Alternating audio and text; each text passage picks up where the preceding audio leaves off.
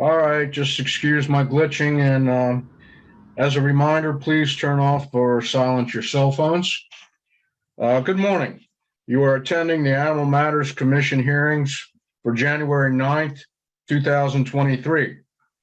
The Animal Matters Commission was established and is conducted in accordance with Article 12 of the Anne Arundel County Code. These are administrative hearings, and by nature they are informal, which means you are not hampered by rules of evidence. However, please be aware that you are still testifying under oath.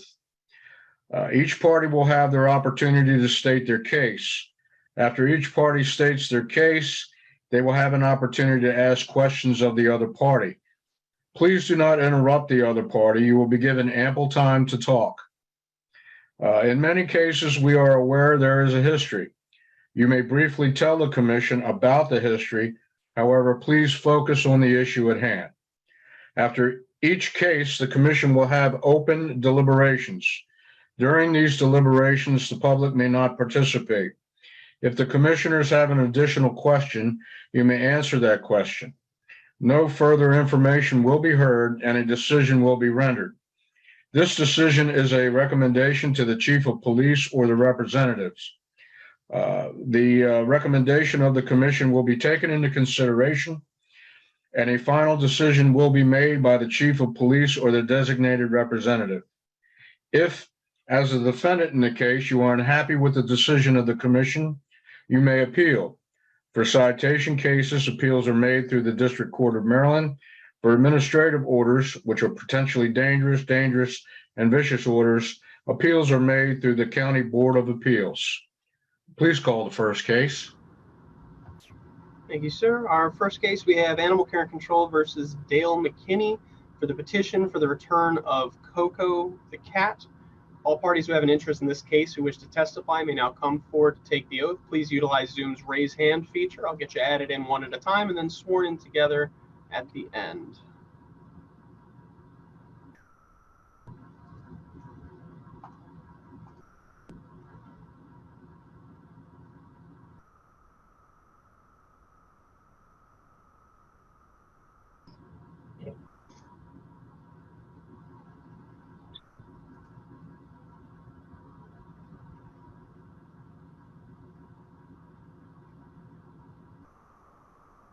Alrighty.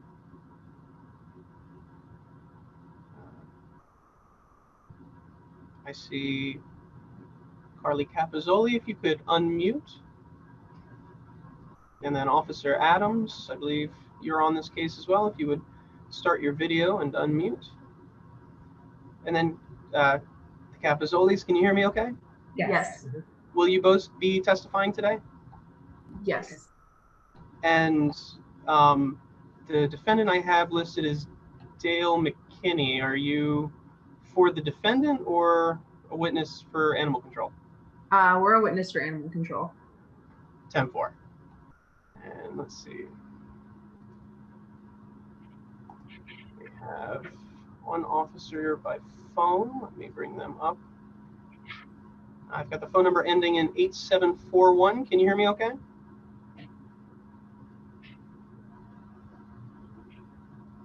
Let's see if I can ask them to unmute.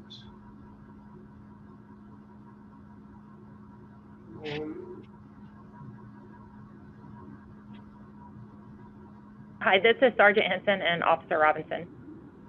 Wonderful. All right, so let me, I'll start with you guys. If you would please state your name and assignment for the record. Sergeant Henson, Community Relations, Youth and Victim Juvenile Services. Officer Robinson, Youth Engagement Services. Thank you very much. Officer Adams, if you please state your name and assignment for the record. Oh, I can see you talking, but I can't hear you. That's strange. Let me see. I have you in here twice, actually. Maybe we'll try this one. Sending you an unmute request. Oh. In the meantime, the Capizzolis, if you would please state your name and address for the record. Yeah, my name is Carly Capizzoli. And we would be witnesses for animal control. The address is 519 Sylvan Way. Thank you kindly. Mhm. And you'll both be testifying, correct? Yes, I'm Kelly Capizzoli. Yes. Same address? Same address, 519 Sylvan Way, Pasadena. Thank you very much. And I'm not seeing Mr. Can McKinney. you hear me now? Okay. Yes, there you are, sir. Okay. Mhm. If you'd please state your name and assignment for the record. Officer Paul Adams, Anne Arundel County Animal Control. Thank you kindly. Hang out for just 1 second. Once we have our defendant, I'll swear everyone in at the same time. I'm not seeing Mr. McKinney. Officer Adams, is the number ending in 5011 the best number for him, to your knowledge? I have 2 of them in our system here.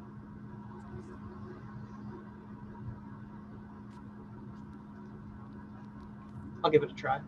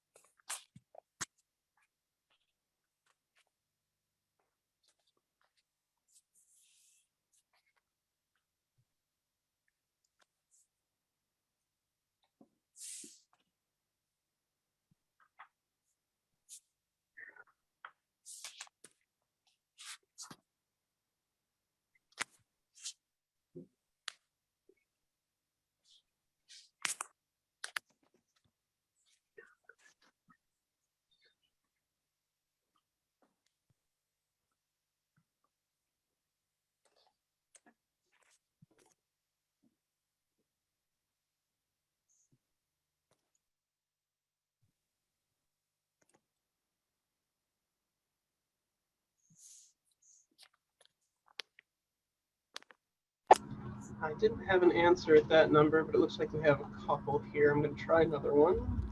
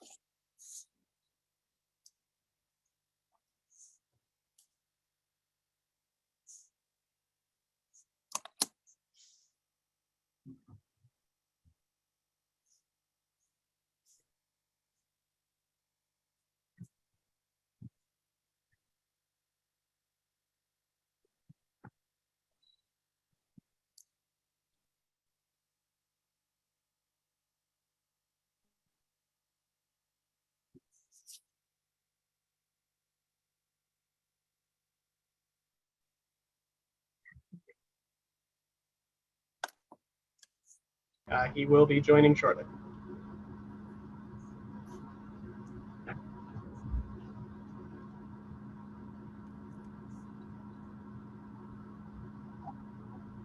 Okay. You want to wait for him or should we proceed? Well, He sounded like he was going to get on directly. He apologized. He was a little busy. I think we've got everyone here and ready for this case. okay. I suppose in the meantime, I can get everybody sworn in, and then when he shows up, I'll knock him out as well. So if everyone would, raise your right hand. Do you declare and affirm under the penalties of perjury the testimony you're about to give is the truth, the whole truth, and nothing but the truth? There it is.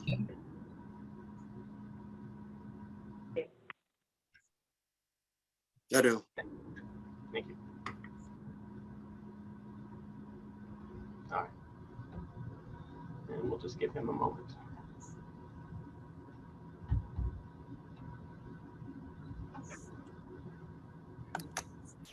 And we have him there, bringing him up now.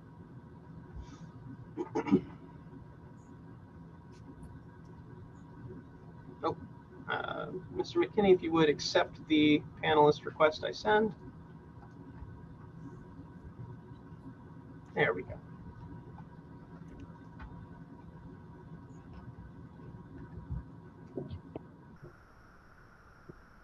And if you can hear me, if you would start your video and audio for us.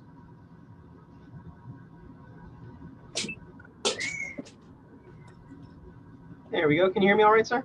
Yep, can you hear me? Yes, sir, I can. If you would please state your name and address for the record. Dale McKinney, 521 Kingdom Court. Thank you kindly. If you would please raise your right hand. Do you declare and affirm under the penalties of perjury the testimony you're about to give us the truth, the whole truth, and nothing but the truth? Yes. Thank you, sir. All right, if everyone would please remain muted until called upon to speak, and we are good to proceed, Mr. Chairman.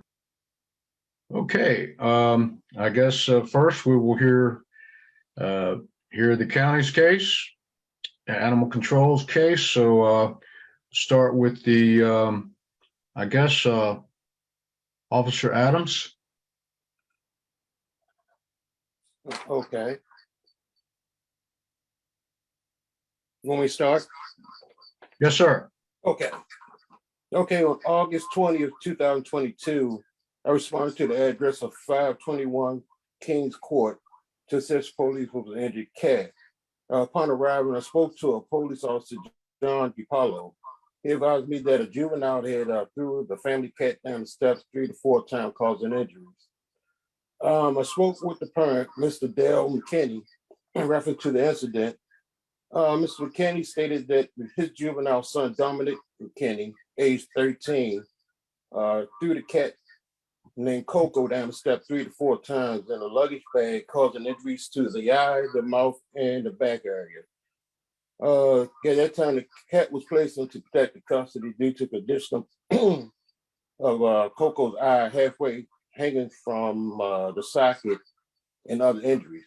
Coco was taken to the emergency vet in Annapolis for treatment. Coco was treated and stayed overnight. The emergency vet did take photos of Coco that night, which should be in your packet. Again, update and follow up on the following day. Coco was transported from emergency vet in Annapolis to You Never Walk Alone vet office in Baltimore City for surgery to remove the right eye. After surgery, Coco was placed into foster care. Follow up from there. On November 4th, 2022, Ms. McKinney completed a witness/victim statement form in reference to the incident happened that night.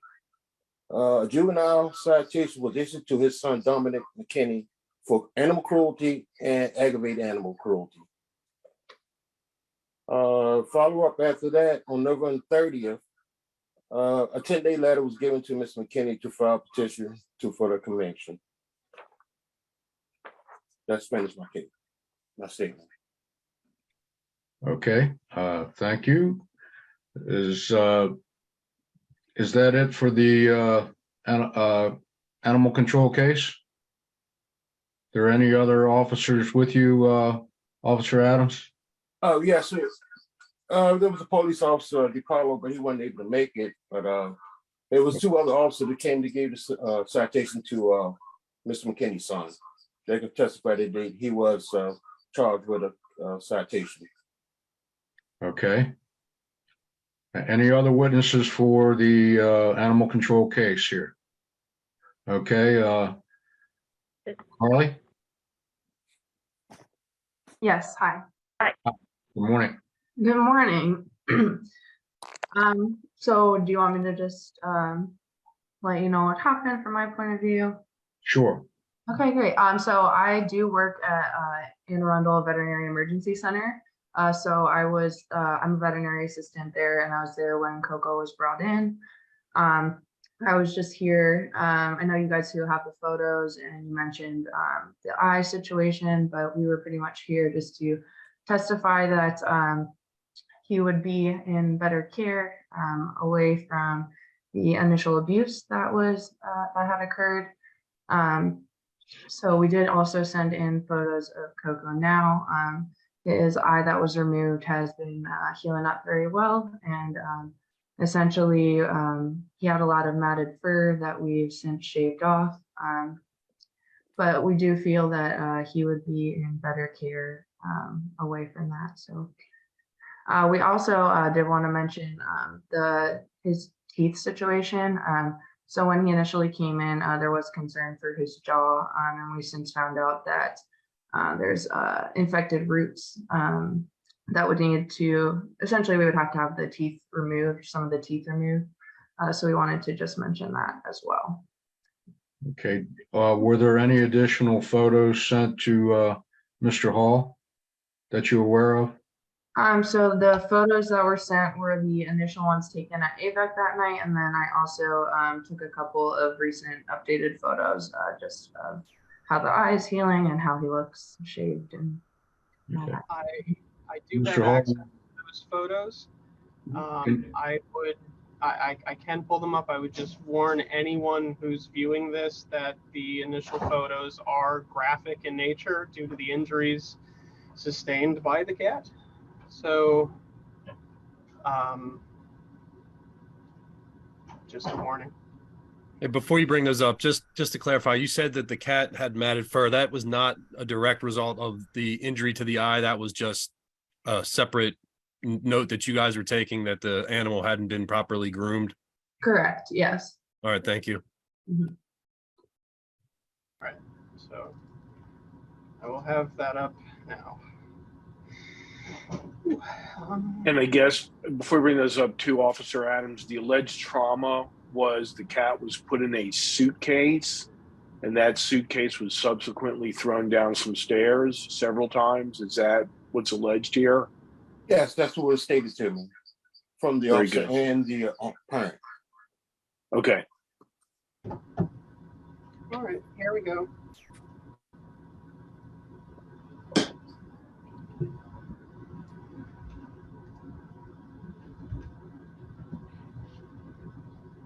What are you doing? What? Okay.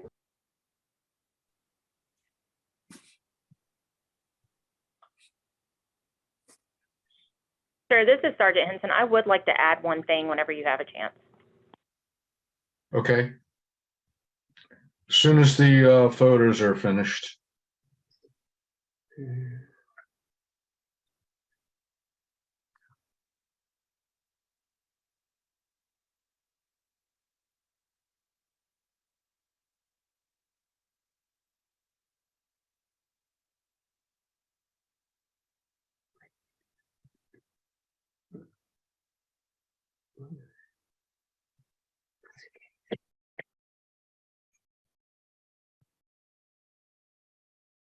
Okay, you can resume testimony.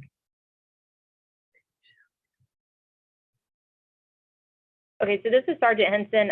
During our conversation with the father when we were serving the citation, the father did make a statement that the son only has issues with cats. He doesn't mind the dogs that they have in the household. And the initial police officer put in his police report that there were 2 other family cats that went missing prior to this incident. Okay. Okay, So thank based on the statement made, it's just concerning about what happened to the previous cats. you. Okay, thank you.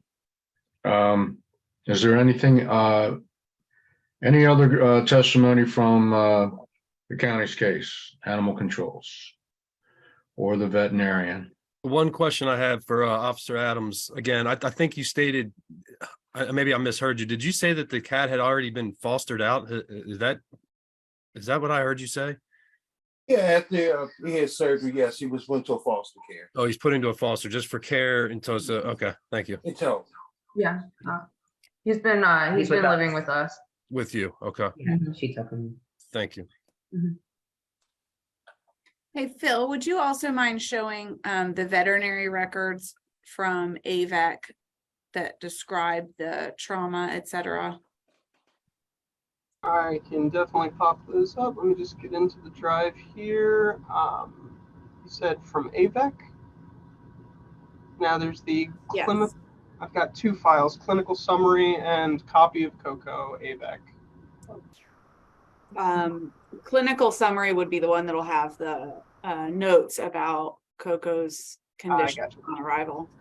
So those are coming up now.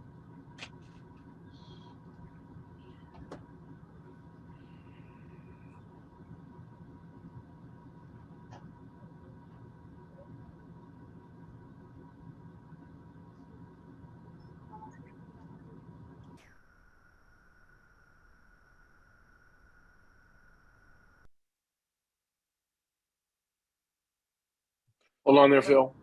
Oh, thank you.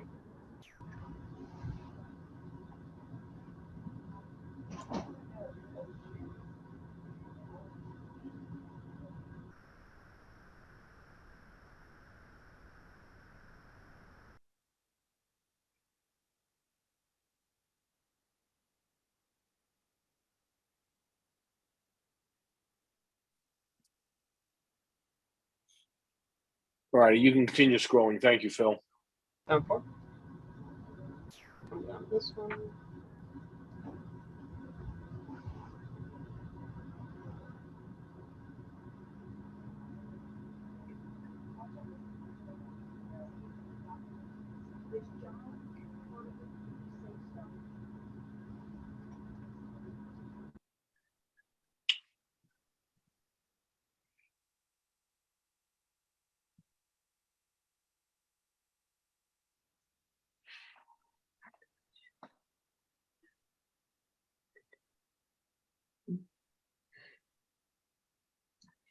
So this cat went to the ASPCA, or is that a misprint? That's a misprint. People get us confused all the time. Okay.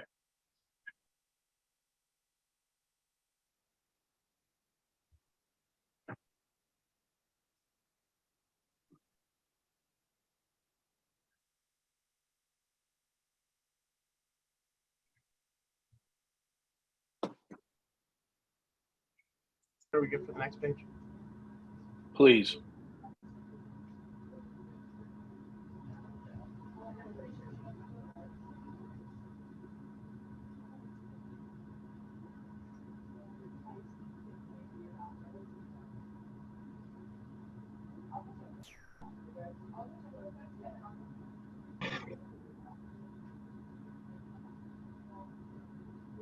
Okay.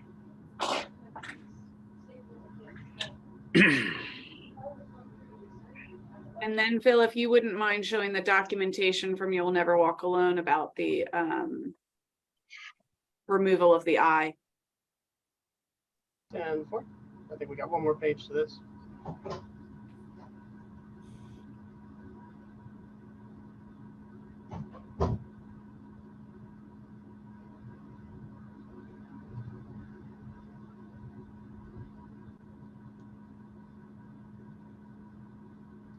Yeah.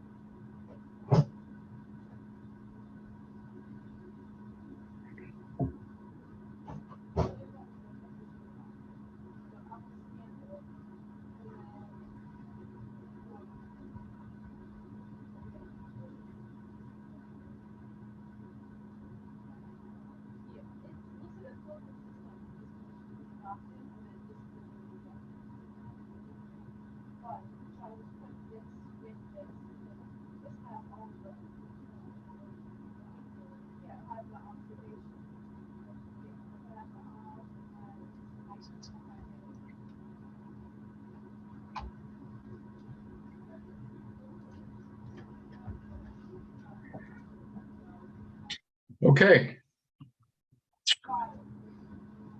there any questions of the complaining case?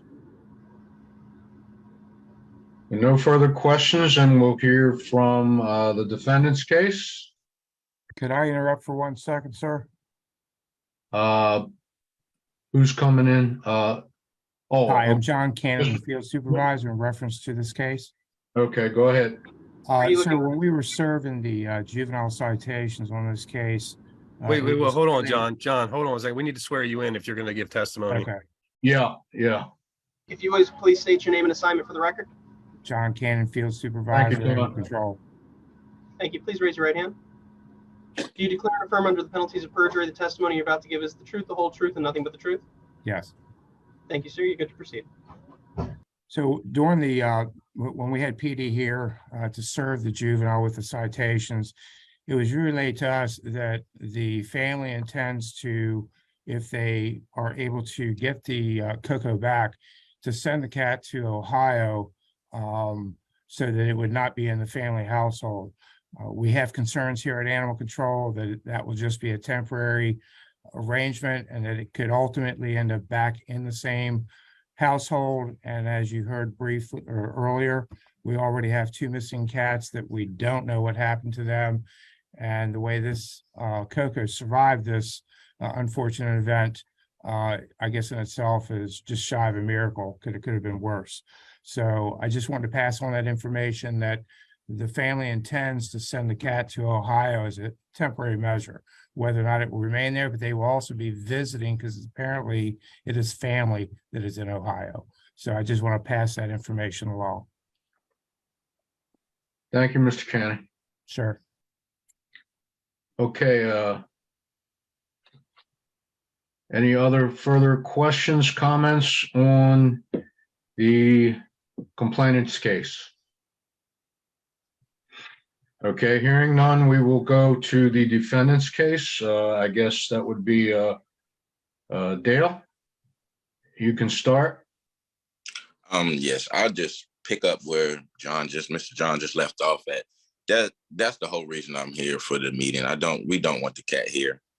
We wanted my daughter's mother's mom bought the cat for my daughter. We drove out there to go get it. And we can just take it back to her. She says she'll take the cat back. As far as visitation and stuff like that, Dominic is my child before I had my kid. So he has a different mom. So when we go out there to visit, he don't go with us. He stays home because it's normally around holidays and stuff. So me and his mom split the holidays up. So he normally goes with his mom. Dominic's contact with the cat will not happen anymore. He won't have contact with the cat anymore. But the main reason I'm here, I'm not trying to justify what he did because I'm the one that called y'all because what he did was wrong. And he got to take his consequences. That's what I tell my kids. You do what you do, you get what you get. So this is what you did. These are the consequences you're going to have from it. But it's his sister's cat. And I feel as though it would be more comfortable, or I don't know the right word to put in, but the cat can come back, but it would go back with the grandmother who has animals. They basically like an animal care center. They get the animals like an adoption rescue place. So that's the only reason I've scheduled this and filed for the petition. Now, if it was a cat I brought and it couldn't be here, oh well, it would have been gone. Okay. Is there anything else? Anyone have any questions of the witness? Okay, hearing none, I imagine that we will go to deliberations at this time. Just want to make sure everybody has stated their case fully, that you are fully satisfied with your arguments and counter arguments. And I guess, Philip, we will now go to deliberations.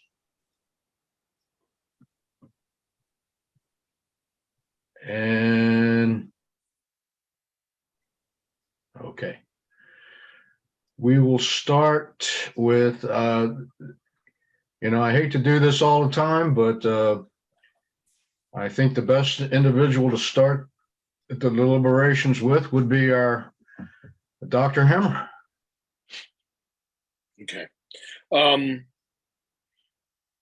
As I listen to everything, the biggest concern I have is that we're told the cat was thrown down the stairs. The degree of trauma that I'm seeing from these photographs is not compatible with that. My bigger concern is, there was something else done to this cat in addition to being thrown down the stairs. That's just my first take on it as I'm looking at the evidence. I have some concerns. I appreciate what Dale wants to do. Take the cat back to its original owner and let the cat live the rest of his life there and have no exposure to his son. But my concern is if we release the cat to his care, there's going to be some time lag between when he receives the pet and the pet makes it to Ohio, and we have a potential of some retribution going on is my concern.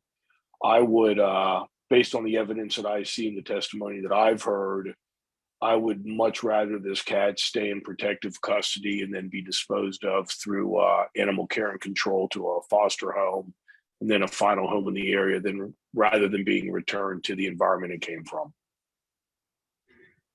Okay, thank you, Dr. Hammer. Just to make it clear, I guess the proper thing to do first would be to for us to assess whether the taking of the cat was proper.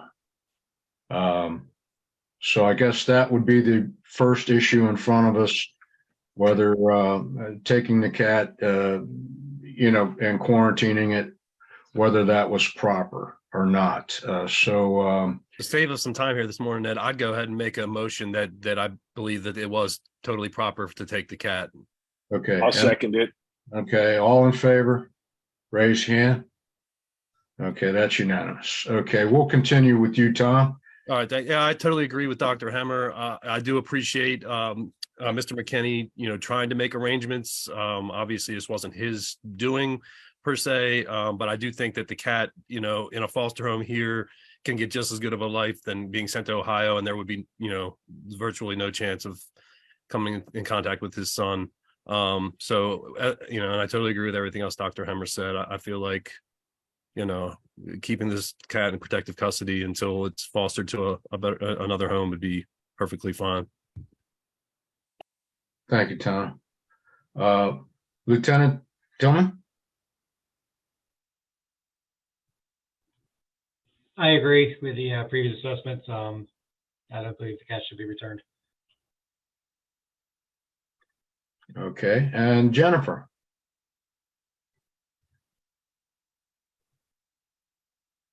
I agree that the cat should not be returned. And I guess I have a question too there, because at this point, the petition to return is made by Mr. McKinney, which means the return would be to Mr. McKinney. But if the grandmother does actually run a rescue and is willing to take the cat back, there would be nothing preventing her from applying on her own separately, correct? I mean, like if she followed this cat's progress, so that could be done independent of this. I guess I'm thinking it's more of a statement. I don't know, maybe it was a question, but the foster will adopt the cat. Oh, gotcha. Okay. And in any respect, I don't think the cat should go back.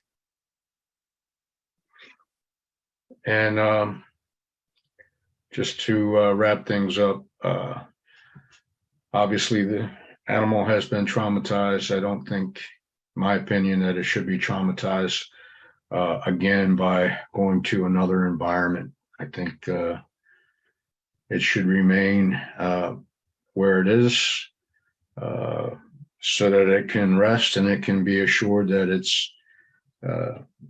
it's in a peaceful, caring environment now. So I guess now would be the time to make a motion. And I will make the motion, I guess, that the petition to return the animal be denied. I second. All in favor? All right.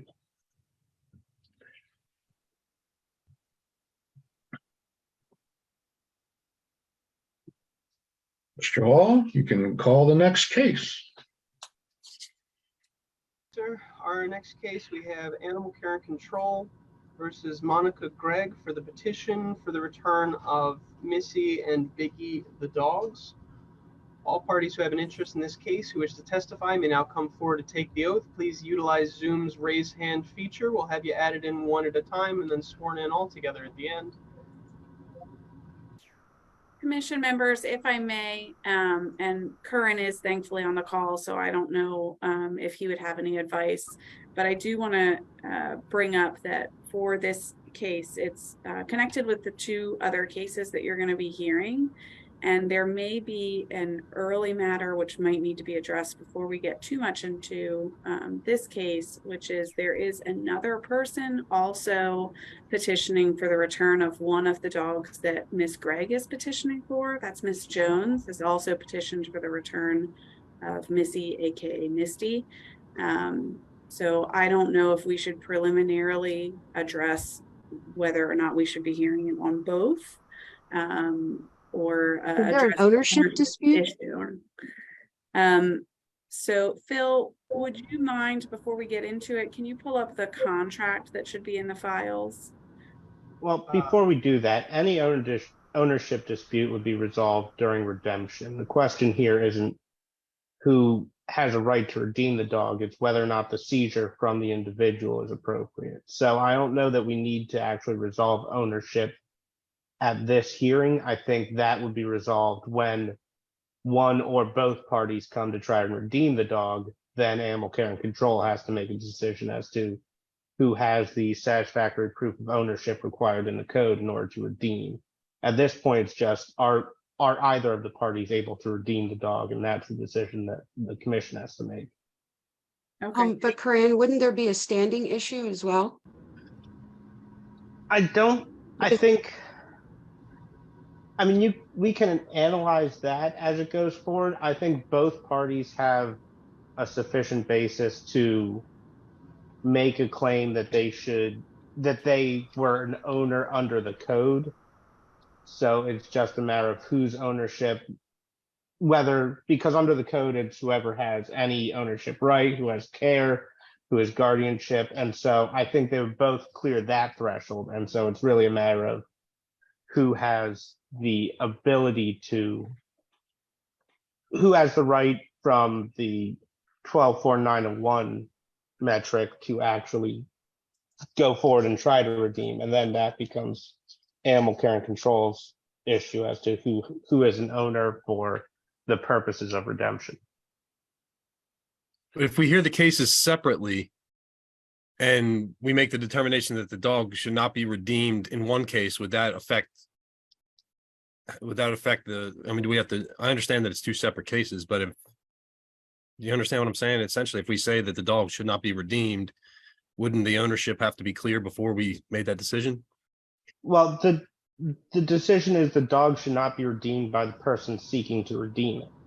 Oh. So it's whether the seizure from the individual is appropriate. So it's two separate cases because it's two separate individuals with separate living conditions, situations that the dog would be going to, that you would have to determine. For the determination of whether or not the seizure was appropriate, your finding in one case would probably carry over to all cases. The question of whether or not it's necessary for the health of the animal or necessary to protect the animal from cruelty for Animal Care and Control to keep possession or to prevent redemption by either individual, that would be a determination that's specific to those individual situations. So they'd have to be separate.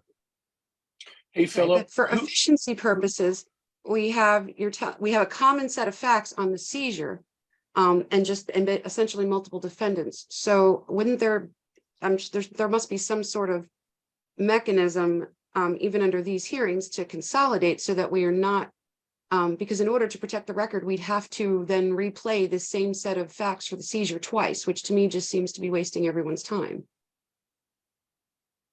Who wrote the letter that's in the first document in the file, Philip? I don't see a name on it, but whoever wrote that letter seems like the foster. They flat out say they don't own the dog, so the ownership becomes a moot point. Do we know who wrote that letter? That's There's for no one author. of our fosters, Dr. Hemmer. Okay, so that's no one related to the case. We're correct, Robin? Correct. Just the right. aftercare of the Okay. end. Okay, thank you. I think you could call the cases together and then make the motion on the seizure itself, which would carry for all of the cases at the same time. And then you just have to make specific motions with each petition for the individual motions on whether or not to allow redemption. So I think they could all be called together, at least at that point. It would just be that you have to make, basically you'd have to hear each individual's case and then make a determination on each one and make a motion on whether or not that individual, the ongoing seizure is necessary in relation to that individual.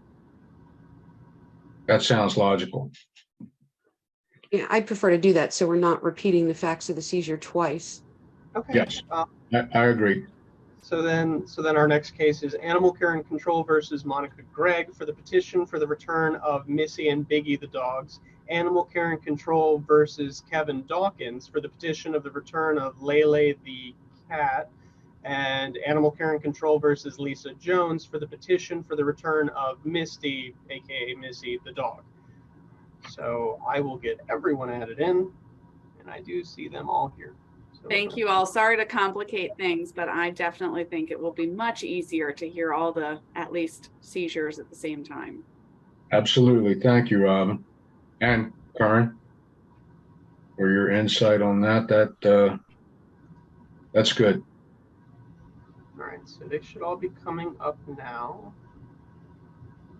And a reminder, anyone wishing to testify in this case, utilize Zoom's raise hand feature so I can get you all added in one at a time in case I'm missing anyone. I see we have the detective and the 3 defendants. I don't think we have anyone else. If everyone who's looking to testify could please unmute and start up your video. And I will get your names and assignments or addresses one at a time and then swear you all in all together at the end.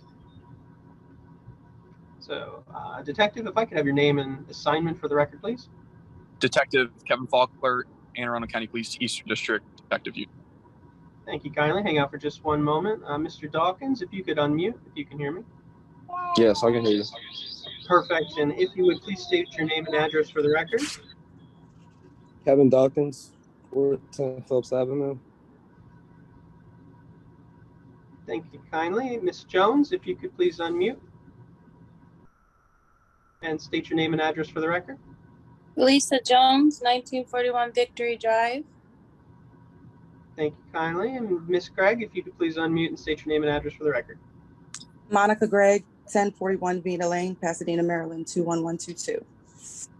Thank you kindly. And Officer Little Rivera, if you'd unmute and state your name and assignment for the record. Officer Nyla Little Rivera with Anne Arundel County Animal Care and Control. Thank you kindly. And if everyone please raise your right hand.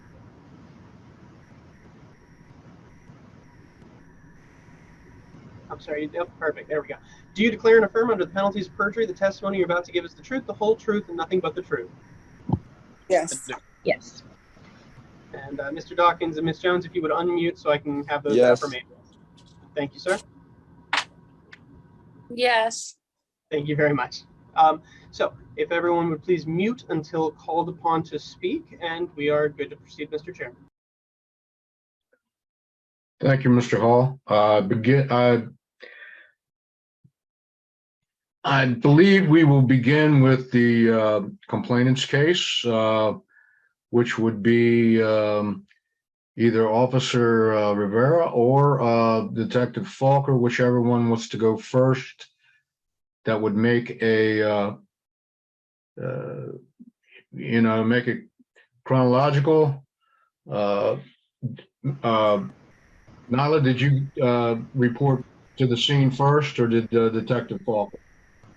I guess I'll go first because there was a time that I was there previously before the seizure. So I can go ahead and read my statement for all the events that are related. Very It good. is a little lengthy, so bear with me. All right, so on November 19th, 2022 at 12:56, I arrived at 1041 Vina Lane, Pasadena, Maryland, in regards to a complaint that dispatch had received. The complaint came from an anonymous citizen, and they stated that there are 15 dogs, 5 recently dead puppies with maggots in their cage, and that the owner could not afford to feed them food, that they fed them human food. So I knocked on the door of that address several times, but there was no response. So I left a notice to comply to contact me within 24 hours, or else more in-person attempts will be made.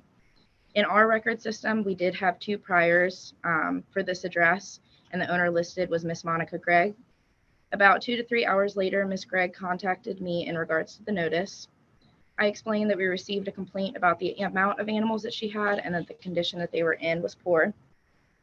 Ms. Gregg explained that she only has 2 dogs and a litter of 8-week-old puppies that are in good condition and were recently taken to the Maryland SPCA. Ms. Gregg stated that no animals have died in her care and that they're all healthy. We scheduled a meeting for the following day, which was November 30th, so that I could see the condition of the dogs, but Ms. Gregg stated that I was not allowed to enter her home and that she will bring the dogs outside to the backyard. Following that phone call, the anonymous complainant called again into dispatch, and I spoke with that person. The citizen provided more information and more detail, like the specific number of dogs in the house and what breeds they were. The citizen advised that the owner of the animals, Miss Gregg, was worried about our meeting that I scheduled with her and planned to keep the dogs in poor condition upstairs with her daughter while I met with the healthier animals outside. The citizen described the animals to be in neglectful condition, supposedly having hair loss, large bellies, giardia, and injuries from fighting each other. On November 30th, I explained the situation to Officer Simpson, who was our acting supervisor at the time, and he guided me to speak with Detective Butkus, who is the detective that aids animal control frequently, about a search warrant. So I filled in Detective Butkus on the case, and we postponed the appointment with Miss Gregg due to us taking a search warrant route. While waiting for the search warrant to be looked over, I contacted both the Maryland SPCA and the SPCA in Annapolis to check for records of Miss Gregg. The only record that I can find was at the SPCA in Annapolis for 2 dogs named Raw and Truth from 2016. On December 1st, 2022, at approximately 1300 hours, Miss Gregg called me to advise that she was in line for the rabies clinic at the shelter and that we could have the meeting for the adult dogs now. I walked out to the rabies clinic line and met Biggie and Missy. Biggie appeared to be in good condition. He just had some redness on his skin and ears. Missy also had redness on her skin and had some hair loss on her back legs and sides. Miss Gregg got their rabies vaccines updated and their county licenses, but I still needed to see the puppies and the condition of the house. On the same day at 12:41, the warrant was signed by a judge. The warrant was executed on December 2nd, 2022 at 9:53 by myself, Officer Simpson, Officer Beach, who's another officer at Animal Control, and 4 other detectives from the Eastern Police District. Upon entering the house, I saw a Himalayan-type cat at the top of the steps in the split foyer. The detectives have already entered the house at this point, and they called me to the lower level. On the lower level, there was a hallway with multiple doors which led to an open area. In the open area of the level, there was a wire pen and 2 dog crates along the back wall. Inside the wire pen, there were 7 pit bull-type puppies, all ranging in size and condition. There were 2 particularly small puppies that were getting trampled by the larger ones. Their bowls were empty, so they had no available water. The food was spilled onto the floor and was mixed with urine and feces, so the puppies were not eating it. The puppies varied in severity, but they appeared to have large bellies, skin irritation, and some nutritional issues due to their sizes. Next to the wire pen was a crate housing 2 young pit bull type dogs. There was 1 male and 1 female. Both had multiple lacerations on their heads and legs from fighting with each other. There was no food or water bowls available inside this crate. Next to that crate was another crate with 2 adult pit bull type dogs, again 1 female and 1 male, who were snapping at each other during the duration of our time there. They did not have any food or water bowls either. I did recognize these 2 dogs to be Biggie and Missy, the dogs that Miss Gregg had brought to the rabies clinic. All the dogs in this area had been stepping and laying in their own feces and urine. I then turned back to the hallway and saw a small crate inside of a bedroom that was housing an adult male French bulldog type dog. This dog was covered in feces and urine. He was a cream or white color, but due to the urine he was in, his fur was stained yellow. The crate he was in was not an adequate size, so his back was severely hunched over and his legs bowed outward. In another room, a bathroom, there were 2 cats. One appeared to be a kitten and the other was a young adult cat. They had a very dirty litter box, a dried out water bowl, and an empty food dish. I then returned to the stairs to investigate the conditions upstairs where the Himalayan cat was. As I approached, the cat hid under the dishwasher and the cabinets of the kitchen out of reach. At this time, we were unable to get that cat. On this floor, there were multiple empty food and water bowls, and that's all that the cat that hid had access to. 14 animals total were removed at this point.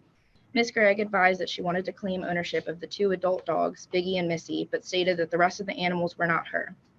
Miss Gregg explained that the puppies were co-owned with another person named Lisa Jones, that the 2 young pit bulls and the adult French bulldog belonged to another woman, and that the Himalayan cat was her daughter's boyfriend, Kevin Dawkins, and the cat's name was Lele. Miss Gregg provided contact information for all these involved persons. I addressed the location of where the puppies had been seen for their vaccines due to not being able to find record, and Ms. Gregg provided me with documents from a Barks clinic for dewormer, distemper vaccines, and microchips from November 19th. With all the necessary information collected, the 14 animals were brought back to the shelter, and I advised Ms. Gregg to confine Lele once she comes out of hiding so she can be brought to the shelter and placed under protective custody along with the other 14 animals. Back at the shelter, a veterinarian came to check on each animal. The 2 cats from the bathroom both had fleas and needed treatment for them. Biggie, Missy, and the 2 adult pit bull type dogs were all suffering from inflamed ears due to ear infections. Missy had an unhealthy coat causing skin irritation and calluses on her elbows. Missy had a grade 3 heart murmur. The 2 young pit bulls both had open wounds to their legs. The male was limping on his right foot due to a large laceration. There was scarring on their ears and legs along with the open wounds. All 7 puppies needed treatment for worms and had skin infections that were all in different stages. The infections that the puppies had caused 2 to develop alopecia, and their fur was replaced with scabbing. Those same 2 puppies were very dehydrated and anemic. They were also the ones who were significantly smaller than the rest. One of the 2 has a severe grade 4 heart murmur, and the other was not able to use her back legs properly due to underdevelopment of muscle mass. The puppies' weights ranged from 2.3 pounds as the lowest and 11.6 as the highest, but Miss Gregg and Miss Jones both confirmed that they are from the same litter and are supposedly the same age. Each animal had abnormally white nails, including cracking of the nails, indicating a lack of nutrition. Later that same day at 1800 hours, Miss Gregg brought Lele to the shelter and she was placed under protective custody. Lele was seen by a vet on December 3rd, who found multiple large mats on her ears, neck, and tail. The rest of her coat was full of smaller mats and flea dirt. Lele was suffering from a flea infestation and ear infections. Also on December 3rd, I reached out to the provided contacts and distributed the 10-day letters for all involved persons to be aware of the appeal process. When contacting Miss Jones, she advised that she temporarily gave Missy, aka Misty, to Miss Gregg while she was expecting a litter. Miss Jones shared with me that 13 puppies were born under Miss Gregg's care and 2 had died right after birth. Miss Jones was under the impression that there were 11 puppies left. Miss Jones also provided me with a contract that can be shown later, stating Miss Jones is the breeder and Miss Gregg is the guardian of the animals. It was noted in the contract that Miss Jones was the owner of the mother and puppies and could visit the dogs up to 4 times a month. Miss Jones advised me at this time that she had not seen the dogs for about 6 weeks. Miss Jones shared the same statement that Miss Gregg made, explaining that Biggie is not the father of the puppies and that one of Miss Jones's male dogs is the father that bred with Missy/Misty. When contacting Mr. Dawkins, he stated that he did want Lele back and Miss Gregg was watching the cat for him. I spoke with the owner of the 2 young pit bulls and the adult French bulldog, but no information or action was taken on their behalf. This concludes my statement regarding the events that took place between November 29th to now. And I did put together a slideshow of the animals on scene during intake at the shelter and after about a month of healing in animal care and controls care. So I can go ahead and share my screen and show that now. Sure. If it gives you any trouble, I have it in front of me. Okay, perfect.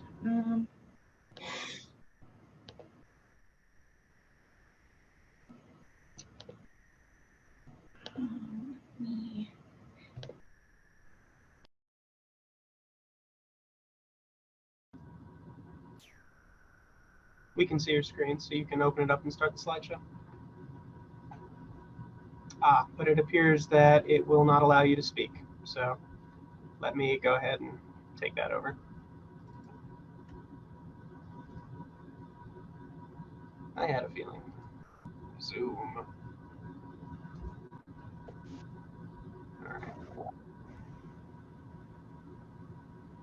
So that should be up now. I will go through it at your direction. Okay, so you can hear me now. Yes. Okay, are you able to play the 2 videos that are in that same folder first? Oh, yes. Thank you. Sorry, 3 videos. Oh, I did ask about system audio. Let me just toggle this. Zoom is funny about audio.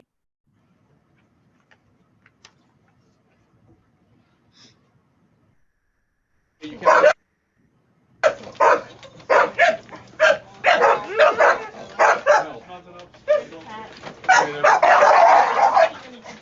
getting mad at each other. Well,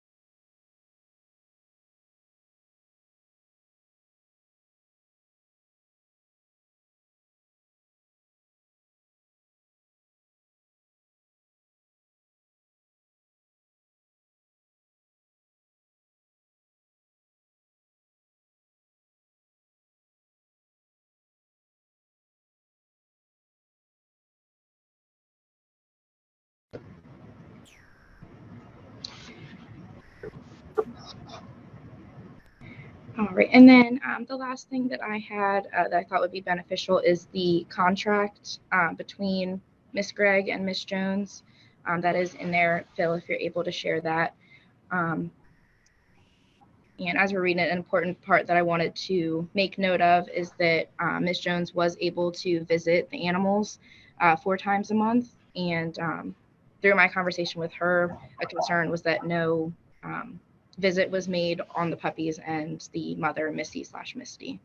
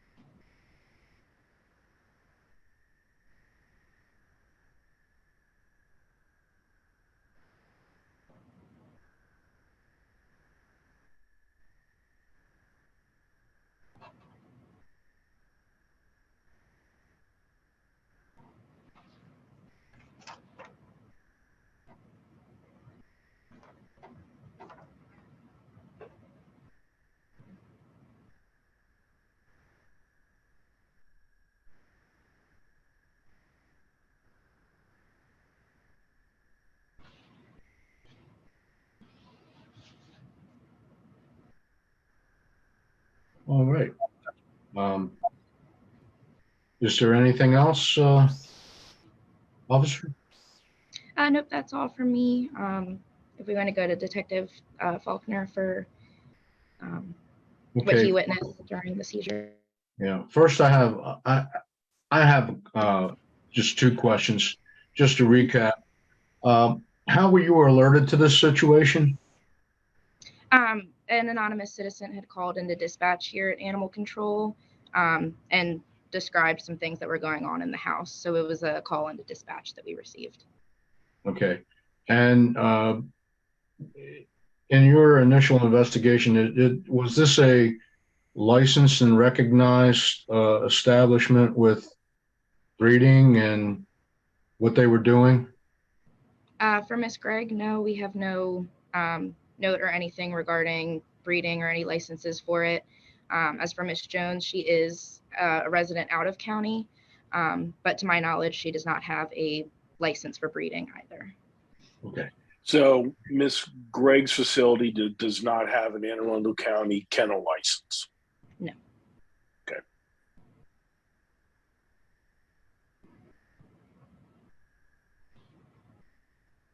Okay, then I guess we'll hear from Detective Faulkner. Yes, sir.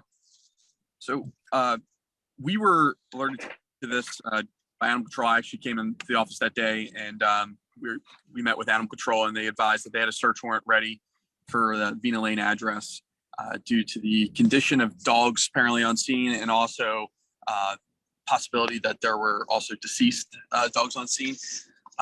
And we assisted them with the search warrant, and we went with them. We read over it, and then we went with them. Upon arrival, going into the house, there was an immediate scent. It smelled of feces and urine. And when we went further downstairs to the house, we went down to the basement of the house. We saw the dogs get away. We could tell that's where the scent was coming from, and we could see all the dogs that in their condition, they looked like to be all not good condition. They had feces and urine on their paws. They for the puppies, actually, there was one in particular that the other 6 were gathered around. So half the time I could barely even, because they were all huddled around it. I don't know if it was them instinctively trying to protect the dog or not, but it was in such poor condition. You could see its ribs, its spine. It just, they look all to be in poor condition. And also when we saw the French Bulldog as well, it was in another room that also was covered in feces and urine, as Officer Lo Rivera described. But with this, we took all the dogs out. They were all safely removed from the house. The cats as well. animal control took them out. I know I personally assisted with taking the puppies out of the house. The older dogs, 2 of them in particular, continuously were fighting with one another. They were in the same crate. So it was 2 adult dogs in one crate, 2 adult dogs in another crate, and then the 7 puppies were all in the same little, I guess you can call it, confinement crate area. It didn't have a cover. And there was food scattered all about, and there was feces all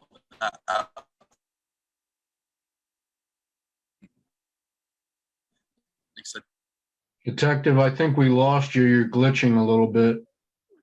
I don't know if anybody was cleaning up the feces that were there. I doubt they were fresh, like I said, due to the smell being so prominent.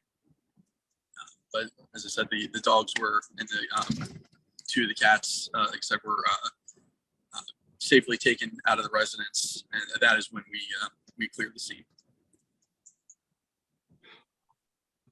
Okay, is there anything else, Detective? Nothing else I believe I can add that wasn't covered by Officer Little Rivera. Yeah, I just want to stress that the puppies especially just did not appear to be in condition at all. Okay, thank you. Is there anything else from the complainant case, complainant side? Officer Little Rivera, do we have anything else? Or are you resting at this time? That was everything for me. So I believe that we're all good with the evidence and statements that we have. Okay, then. We will hear from the defendants. I guess the proper order, or an order of hearing from the defendants, would be first Ms. Gregg, and then Dawkins, Cooper, and Jones. Would that be okay with everyone? Cooper is a separate case. Okay. No. Okay. Sorry. I'm just looking at it in the book. Okay. We'll start with Ms. Gregg.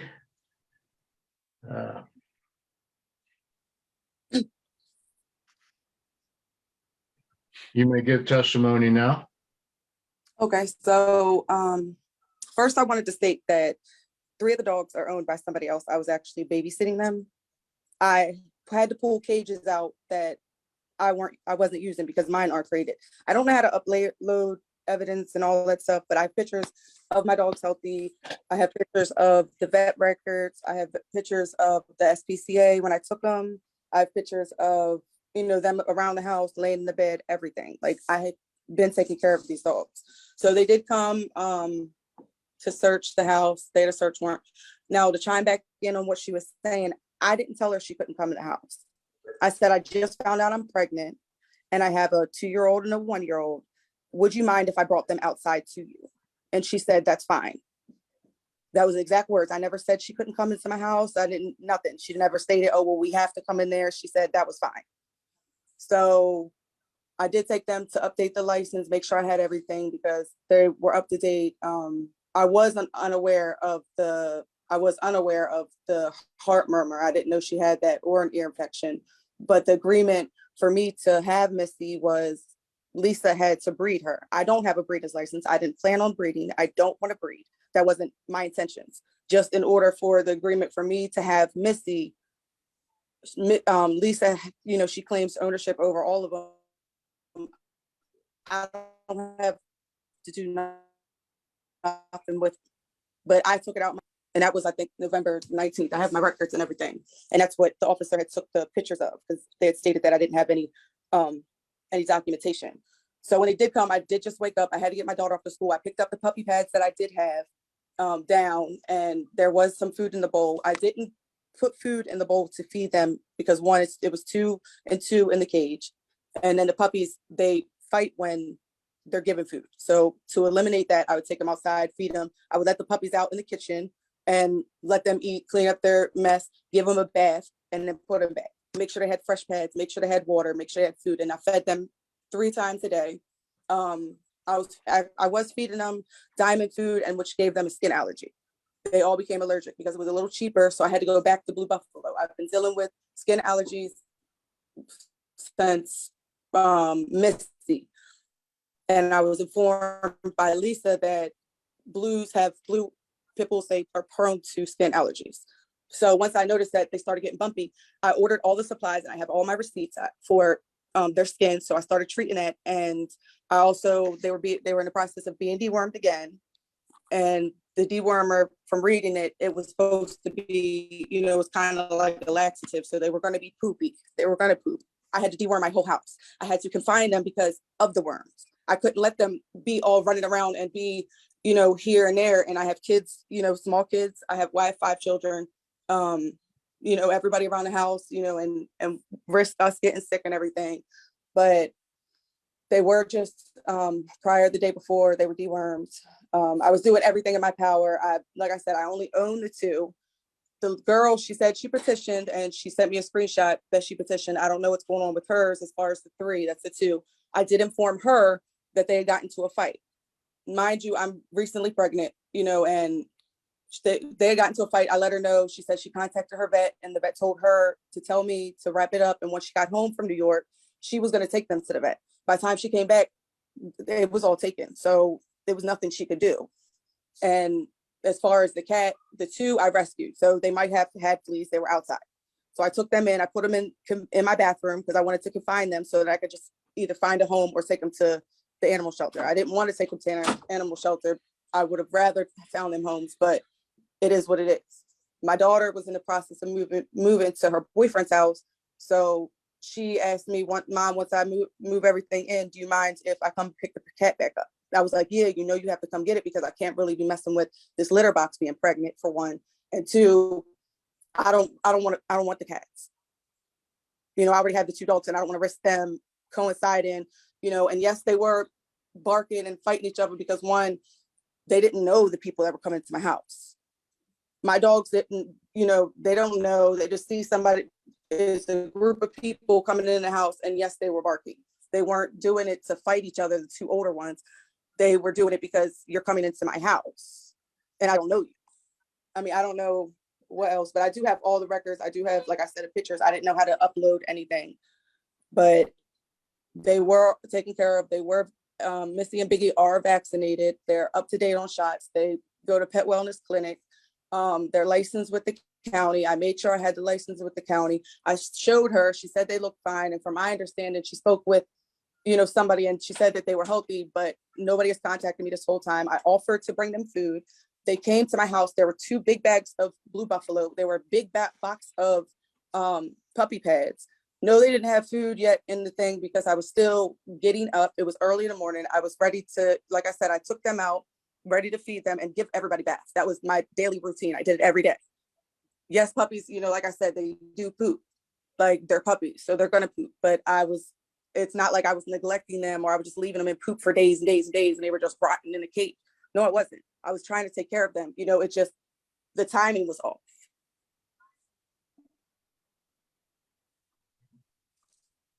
Okay. Were the puppies whelped under your care? She had them in my care, but I was instructed of how to take care of them, from who instructed you how to take care of them? As far as like whelping them and them coming, Lisa had told me what I needed to do and to get the gloves and get the heat lamp. I had a heat lamp in there, to properly make her comfortable. She had a whole whelping pen, but I took the whelping pen out because of the blood and everything else. I didn't want, it just sitting in there, and they sitting in there. They usually have blankets in there, but it was actually in the washer because they did pee on it. They weren't trained. They were babies. They were under 8 weeks old. How many puppies were born? It was 10. It was 10 puppies, and 2 died when they were first born. Thank you. Anybody have any other questions for Ms. Gregg before we move on? Jennifer? I'm sorry, I have a question. Yeah, because I'm just, I guess, really confused about all the players in this. So, Miss Gregg, was this a business that you ran? I mean, were you being paid to care for all No, these animals? Mm-mm. One of my best friends, and actually the anonymous caller, I have threats from her as well, because she didn't want me and my best friend being friends. So that's how everything started. And she was like, oh, I'm going to call on her because she knew I was babysitting her dogs, and she didn't want me babysitting them, and she didn't want us being friends, and she didn't want to help me out, because she doesn't like me. That's what everything stemmed off of. It wasn't a neighbor. It wasn't anybody in the community. It was this girl, Angel. So she contacted the people, and I find out, like I said, I have records from that she was the one that did it, and my friend asked me to watch her dogs for a few days while she went to New York for Thanksgiving. Okay. And then I had the litter. And then my daughter, she had her cat because she has severe anxiety and depression. So it's like an emotional support for her. But as far as me, I just have two at my house. I just want to make sure I'm placing everybody correctly, because I'm still a little confused. So Miss Jones is the breeder. Is that what she's a breeder? But she gave the dogs. Yeah. You were supposed to be whelping them. No, she was, I got Missy because, I was looking for a companion for my dog, not to breed them or anything, because I don't want to breed. That's not my intention. And she was like, hey, I got a dog, but my only requirement, she was like, you can have her, but the only requirement was I need to breed her, because she is a breeder. She's a licensed breeder. She's licensed, and I said, that's fine. I just don't want no responsibility on finding them homes or anything like that. And she was taking care of that. She was taking care of finding homes for them and everything. I just went because it was a clinic day to take them to get microchipped, vaccinated, and dewormed. And the reason why they had the little dry patches is because I left the light on them for too many weeks. So after I think it was only in the beginning I was supposed to leave it on, but because there were smaller ones, I left it on, for extra heat for them. And then because of course, the food allergies. But it wasn't mange, it wasn't anything like that. Hey, Ed, I have a question. The commission, we're looking at the return of a dog named Missy, a dog named Biggie to Miss Gregg, and we're looking at the return of a cat, Lele, to Mr. Dawkins.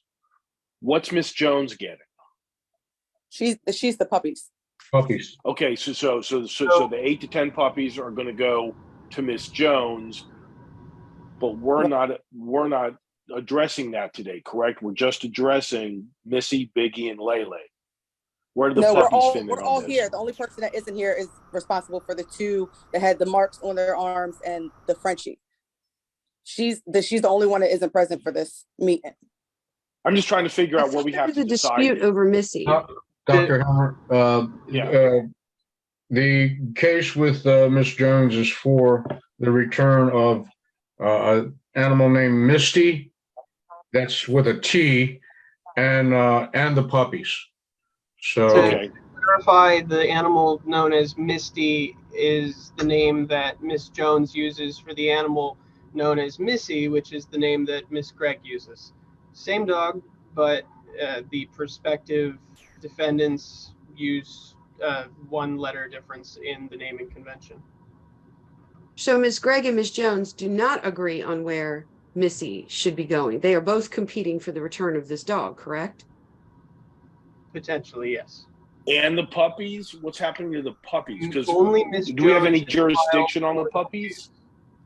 Oh, yeah, only Miss Jones has petitioned for the return of the puppies. We're going to hear from Miss Jones next. I just have one thing to chime. Is that a separate matter from what we're discussing today, or is that to be included?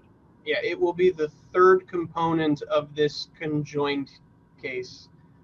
Okay. So we're going to hear from Miss Gregg, who's filing for Missy, Misty, and Biggie. So those two dogs. Mr. Dawkins, who is filing for Lele the cat, and Miss Jones, who is filing for Missy, Misty, and all of the puppies. So we'll hear from each of them first, and then we'll say, should they have been impounded, and should they be returned to this person, this person, this person. Great. Does that answer your questions, Jennifer? Okay. Okay. Thank you very much. I apologize for my misunderstanding. No worries. Miss Gregg, you got your hand up? Yeah, I just wanted to chime in. The reason why Lisa put Missy on there was because of the co-ownership, because she couldn't be fully mine until the puppies were done being whelped and everything, until they were legally of age to leave the mom. Okay. All right. Taking this in order, then I would imagine Kevin Dawkins would be the next one to hear from, and then we'll hear from Ms. Jones. Okay, so Mr. Dawkins, we're ready for your testimony. Okay. All right. So my girlfriend was moving into my house, and we were like settling in and stuff. We went to go back and get the cat, and when we went back, we found out like that it was gone. Like when we got there, so we didn't know like if the cat, like if anything was wrong with it or anything, because we was coming back to get it, but when we got there, it was already gone. Okay. Expand on that. Cat? I'm sorry. Go ahead, Ed. I apologize. Expand on that just a little bit. How did it get to Miss Gregg, and how many days was it there? Mr. Dawkins? Daughter, Kyle. How did the cat get into the custody of Miss Gregg? And how many days did she have it?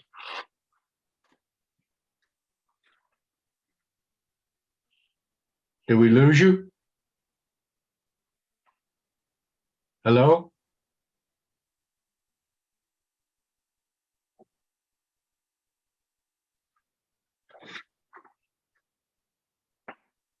Philip, is he still connected?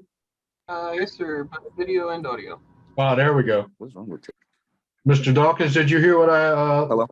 Yeah, yeah. You must have froze up there a little bit. Just to expand on your testimony, the question was, why was it in Miss Gregg's custody, and how long was it in Miss Gregg's custody?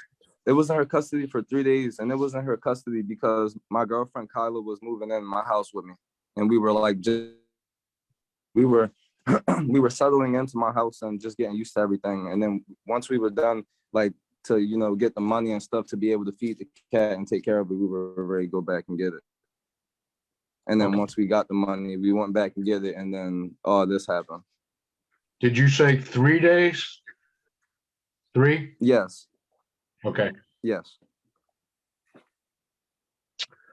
Okay. Does anybody else have any questions? So, Mr. Dawkins, is I'm sorry, is Miss Gregg like a friend of yours? How did you two? She's my girlfriend's put this mother. all together. She's my girlfriend's mother. She's your girlfriend's mother. Okay. Yes. That makes a little. I mean, there's little things kind of help to make this thing a little more clear. Yeah. Thank you very much. No problem.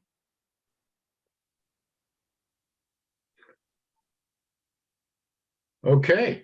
I believe that was probably the simplest part of this yet. Now we will hear from Ms. Jones. Lisa Jones, we're ready for your testimony. Okay, so I'd like to start off with saying that Missy was checked as a puppy when she left my care into Monica's care. She did not have a heart murmur. I can provide all of that information from my vet. And Monica is a friend of mine. She was given Missy on a discounted as me and her. She is to co-own with me on Missy. And when Missy, she was supposed to whelp the litter. When the puppies were of age, I am to get half of the litter, and half of the litter was hers. And upon the reason why I wasn't visiting the animals is because I had COVID, and then my son had COVID, and it was just going all around my house. So I informed Monica that I could not visit them or I couldn't see them, but Monica kept me informed, and she was showing me pictures, videos that they all looked pretty good in the pictures and videos that she sent me. I was never aware of any of the conditions that they were in. Okay. Do you have any documentation to co-ownership with you and Miss Gregg? Yes, I sent in my contract to them. So they have of my the only contract I've seen just shows you as the breeder, her as the guardian, but nothing about co-ownership on the dog named Missy or Misty. You're the breeder of Misty, unless Phil, you've got something. Yeah, am I missing something, gang? I don't believe I am.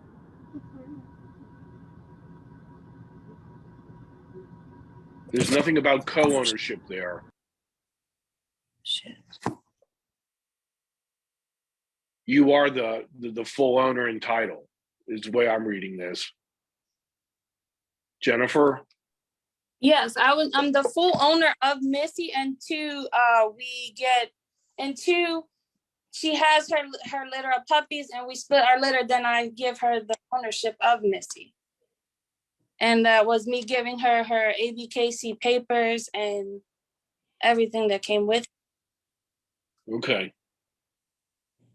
Okay, so when this is said and done in your original agreement, Miss Gregg was going to whelp Missy, and then upon the puppies reaching 8 weeks of age, you were going to get half of that litter. She was going to keep the other half and Missy. Is that correct? Is that a correct understanding of your arrangement? Yes. Okay. Thank you.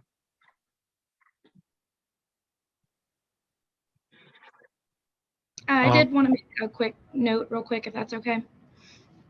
Okay, can you hold just for a second? I have a question from Miss Jones. She just disappeared. No, I'm here. Sorry, I'm at work, but I'm here. Was this just an exchange of the animals, or was there any monetary, any money involved?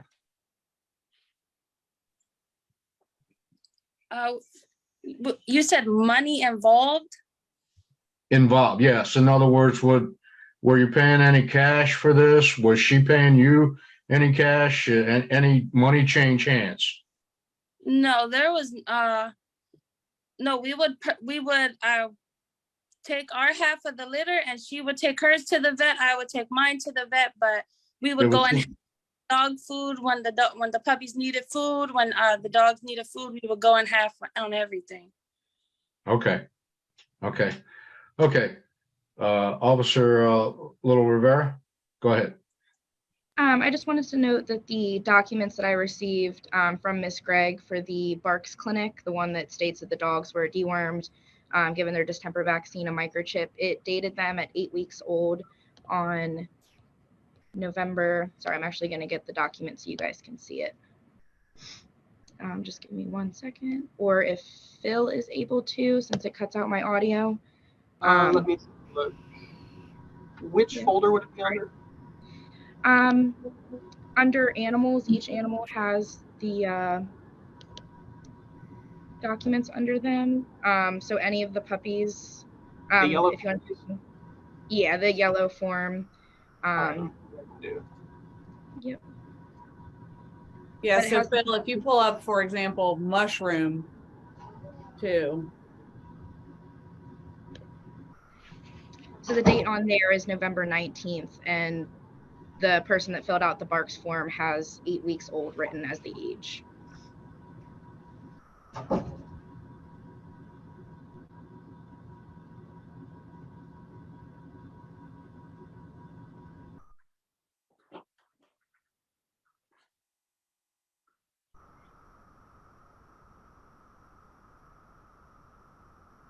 So, and according to that form, they were microchipped at the time? Yes, that's correct. And I also have we matched the microchip? I mean, because I think what you're saying is that this may not be the same puppies because you're questioning the age. There are microchips that match up to the puppies that we have. The only inconsistency is that there was, I believe, 1 or 2 of them that their microchip was not on these forms. Part of the complaint was that some of the puppies had passed away. Originally, it sounds like there was 13 puppies and we only got 7. So I just did want to bring up the fact that there is potential that maybe some of the deceased puppies were older, and that's why their microchip is mixed up. Because some of these forms have microchips, but they don't match the microchips of the puppies that we have in our custody. Or they were potentially don't removed. match. Correct. Some of them match, but there are 1 or 2 that do not match puppies that we have. Officer Rivera, how many on the seizure, exactly how many puppies were seized from the residence of Miss Gregg? 7. 7. Of those 7, do the microchips in those puppies match the paperwork? When I was putting them together in all my documents in my folders, there was one that I could not find a microchip for from the documents that I received from Miss Gregg. You seized 7 puppies.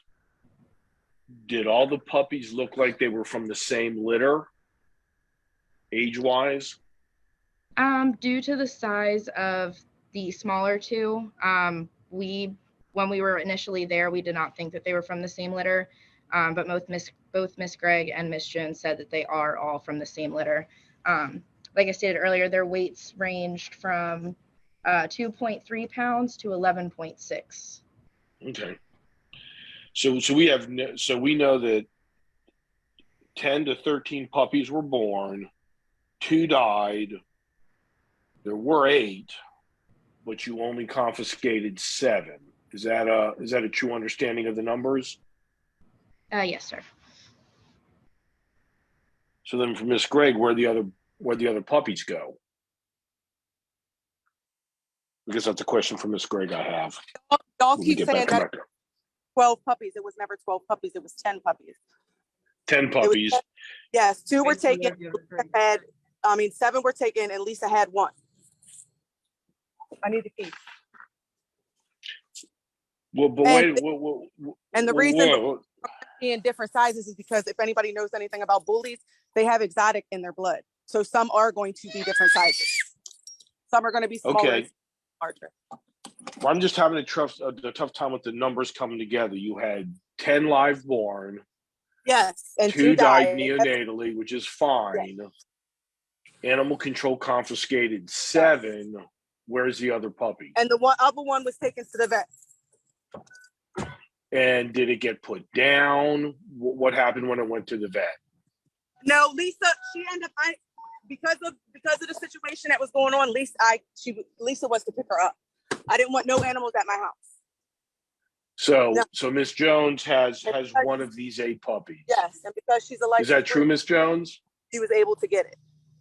Miss Jones, do you have one of these puppies? I have 1 puppies. You do. And she has seen a vet and she is okay. And nothing wrong with her when I got her. The reason why I got her is because Monica stated to me that she had seen worms in the poop. So I had got the puppy. I told her, bring me a puppy so I can fecal test the puppy at my vet. Okay. And is that puppy microchipped? I believe so. I did not check the they're all microchips. I think the microchip numbers might be messed up on the descriptions because there was so many descriptions. I think that they messed it up. But if they go in, they can line up all the numbers. All the numbers are registered there. It's not no numbers that are. Okay, very good. Thank you. Hey, Phil, before we move on too much farther, can you go under each of the animals that Nyla has listed under the animals in the cruelty drive and show the notes that Dr. Androulis listed, at least for the puppies, and Misty and Biggie? Good idea. All right.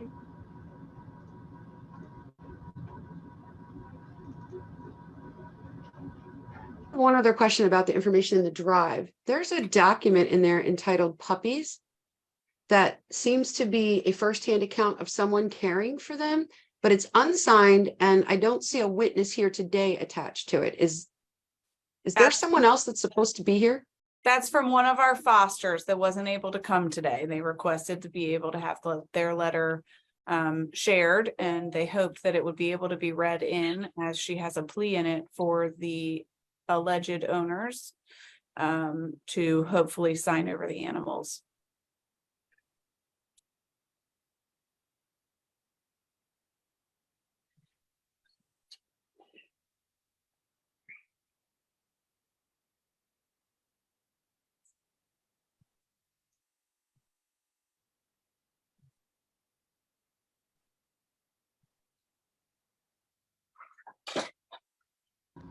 I'm not sure how fast to move through these, and I imagine they're largely for Dr. Hemmer's sake, as they are medical in nature.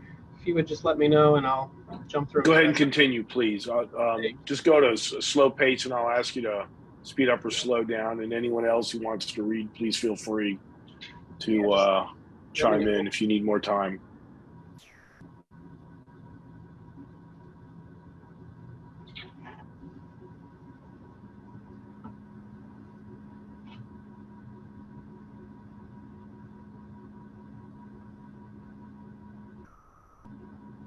Okay.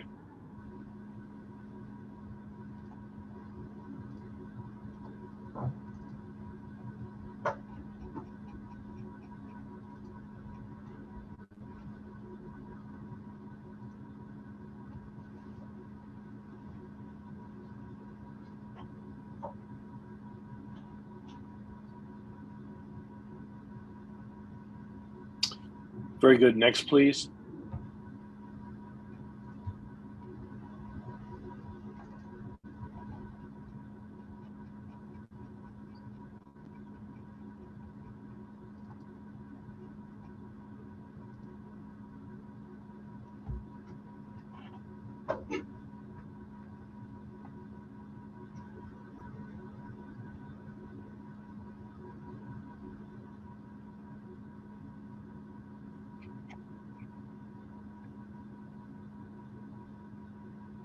Next, please.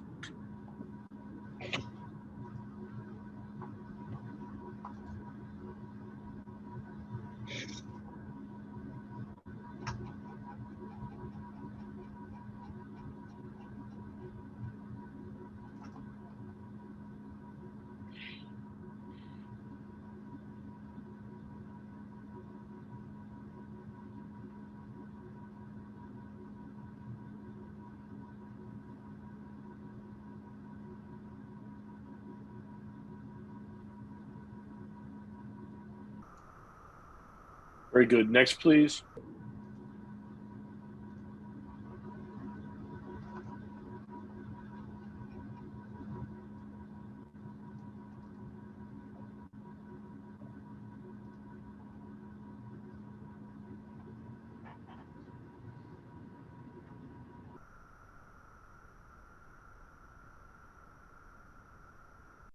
Very good. Next, please.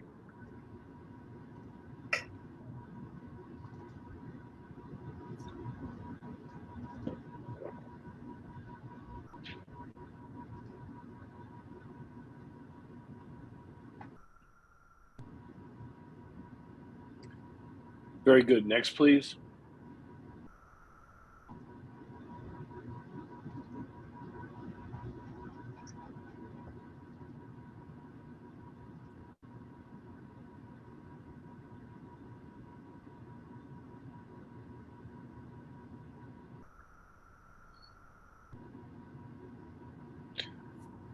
Very good. Next, please.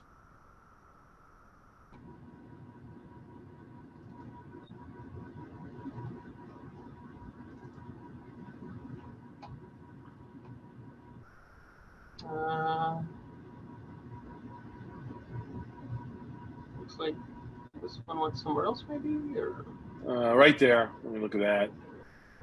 And that's good right there. Thank you.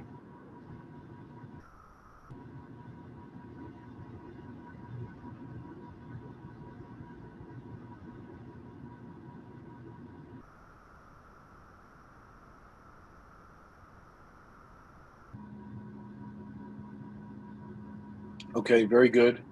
Next, please.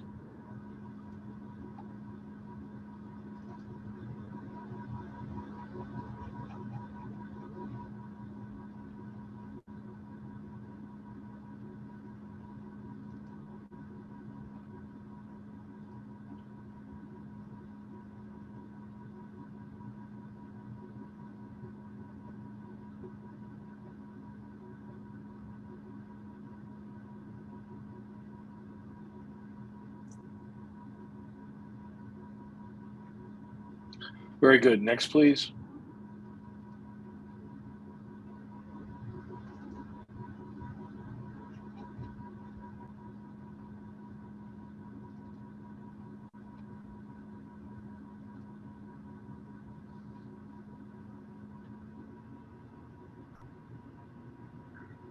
Very good. Next, please.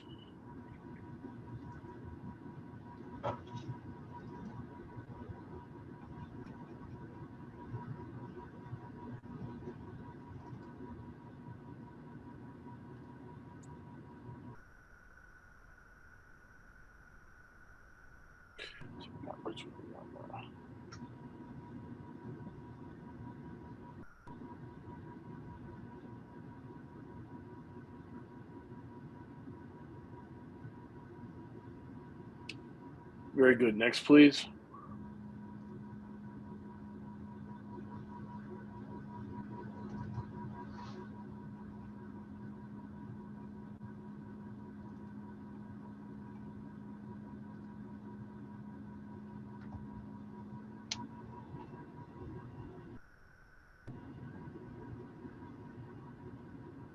Very good. Next, please.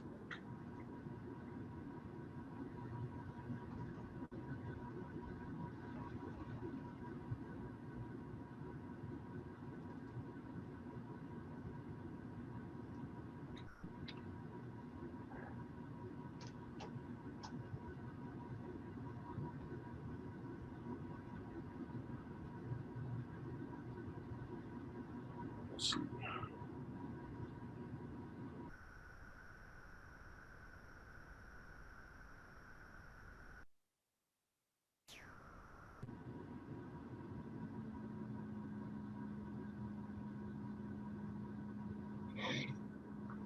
Very good. Next, please. And this should be the last one.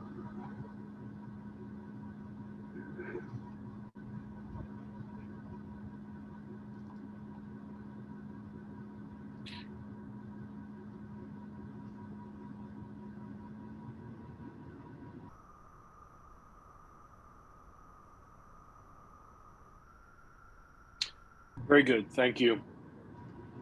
Thank you for your patience. There's that. So what are we doing with the two cats? Are they in part of this process at all? Garland and Holly?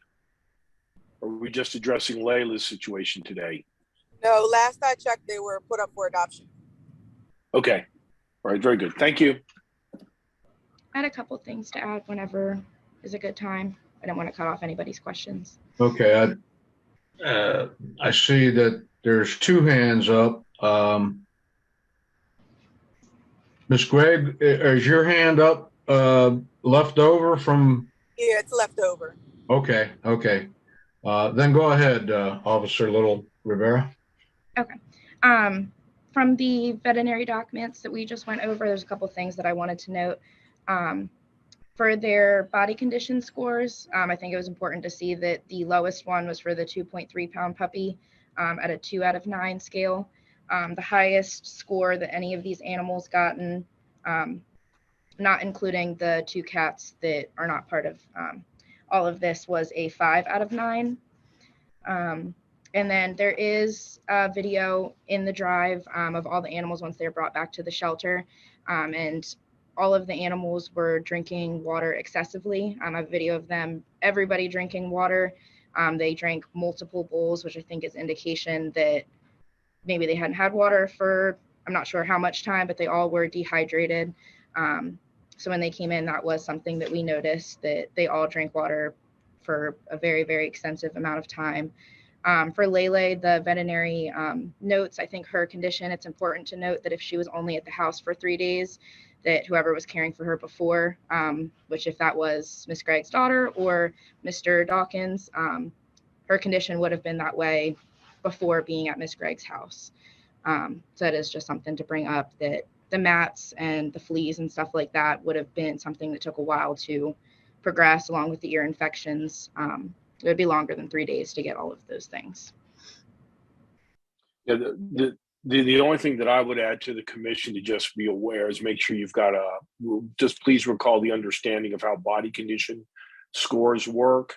They're on a scale of 1 to 9, 5 being an ideal weight for a pet. Anything over 5 is some degree of obesity, which is still grounds for animal cruelty, just as much as anything less than 5 is some degree of emaciation, all consistent with obesity. So, I mean, neglect and cruelty. So just be aware the number we're shooting for is 5. Want to make sure that everybody understands how that body condition score process works.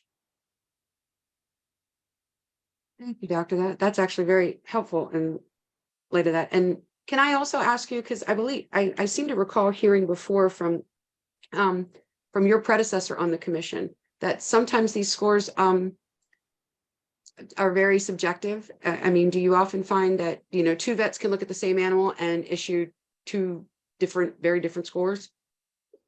I will not argue that there's some degree of subjectivity to it. The Nestle Purina body condition score is the one that's actually more widely accepted to a scale of 1 to 9. And that's actually been validated. So they've actually got pictures and physical descriptions of what you see for each classification. So I think if you were to take any veterinarian and have them look at a individual animal, I think you may get 2 different body condition scores, but I don't think it's going to be drastic. I think you're looking at like a body condition score of that. That's why a lot of times when you see it, the body condition scores are in a range. I'll look at a pet and I'll go, well, that's like a 2 or a 3, or I'll see a heavy pet and that's like a 6 or a 7. And it just gives you a rough gauge of, is that pet obese or is that pet emaciated, and to what degree they're obese. So there is some subjectivity to it, but I think most veterinarians are going to fall on the same side of 5, and they're probably going to be pretty close to where they narrow it down, less than or greater than 5. Does that answer your question? Thank you. That's very helpful. Yeah, absolutely. Thank you.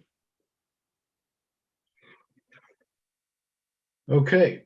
Are there any other comments, questions between anyone? Ms. Gregg? Yeah, I have one other question, because I'm not as good at reading that handwriting as Dr. Hemmer is.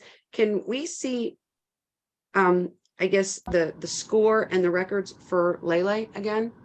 Yes. Because that's a one we have to determine today, correct? Yes. This here, it should be. Yes. If you go down to the bottom, if I may address the commission, if you go down to the bottom half of the page where it says O, those are objective findings, and there they list the body condition score as 5 out of 9, which is what I would probably agree with. And really the only other comments they're making that are really abnormal are when you get down to integument, INTG, large mats behind the ears, ventral neck and under the tail. The rest of the coat is smaller mats, lots of flea debris. If Lele is a longer-haired cat, the findings are not unusual. They're definitely not normal. They're definitely not what you'd expect to see in a healthy, well-maintained, well-groomed cat. But seeing mats on these long-coated cats in those areas where it's difficult for the pet to groom is not an uncommon finding. You should put some weight on those findings, but I wouldn't make it a significant finding. And I do agree with what Officer Rivera said, is that these mats were there when the pet came to to Miss Gregg. These mats wouldn't develop over 3 days. If that helps. It does. Thank you.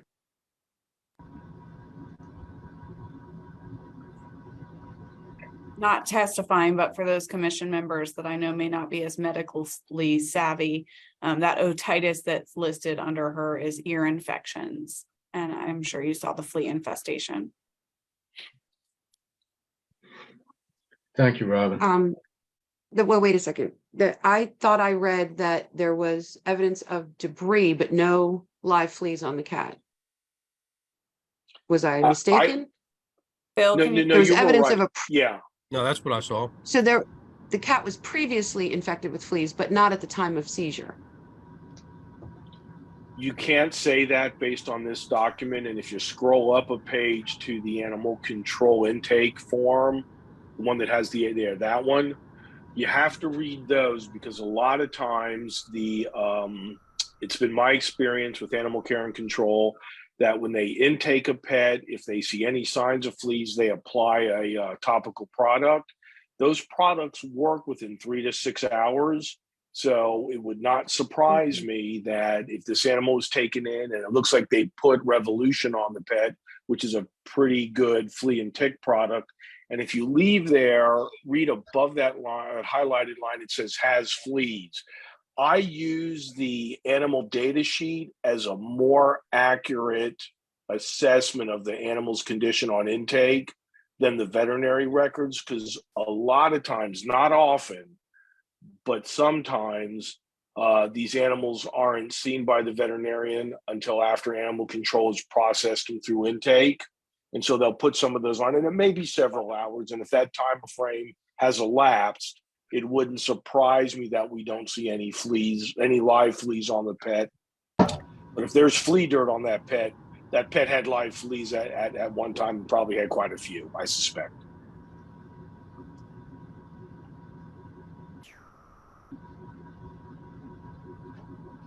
Does that help? Yes.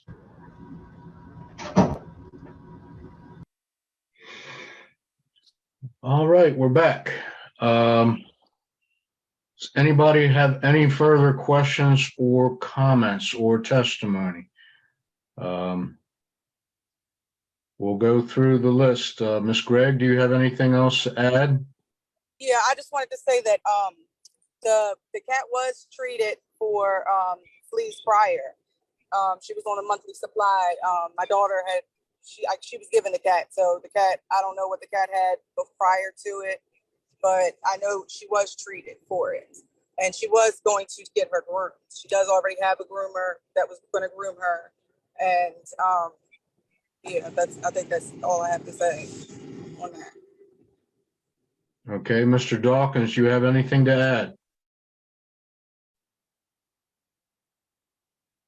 No, sir. Okay, Ms. Jones? No. Okay. There are no further questions, no further testimony, then we will go to deliberations. So I guess we will begin our deliberation with first the question of, I guess we can do this all together, unless somebody has. Actually, I think we need to vote individually on each. I mean, the facts were all overlapped, but we have to take this case by case. No, let me finish. Taking the animals into protective custody, that question first, I think, since they all came from one place, do you want to take the animals separately, or do the question of taking them all into protective custody, can that be answered all together?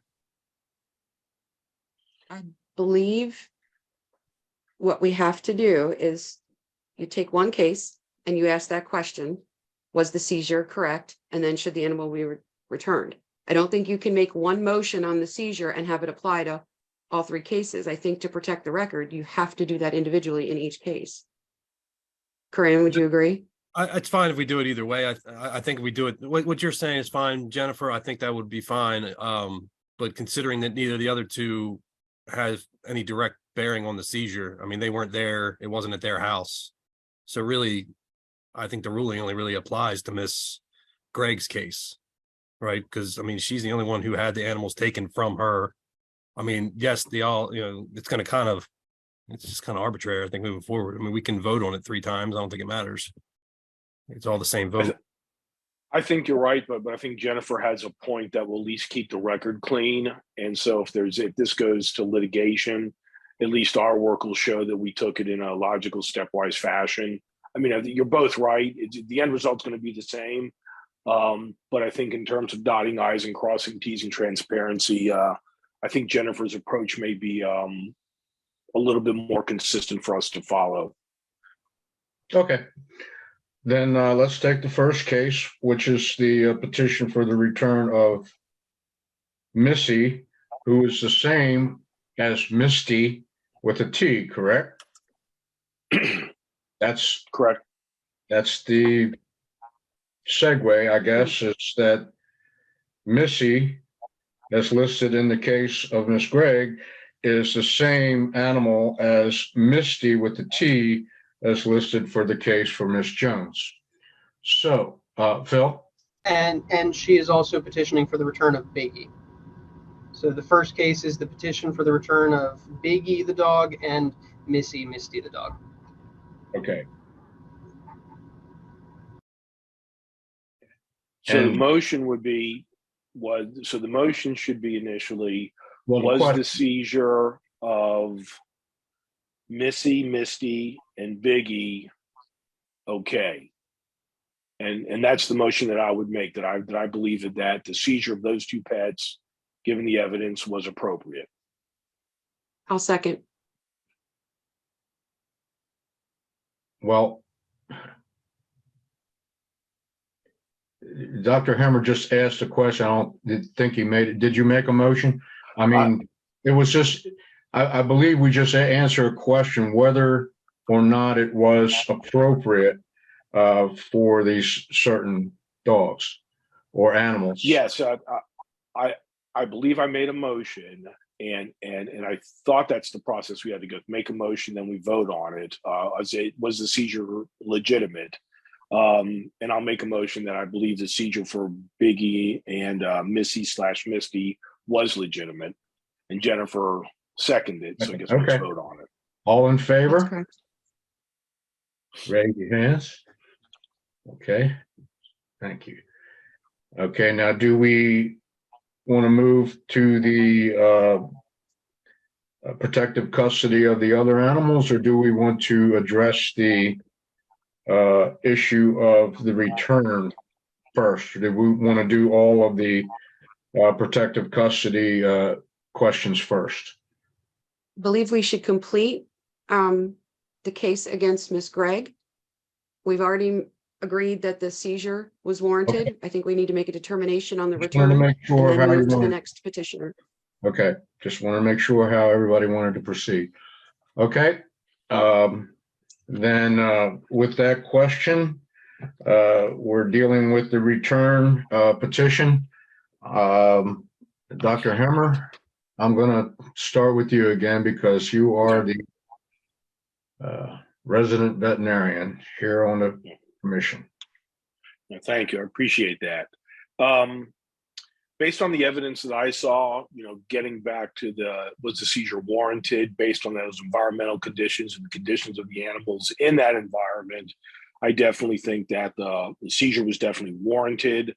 The problem I'm having is that I have seen no evidence generated that Ms. Gregg has done anything to improve the housing situation where the dogs are going to be kept. So based on that, I would not want to have these dogs returned to Ms. Gregg at this point. Thank you. We'll go on to Lieutenant Tillman. I would also agree with that assessment. I don't think they should be returned. Okay, thank you. Tom? Yeah, so I agree with Dr. Hemmer. I mean, we just spent about an hour going back and forth between all the moving parts of this case, and not one time did anybody decide to bring up, you know, when given plenty of opportunity, that what's changed moving forward. I heard a lot of, you know, it really isn't a problem. It wasn't a problem. You know, they just happened to come in at the moment when it was a problem, and I didn't really, I didn't get the feeling that, you know, this animal will be coming back into a clean, safe environment. So I would agree. Also, the animal should not be returned. Thank you, Tom. Jennifer? I agree with everything I've heard so far. And honestly, I'm still, I'm not even sure that we could have made a determination on Missy, because as Dr. Hemmer pointed out, according to that contract, which was submitted as evidence, Ms. Gregg at this point doesn't actually own Missy, and maybe there was some agreement between the parties outside of that contract or whatever, but that's a civil issue, not part of this case. So I don't think we could have returned Missy anyway. And I agree with the conditions, and neither dog should go back. I agree with the commission as well. It was a pretty traumatic case. I believe that the detective and the officer's testimony were credible. Not to say that the defendants weren't credible. It's just there's a lot of questions that remain unanswered about future care. So I do agree with the commission. So I guess at this time we need a motion. I make a motion that we deny the Gregg petition for return of Missy, Misty, and Biggie. I'd second. All in favor?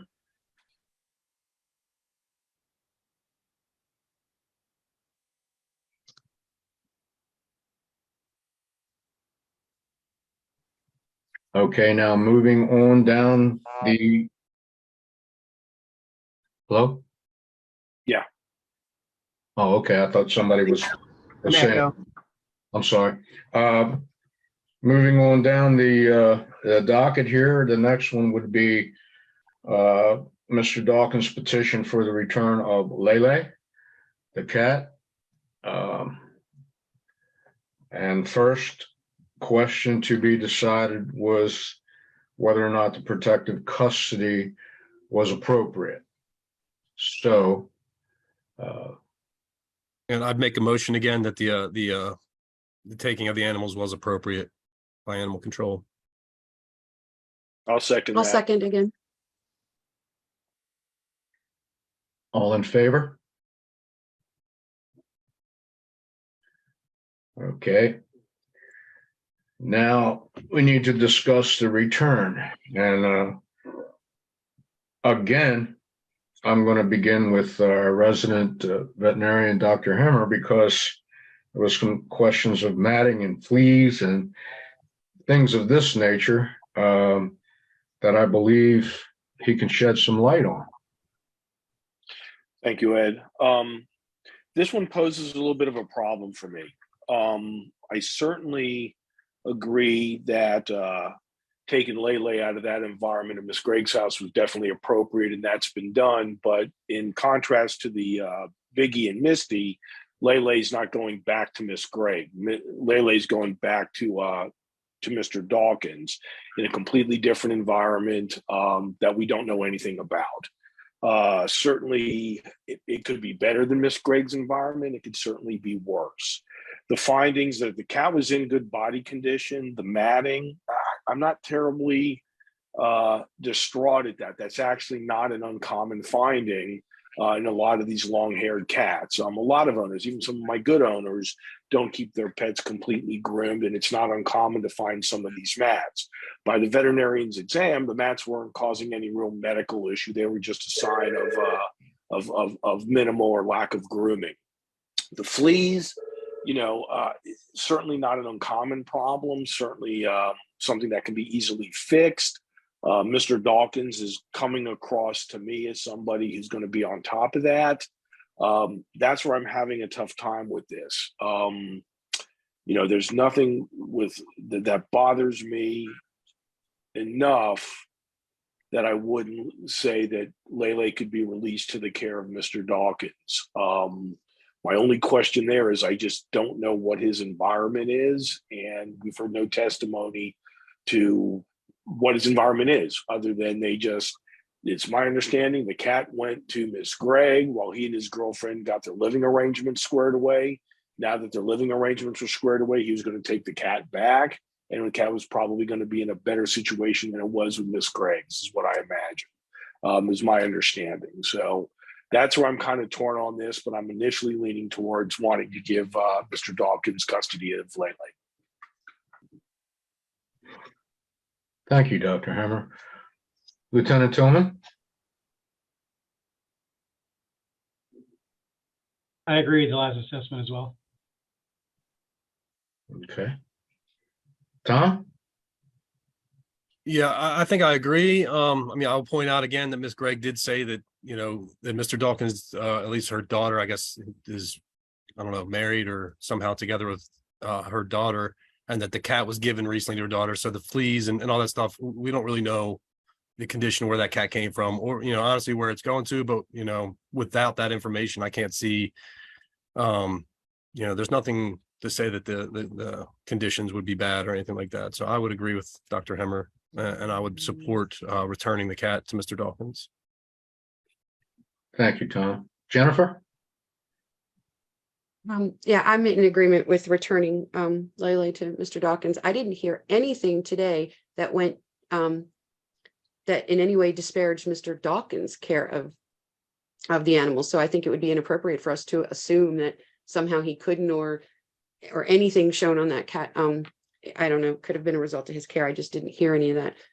And I think it seemed to me like it was just unfortunate. Everything I heard from both sides was Mr. Dawkins and his girlfriend were moving, and the cat was only in Miss Gregg's care for 3 days. And it just happened to be during those 3 days when this seizure occurred. So I don't see any reason to keep the cat from Mr. Dawkins.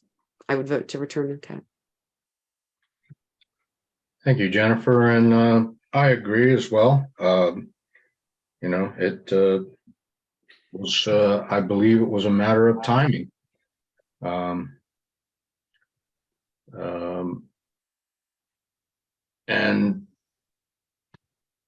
I'm sorry, I was distracted by the little pop-up there. Yeah, I think it was just a matter of timing, and that I believe the testimony was that the Miss Gregg is the girlfriend's mother. And that would be the only drawback that I would have from this. If they were to go on vacation for a week or two, whether it would be returned and what the environment would be like at Miss Gregg's if she was to watch the cat again. But that we can't assume. So I do agree that on record there is nothing to prevent the cat from being returned. So I agree with the commission, and I guess now we go to a motion. I would just like to address Robin's comment in the chat that yes, Mr. Dawkins did say that the cat was partly with Miss Gregg so that they could get settled and have money to buy food. And I did hear him say that. However, I was paying close attention to Dr. Hemmer's assessment and the numbers. And if I believe correctly, that cat was rated as a 5 out of 9. So the cat was not showing any signs of being emaciated or being denied food previously. So I mean, the cat was in good health. Am I correct, Dr. Hemmer? Yeah, I short of just a flea problem, which is not uncommon this time of year, and the matting, which is not unusual in medium to long coated cats.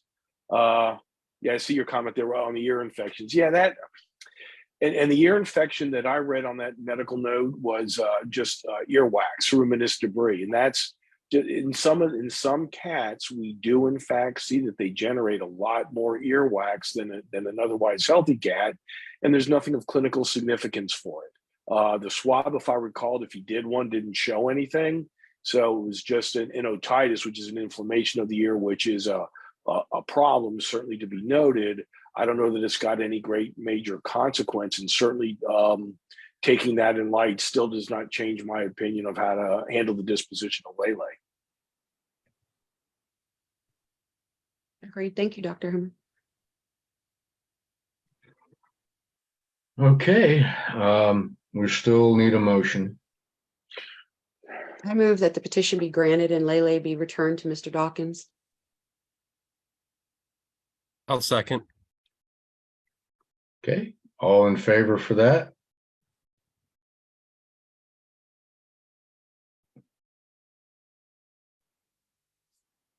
With that, there is now the third component of if the animal should be returned, what conditions, if any, should be imposed.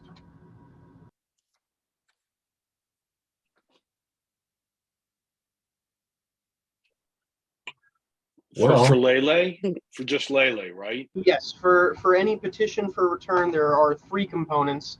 The third is just contingent on the second. The first being is impound warranted. The second being should the animal be returned, and the third being if yes, then should any conditions be imposed upon the redemption of that animal.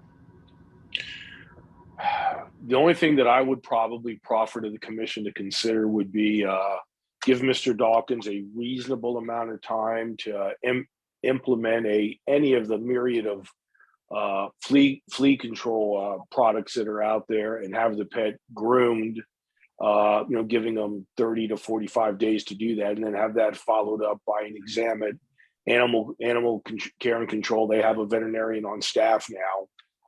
Follow up there with that, and if everything's good, I believe that would end the case. That'd be probably the most that I would impose in terms of contingencies.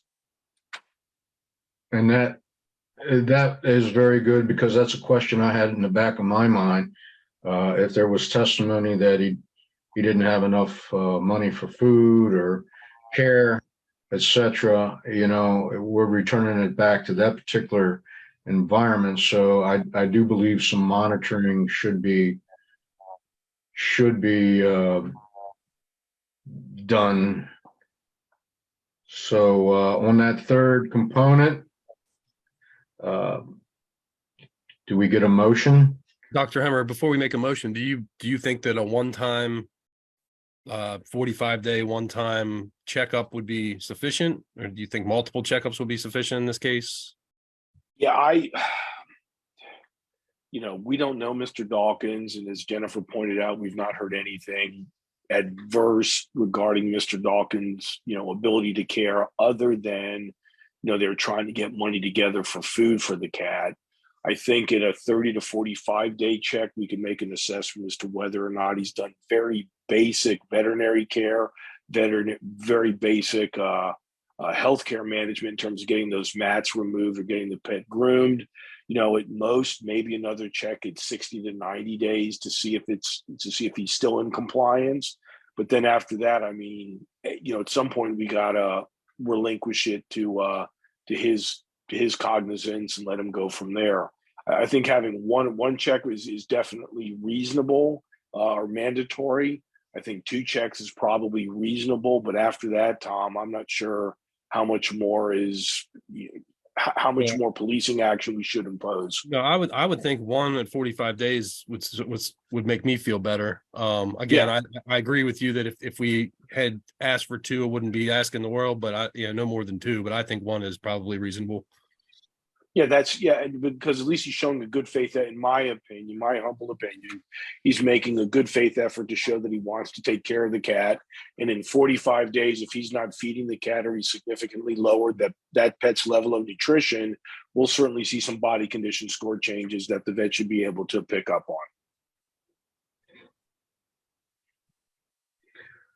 Sounds good. So with that, the third component, the motion would be to have a 30 to 45 day veterinary assessment from Animal Care and Control? I would pick, I wouldn't make it a window. I would say within 45 days. 30 to 45 days? I Is wouldn't it- make it a window of 30 to 45. You It just wouldn't? needs to be by a date certain, within 45 days. Is that what you're saying? Within? I'm sorry, Ed, you keep going out.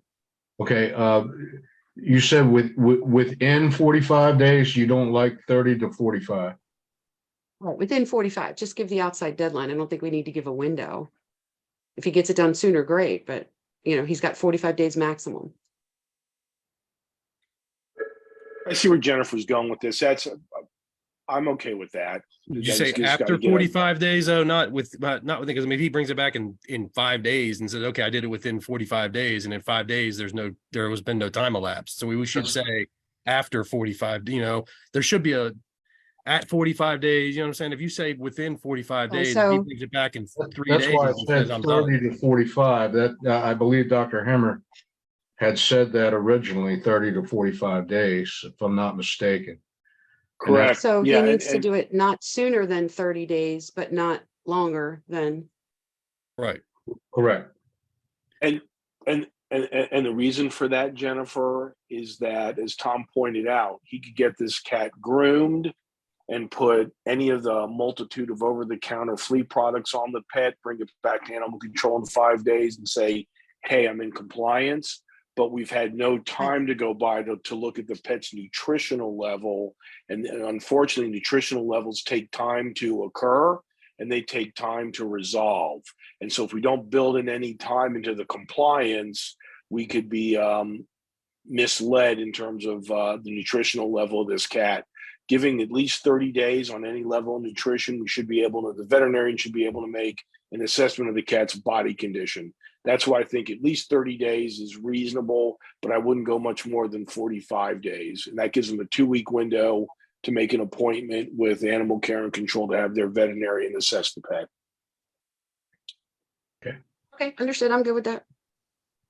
So the motion was third I don't component. know that we actually made a motion, so I'll go ahead and make the motion that we stipulate 40 that Lele should be brought to Animal Care Control not before 30 days and not after 45 days for an assessment of its general health and well-being at that time. And can I add something to that? Robin just popped something up in terms of financial responsibility, and I believe that that's not unreasonable as a contingency to the release, that if he goes back to animal control, that he's got to pay whatever the fee is for animal control's veterinarian's time to evaluate that pet, whatever the fees are. Correct. Okay. Correct. A second, I'm a little confused. All right, let me make sure I understand this. So he can't, during that 30 to 45 day window, he can't take this cat to his own vet, get a record and bring it to you guys. He actually has to have it looked at by the. No, I believe the intent, if I'm not mistaken, would be, if I'm not mistaken, would be when he comes to get it, to pay the veterinary bill from the Animal Care and Control. Was that right? I guess where I'm going with this, and it would be my understanding that we're giving Mr. Dawkins 30 to 45 days to comply with the contingencies that we're placing on the release of Lele to him. In that 30 to 45 day window, he has to seek veterinary evaluation to make sure that he's in compliance with the terms of the release. Whether he goes to a private practitioner or he goes to Animal Control, Care and Control, and uses their veterinarian, he's going to have to pay whatever their fees are, whether it's at a private veterinarian or whether it's with Animal Care and Control. That's all I'm saying. Okay, and he can do either one. It's his choice. Well, I'm comfortable giving him that latitude, but he's got to have it done. And if he goes to Animal Control, it's not going to be free. Why would it be free? Well, in the initial pickup, he does have to pay the fees to Animal Care. For the care that animal already received. Correct. That's my understanding. Right. That's different from any care going forward. Right, but I'm taking it first step. Taking it first step. In other words, he's got to pay the veterinary bills to pick the cat up to begin with. And then I agree with everything else. And I'm saying that to say this, that I think we should add if there needs to be some timeline with the payments. I mean, to cut this off. Do you understand what I'm saying? In other words, you're going to let the cat sit in animal care and control for 90 days before you got enough money to come and pick it up to begin with. That's going to set the whole thing askew. And that was the point I was trying to make. I see your point, Ed. I see your point, Ed. I'm working under the assumption, and I could be wrong, that Mr. Dawkins is in a financial situation where he can pick up the pet, pay whatever is owed animal care and control for their services to date, take the pet to his home, provide for the pet financially, including feeding and the veterinary care that we're requiring, and then provide that documentation to animal care and control in that 30 to 45 day window. Whether he gets the additional veterinary care at a private practitioner or through animal care and control, he still has to pay for it. And I'm working under the assumption that he's financially intact to be able to do that. And that, Phil? Just to chime in there and to clarify a few points. So redemption fees do include any necessary medical costs that we as an agency have incurred. That is taken care of at the time of the redemption.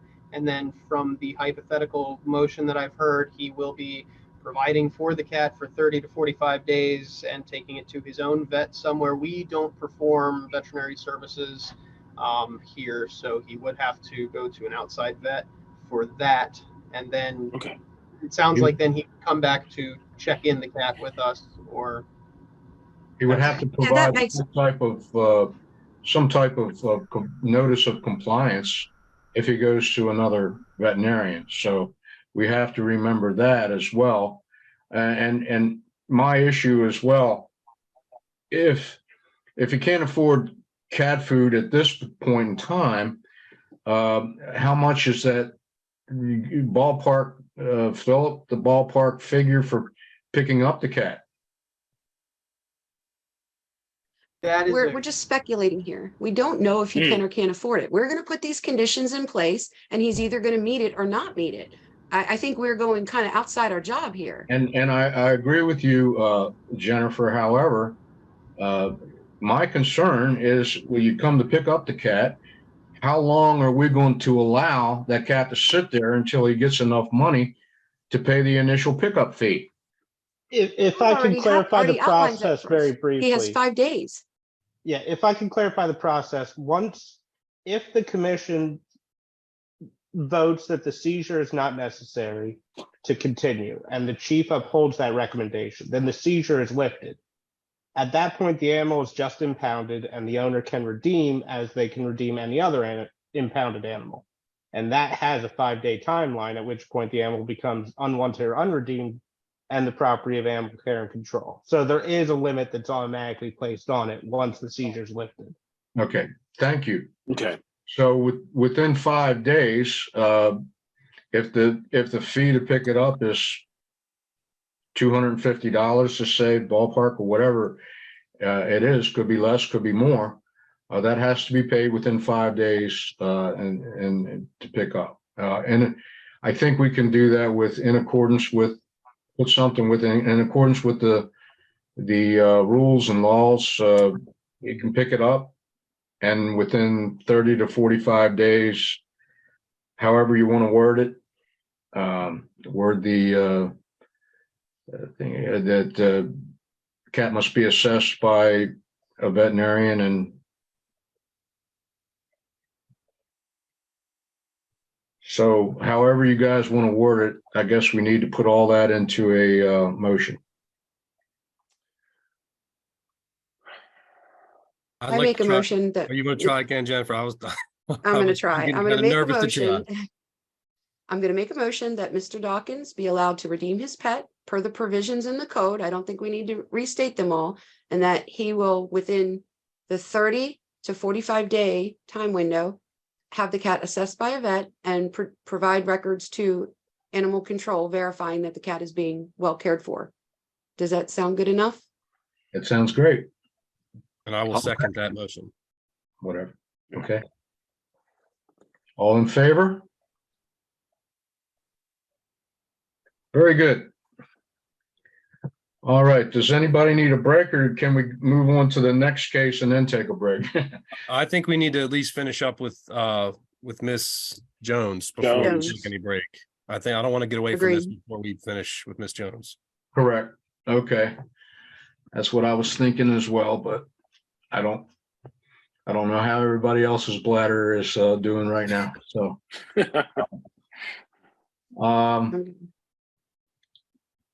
we'll move on to the petition of Lisa Jones for the petition of the return of Misty / Missy and puppies.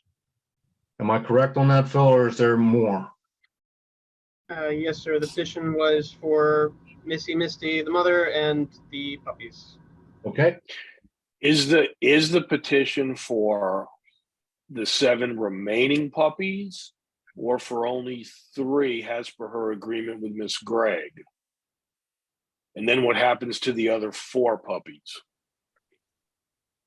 The petition was for all of them. The contract I can pull back up, but I think there was a point that there wasn't any verbiage for that puppy splitting arrangement. It just said that these were hers. So we're laboring that. Okay. So she's getting all the puppies. So her petition's for all the puppies. There had been something said about half of the puppies in testimony. I remember that, but in looking at the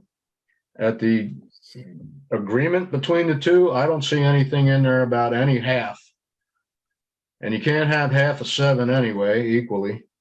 You can do 4 and 3, but you know. Well, moving forward, I think we can jump right into. You could do half of that. It was 8. What I would say is, before we even worry about that, we can make the motion. I would like to make the motion that the seizure of the animals was warranted. And I'll second that. I'll second. All in favor?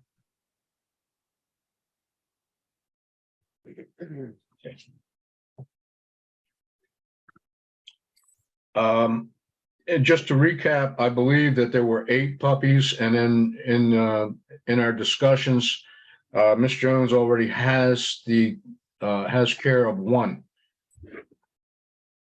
There are correct. 7. That's my understanding too. Yes. Okay. So that's where we stand right now. So it would be the return of the rest of them, as I see it, not just 3, but the rest of them. And Missy or Misty, which is the same. I have a couple questions that I'm hoping you guys can clarify, because I'm going back through my notes and I think I had some difficulty following this. But first of all, Miss Jones is not an Anne Arundel County resident, correct? I don't know. I believe she by was. the testimony of Miss wrong. Gregg. Miss Gregg, I think, testified to that effect. I don't know that it was ever nailed down where she lives. The address provided on the petition is out of county. Yes. Is it out of the state of Maryland? I do not believe so. Let me double check.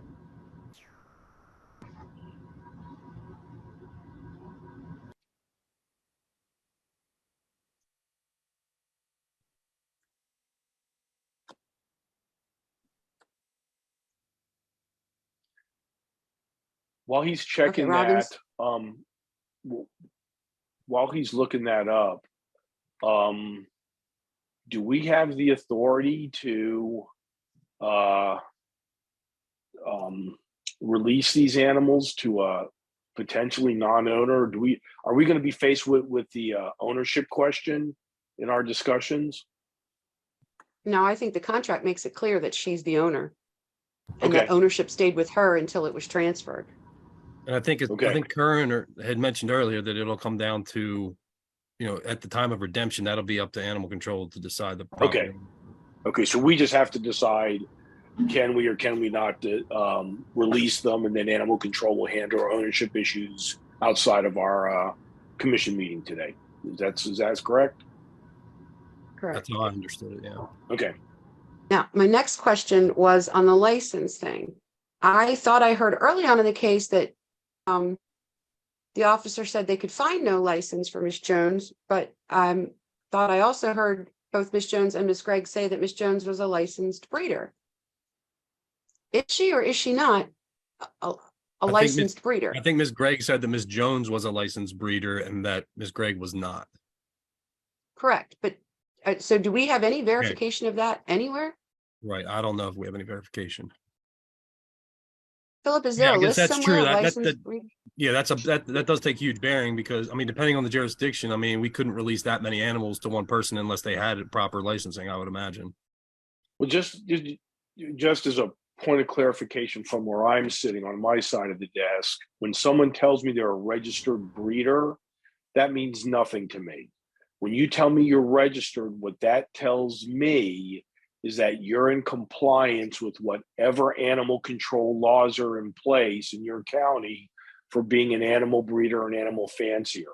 Animal control, Arundel County Animal Care and Control has got a license you have to get if you're going to board animals, if you're a pet store, if you're a fancier, if you're a breeder. And so when you tell me you're a licensed breeder, what it tells me is you're in compliance with whatever your animal control regulations are where you live. And a lot of those laws are based on the number of animals you're going to have on the property. So to Tom's point, that's a real good question that I don't know that we have the ability to decide. Can we dispense 3, 4, 5 animals to someone who lives in another county in violation of those animal control laws in the county where she lives? That's a good point, Tom. Phil, did you get an address? Do you know where she resides? Baltimore County, sir. Baltimore County. By chance, does anybody from animal control know the regulation for animal fancier or the like in Baltimore County? I mean, I'm not trying to nail you down. If you don't know, you don't know. I didn't know if maybe off the top of my head, but I do have access to their Municode library, so I can dig for a minute. Well, my suggestion though would be, since we don't know that we can legally do this, I think we have no choice but to deny the return at this point. That would give Ms. Jones though the option to appeal our decision, and at that point she could present, since it wasn't clearly done today, any licenses that she had that would allow her to keep, because I think in Anne Arundel County you can only have 4 dogs regardless, but that would give her an opportunity. She could appeal our decision if we denied it. I don't think we have any other choice at this point, but she could then, upon appeal, produce the information required that would allow release if we think that would be warranted despite that issue. I think we still need to have that discussion, but do you understand what I'm saying? I mean, if we agree that otherwise she could have the dogs back, but for the licensing and the legal consideration in Baltimore County, I still think it's incumbent upon us to deny it. However, we could, on the other side of that is we could decide that we don't think that the dog should be returned to her in any fashion. We still need to discuss that. Yeah, I'm just saying if the only thing. Yeah, we need to have that discussion first, Jennifer. I definitely agree. I have a question as to, it may or may not apply here, but isn't there a rule about animals in someone's custody and that person then becomes responsible?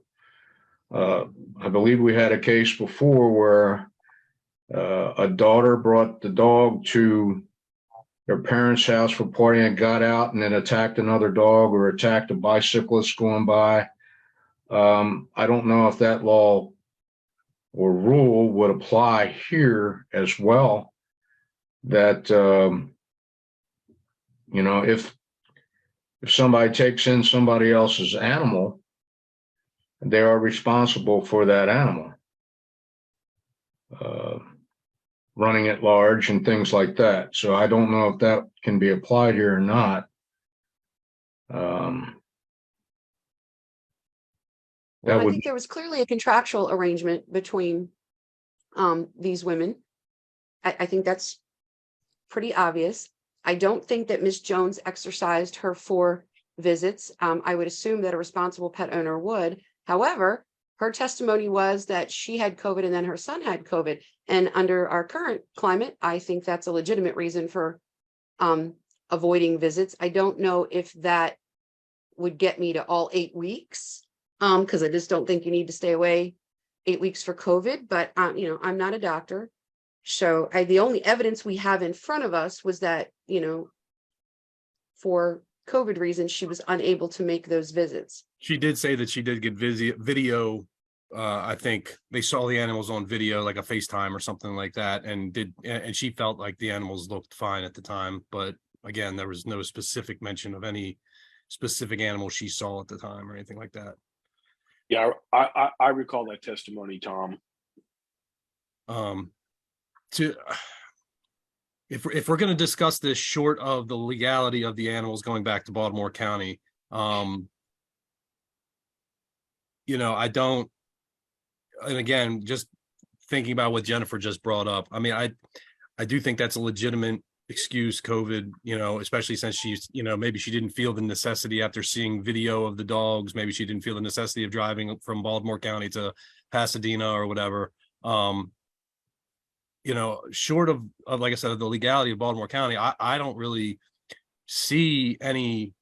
I mean, it's similar to what we just did with Lele in the fact that we don't have any direct evidence as to the, you know, the condition of which the dogs will be coming back to. So for that reason, I would have no reason to deny it.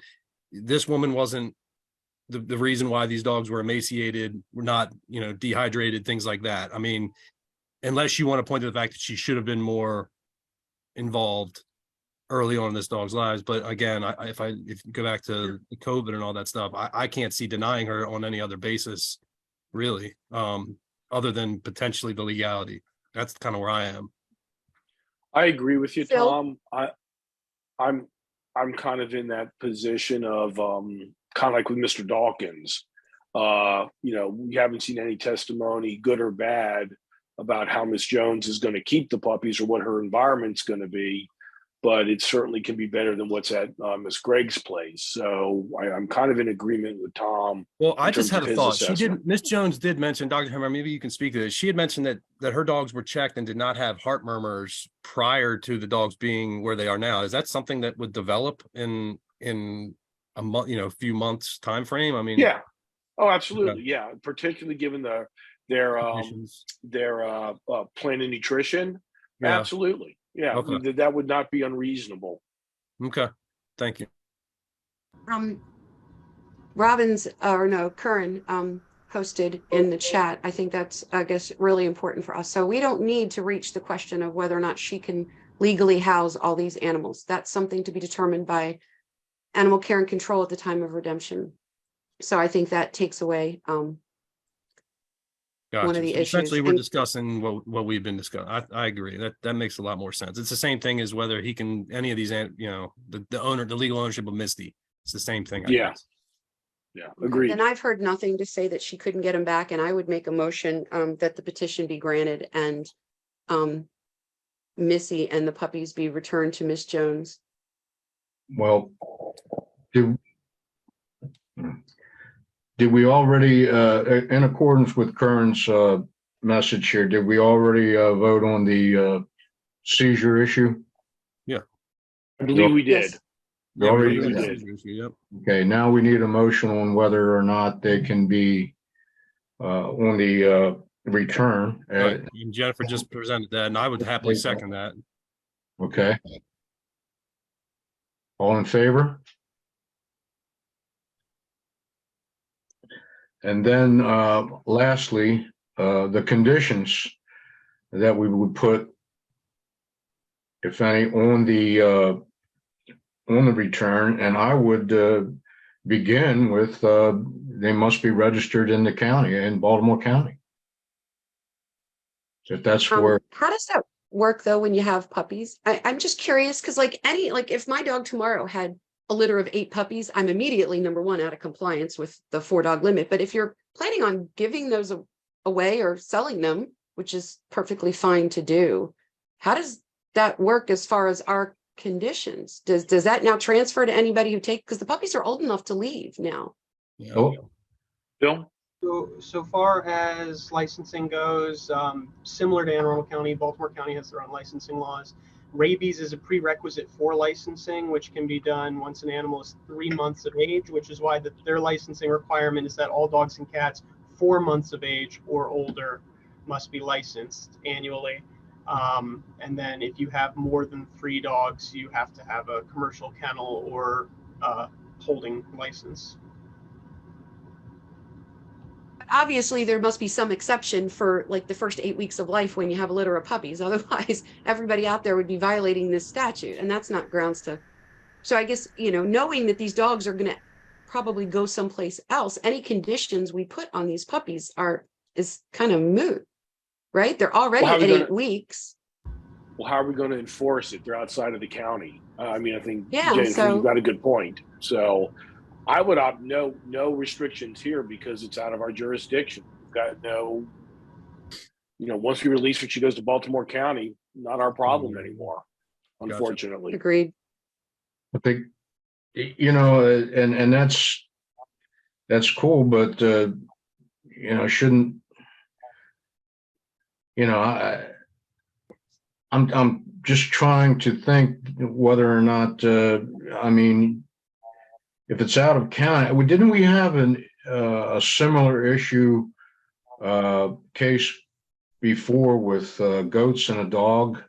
Something that the owners lived in PG County and the farm was in Anne Arundel County or something like that.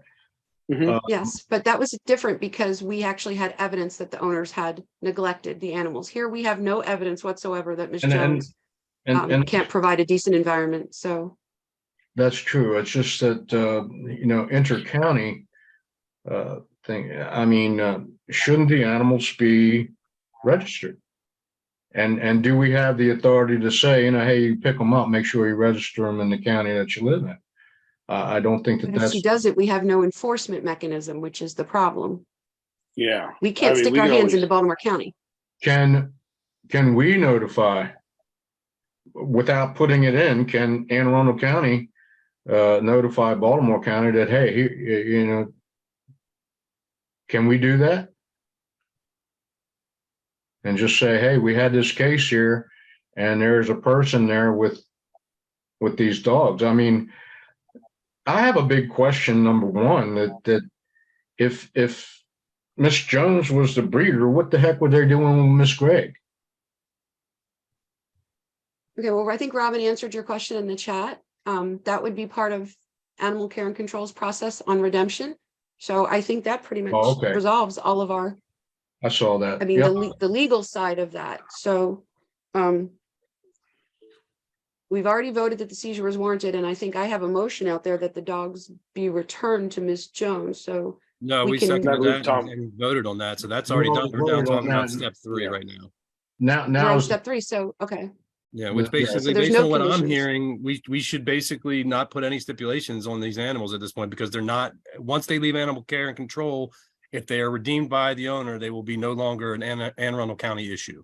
And it's automatic that Anne Arundel County notifies Baltimore County. So sounds like it's part of the deal. I'm satisfied with that. Right. So I would move that we put no further stipulations on the animal moving forward based on the fact that it resides in a different jurisdiction. Okay, I agree. Second. Okay with that. All in favor? Okay, and I guess we're up for a short 10-minute break now. If everybody wants to take a break, and when we come back, we will resume with Cooper, the Cooper case, and then we have the Kling case, and that would be it. Am I correct, Phil? Yes, sir. We have Cooper and then Amaro versus Kling. Okay, can we take a short 10-minute break? Well, it'd be 10 minutes, whether it's short or not. It's up to you. We'll meet back at noon 05. Okay.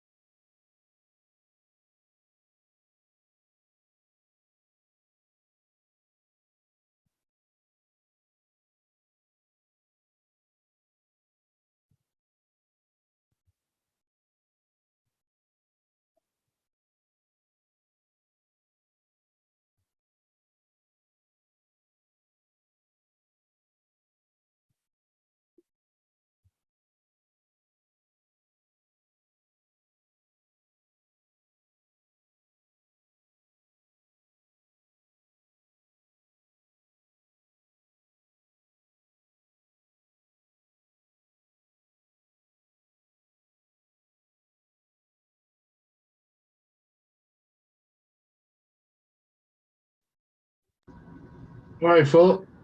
I think we're ready to proceed with the Joan Cooper case.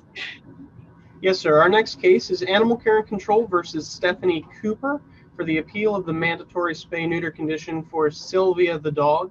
All parties who have an interest in this case who wish to testify may now come forward to take the oath. Please utilize Zoom's raise hand feature. I'll add you in one at a time and then swear you in all together at the end.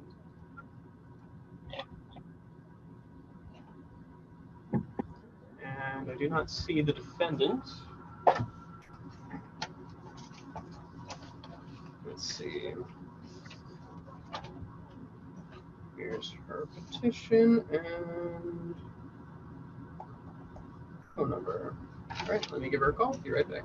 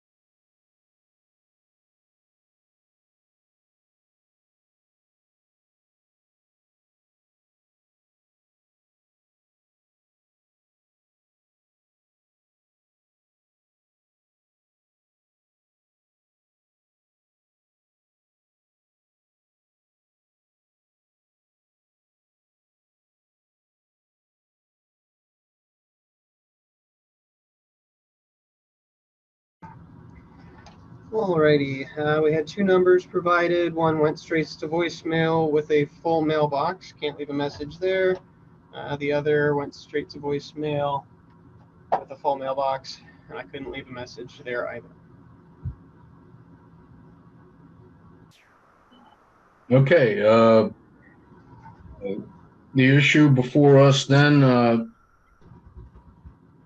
I do notice in the file that in July, when the animal named Sylvia, I guess it is by the animal care and control named it Sylvia. Yeah, and then in July, the owner was given the notice about the mandatory spay and neuter, about getting out 2 times, and then it got out again in when was it? December, and the defendant failed to show, so I don't think we have anything further to discuss. So do we need to make a motion on this then? Move that the appeal be dismissed. I'm sorry, Jennifer. I didn't hear you. I said I move that the appeal be dismissed. Okay. I second. And all in favor? Got it. Okay. Here we go. All right. And Mr. Hall, I guess you'd call the last case. If I'm not mistaken, that's Kling. Yes, sir. The last case we have Valentino Amaro versus Carl Kling for 2 citations, 1 animal disturbance prohibited, 1 animal public nuisance in reference to the dog Maggie. All parties who have an interest in this case who wish to testify may now come forward to take the oath. Please utilize Zoom's raise hand feature. I'll get you added in one at a time and then sworn in all together at the end.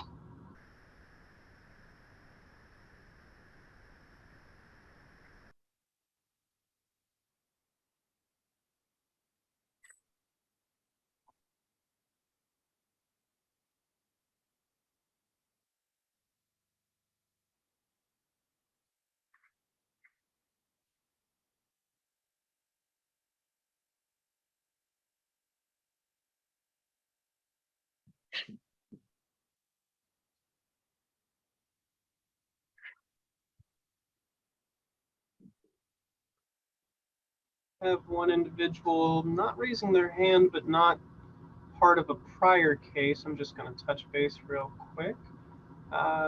Mr. Evan McGarry, if you could unmute. Are you here in reference to any of the cases today?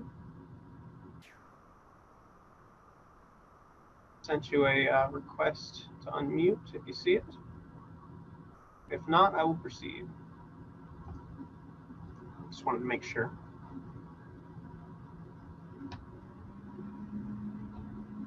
Hello. Hello. Can anyone hear me? Hello? Yes, sir, we can hear you. Just hang out for 1 second. Oh, great. Thank you. Yeah, no problem. Hearing nothing from McGarry. Mr. McGarry. Evan McGarry is my son-in-law, Oh, okay, perfect. I'll bring him up. Thank you. and Mike Edmondson is also with me. Yes, sir, I do see him here. All right. We will go through one by one. Mr. Valentino Amaro, if you could, please state your name and address for the record. Valentino Marrow, 208 Popular Avenue, Glen Burnie, Maryland, 21061. Thank you kindly. Hang out for just a moment. We'll get you sworn at the end. Mr. Kling, if you would please state your name and address for the record. Carl Kling, 210 Poplar Avenue, Glen Burnie, Maryland, 21061. Thank you kindly. Mr. Edmondson, I see you connected. If you would please start your video. There we go. And if you would please state your name and address for the record. Mike Edmondson, 1035 Bell Avenue, Glen Burnie, Maryland. Thank you kindly. Hang out for just a moment. And Mr. McGarry, I'm going to send another request to promote you to a panelist. Don't hit decline. Do hit accept. There we go. And when you can, and if you can hear me, do start your video and audio, please.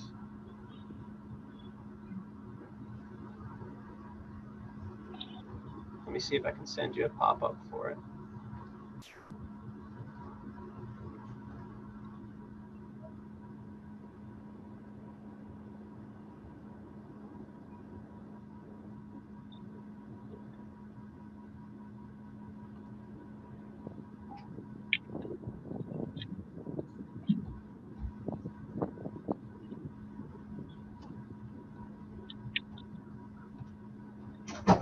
Mr. McGarry, if you can hear me, we still need you to enable your video and audio.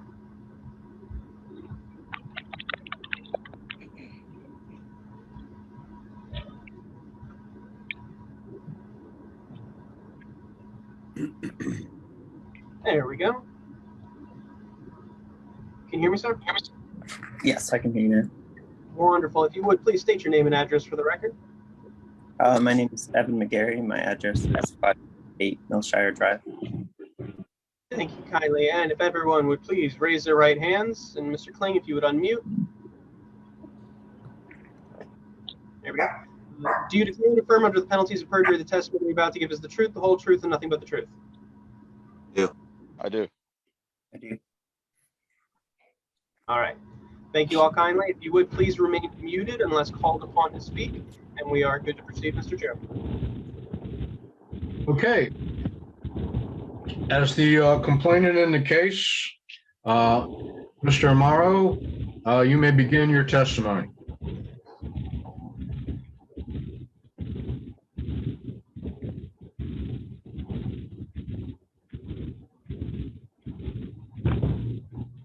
Mr. Amaro.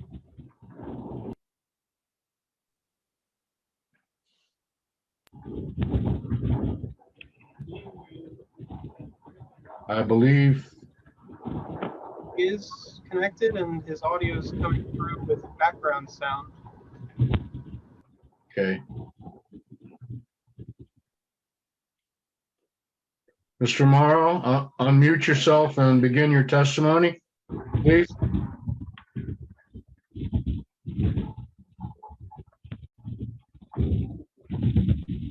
There we go. Mr. Morrow?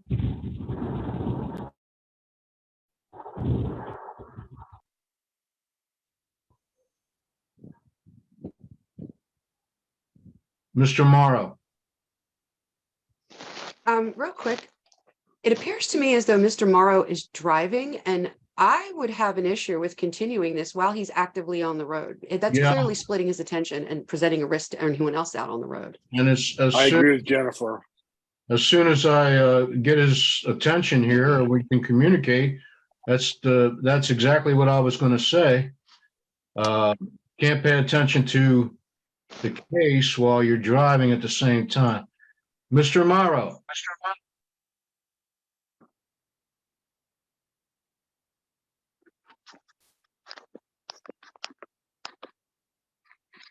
Mr. Morrow, can you please unmute and stop the car? There we go. Stop. I'm on. Okay. Do you have time for testimony? We really don't think that you should be driving while we're doing the case here for safety reasons. Are you able to stop and give testimony at this time? I'm pulled over. Oh, okay. Okay, Mr. Morrow, go ahead and state your case, please. No, I mean, the case is as stands. The reason for the complaints has just been, since I've already spoken to Mrs. Clayton, when I moved in there 6 months after, the dog has been a nuisance. He's not well taken care of. It's always left in the backyard. I work during the nights and I also work during the day sometimes. So sleep is essential for me. I had this discussion with him nicely, civilly. He seems to think that it's my responsibility to pay attention to his animal. But I have had a conversation with him prior to all these filing complaints. It still continues to go on to this day. It's every day, all day. And, you know, I don't know how many times I have to be courteous enough to explain to him that, you know, it would be much appreciative that, you know, he'd be a little considerate. I've had nothing but negative input regarding him. Other neighbors on the block have pets. Their animal doesn't bark all day and all night for no reason, but his apparently does because, you know, they don't take care of it properly. They don't give it the nourishment that it needs. That's his business. I don't care, but don't disturb my peace and tranquility when I come home. I don't need to come outside my patio. The dog's barking at me. I don't need to go get my mail. The dog's barking at me. I don't need to be outside washing my car.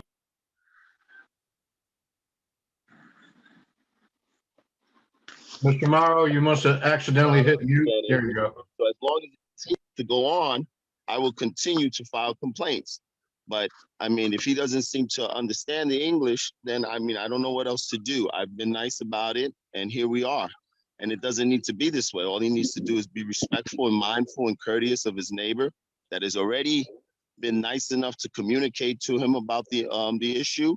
He continues to keep it going, so we'll just continue to keep filing complaints. It's a violation of Arundel codes to leave that dog out there barking all day and all night, and let alone at me. So, you know, that's it. That's the case. Okay, I do have a question for you, sir. Sure. Have you recorded any of the barking? Sure. I also sent the text. I also sent some evidence into animal control a week ago regarding conversation that him and I had, and you know, it's been noted. Okay. Philip, do you have any recorded evidence for us to view at this time? Let me take a look at the provided folders.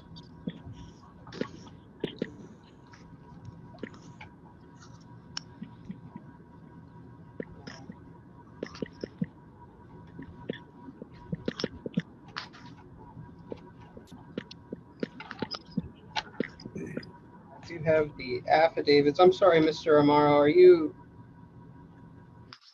what kind of documentation are we looking for? I went to animal control on the 3rd of January and dropped off some text messaging papers. 3rd of January. Okay, I was specifically asking for like any recordings of barkings. I don't have that on me. I was just explaining to you. I just sent in the stuff that I had. The recordings that I have, I mean, they're on my phone. I don't really know how to transfer them over so you can get them. Okay.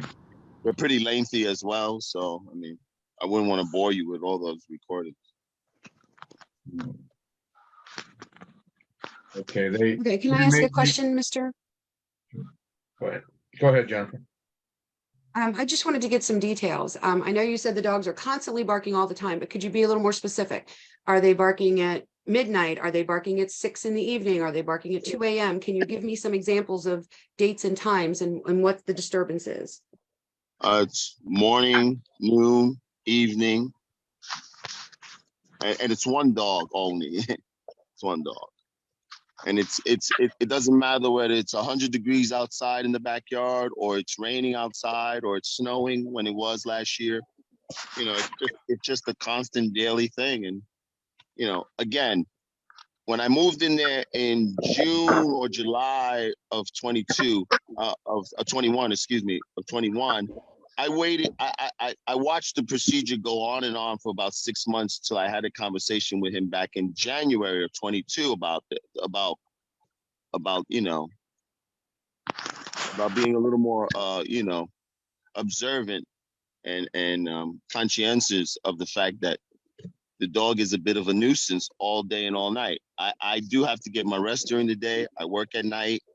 So, you know, my bedroom actually is right by the fence of his home. We do have separate properties, of course, but the dog is just left all day in the backyard. And, you know, I don't care if they leave him all week in the backyard, but to have it bark all day and all night, it's just, it can be a little bit annoying after a while. And it's not just that, like I stated, it's also when I go outside, when I come home, come out from grocery shopping, it's just always a constant thing. And again, I've mentioned this to him already. So, I mean, I don't know. I feel like after I mentioned this to him, it just persisted even more. And, you know, to me, I take that as a form of maybe he doesn't understand English, or maybe there's a problem with him mentally or something. I don't know. I don't care. But if it continues, like I said, which it does, I will continue to file complaints. That this whatever the decision is, I'm going to continue, because I just feel like I've had this conversation with him, neighbor to neighbor, and he's the only one in the whole block. Everyone on that block has dogs. Everyone on that block disciplines their dog. Everyone on that block does what they need to do as far as nurturing and taking care of their dog. He's the only one that feels justifiable to leave the dog in the backyard, in his backyard, barking all day and all night. And to me, that's just unacceptable. I don't care. I don't care if the dog needs to go out. That's fine, of course. All that needs to happen. But for the dog to continuously keep barking all day and all night, FedEx workers, me, family, friends, it's just, you know. Okay. The recordings, Mr. Amaro, they may be important as we proceed. So see if you can make them available. They will probably be an important issue, because you know, in a situation like this, the complainant has the burden of proof, and we don't want to get it down to your word against his only. So if you have those recordings, let's see if we can find a way to get them before us somehow. Yeah, let me see how I can transfer them out of my because I have cameras on my home. Let me see how I can transfer them out of the SIM cards and then sort of put them in some sort of device. But you understand the technical term is going to probably have to be that sort of process where I have to take the camera SIM card out. Somehow I'm going to have to download that SIM card into some sort of chip that will enable you to have access to that. So it's not just, you know, if I could just transfer it from my camera over to you now, that would be great. But it's not, it's a little more technical than that, as you can imagine what I'm trying to explain to you. So that's why you don't have them on you right now. Sorry about that. Well, I'd also like to bring up, it Mr. sounds Amar- like you dropped some evidence off at animal control. I'm guessing it was transcripts of some text messages. I just want you to be Yes. aware that we're here about an animal disturbance. If there's things between you and Mr. Kling, if there's something that would bring to bear any specific, if you wanted to just point out that, hey, I did make him aware of this, whatever, that's fine. But as far as like personal stuff between you and him, it's really about the animal disturbance. It's not really about personal stuff between the two of you. Just making you aware of that. So. Yeah, this conversation is not about personal issues. It's about his dog being a nuisance all day and all night. That's all it is. We got it. Okay. Okay, so do we have those text messages? That would be helpful, at least as far as notice is concerned. They're in my file, Jennifer. Maybe they're in yours as well. They're the last couple pages. Let me take a look.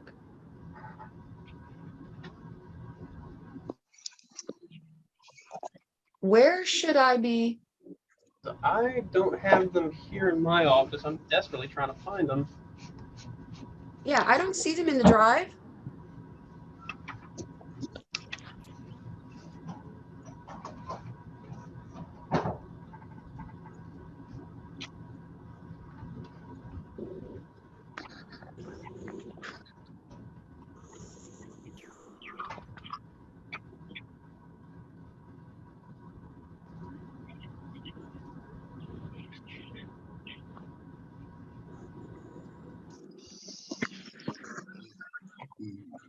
They should look like this.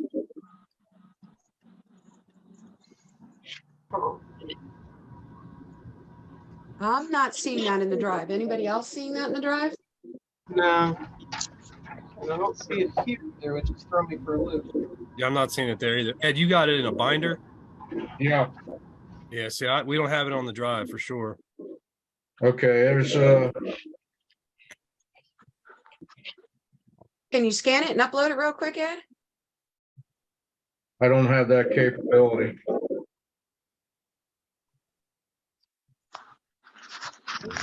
Yeah, it's about 9 pages of text.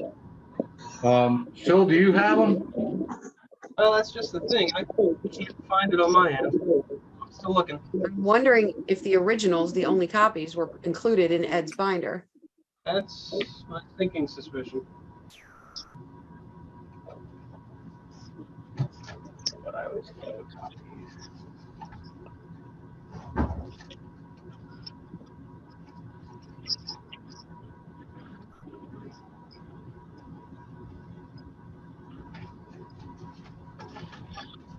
I'm probably going to make an unpopular comment here, especially because this has been a long day for everyone, and I feel bad that these parties have waited. But if Mr. Amaro brought in evidence and it's not available to the commissioners, I don't see how we can go forward today. You want me to bring it back again? Well, Mr. Amaro, I think you did your job and you turned it in correctly, and I apologize that we're not all able to see it at this point, but I think it would be unfair to your case to proceed when the evidence that you submitted is not available to all commissioners to view. Understood. And really the focal point of that documentation is what I underlined, and which is him stating the dog barking. But that's fine. I mean, whatever you want to do, you want to reconvene. Hey, Jennifer, if I may, as I'm looking through the file, he's got 1, 2, 3, 4, 5, 6, 7, 8, 9 plus 9 plus of these affidavits of complaint, all on different dates and different times. And I'm thinking the only reason why we need to have any kind of videotape or audio would be just for us to determine, is that barking loud or inappropriate? I think he's got enough documentation here in my mind. that he's had notarized, that all the audio would do would be just validate these complaints that he's got here, is how I'm seeing it. But this isn't and as I'm- audio, this is text messages, so I'm assuming he thinks there's an admission of some part on Mr. Kling's part. These are text messages, correct? Yes. Okay. I thought you were talking about the audio still, Jennifer. My apologies. I believe Ed has copies of text messages in his binder that Mr. Amaro dropped off at Animal Control. But for some reason, Ed ended up with the originals, which means they were never scanned and put into our drive. Okay. And I Got guess it. I'll leave it up to Mr. Amaro as to whether or not you think those are critical to your case. As you indicated, where I underlined, basically, illustrates exactly what I'm trying to say about the daily nuisance of the dog. Fortunately, Mr. Amaro, we can't see what you underlined because none of us have these text messages except for Mr. Evans. So we're not able to see what you think is important. I would make one quick comment though to Phil. There is a citation in here that's dated September 31st. I'm going to assume that's an error. And it happened on October 1st. Let me take a glance. Hey, Philip, Yes, sir. can you hear me? Yes, sir. What I can do is I can take my camera off my phone and I can take pictures of these and send them to you and you can bring them up on the screen. That would be perfect. If you would do that, that'd be wonderful. And Jennifer, I'm not seeing the September citation you're mentioning. I have two There are citations. affidavits that are dated, that are titled September 31st, 2022. Yeah, I saw it too, Phil. Okay, That's you're saying impossible. the affidavits, not the citations?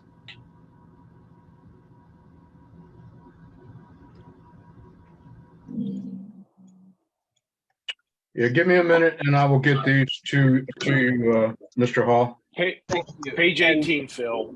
page 18. It's page 18. Yeah. 9/31/22, 10:20 a.m.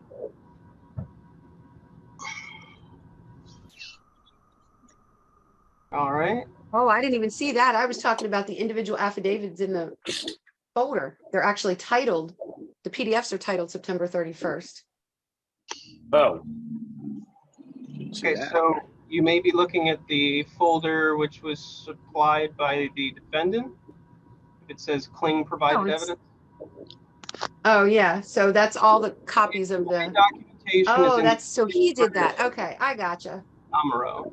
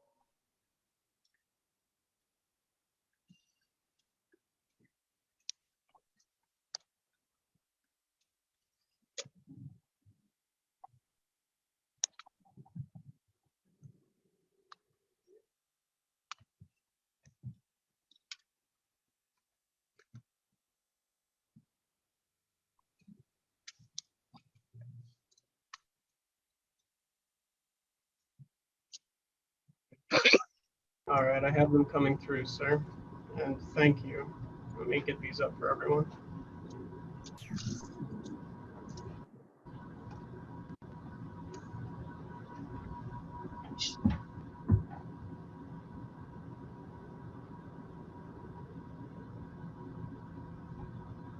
Can everyone see that?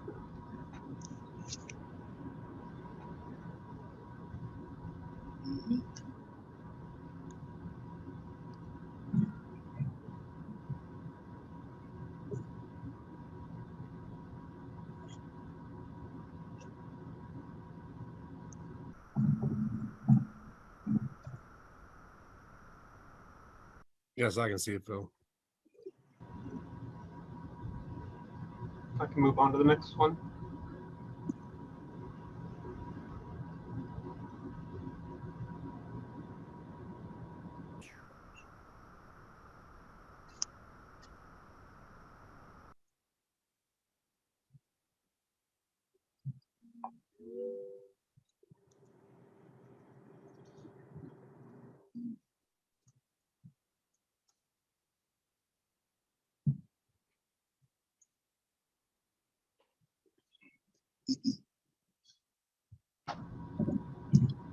All right, that should be it, Phil.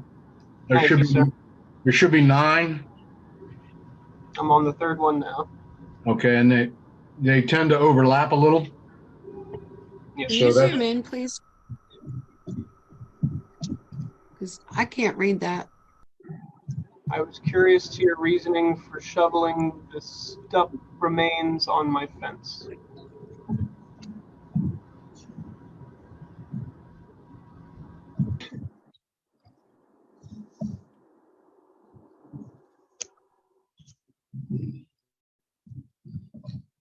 Four.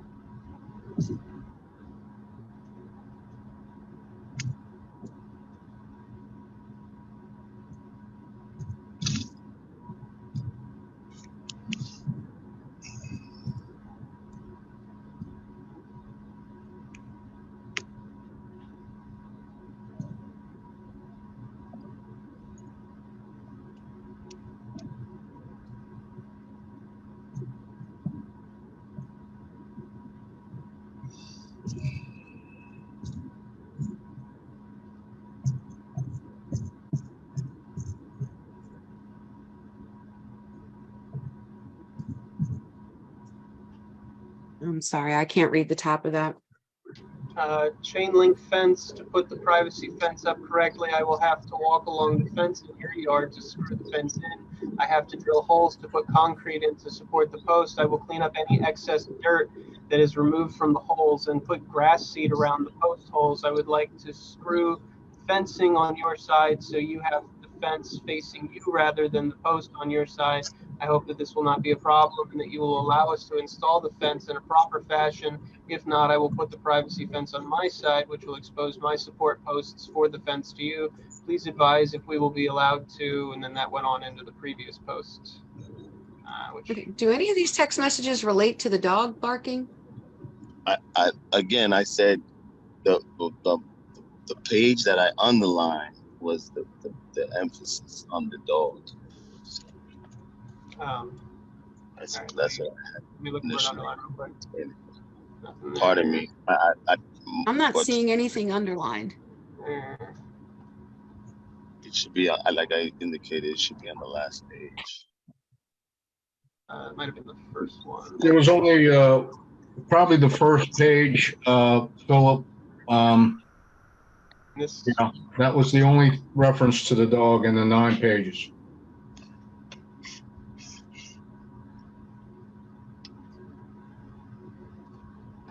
I'll get these downloaded and put into the drive just in case. Thank you, Ed. Mm-hmm.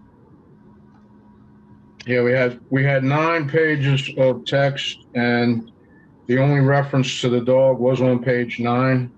You don't see anything underlined, Ed, anywhere on your papers?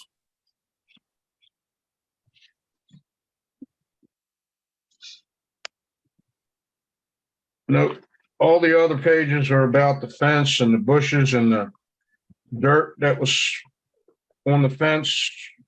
and whether it's on your side or his side, and then a picture of the fence and debris, and then it ends with you watching me. I was getting my dog in from barking at you.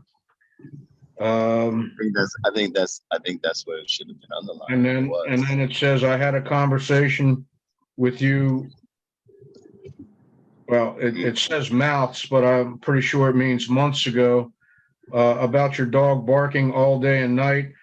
I would be concerned about the upcoming lawsuit, and that is it.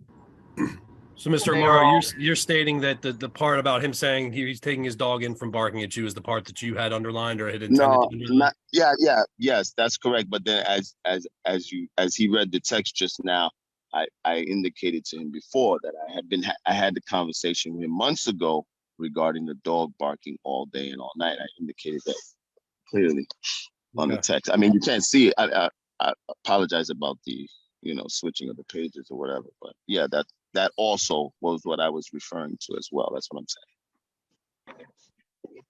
So this conversation that I had with him, I already had with him once. So the fact that I have to go now and file complaints, it just emphasizes that, I've had this conversation with him. He continues to keep doing the same thing, and I just don't know what else to do. So that's where it stands now with the filing of the complaint. Okay, Mr. Mara, are you satisfied with the testimony of your case? Yeah, absolutely. So far? Okay. Yes. We'll move on to the defendant and allow them to testify. So we'll start with Mr. Kling. Mr. Kling, you have the floor. Mr. Mara, you can mute, please. Yes, sir.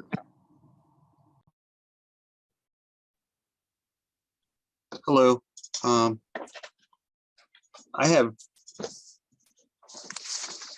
want to start with back on the end of January in 2022. Myself and Mr. Amaro did have a conversation about the dog barking.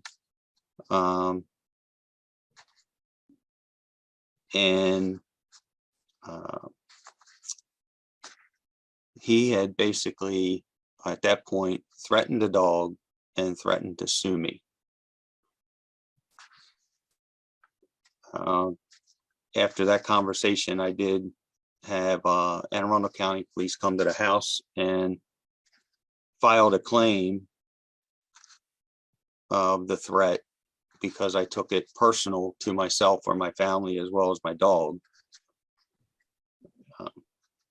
That evening, I even took and put up a temporary fence that separated.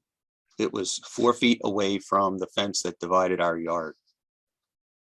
We have been working with Maggie even before that to, if she would bark, we would go out and get her and bring her in, calm her down.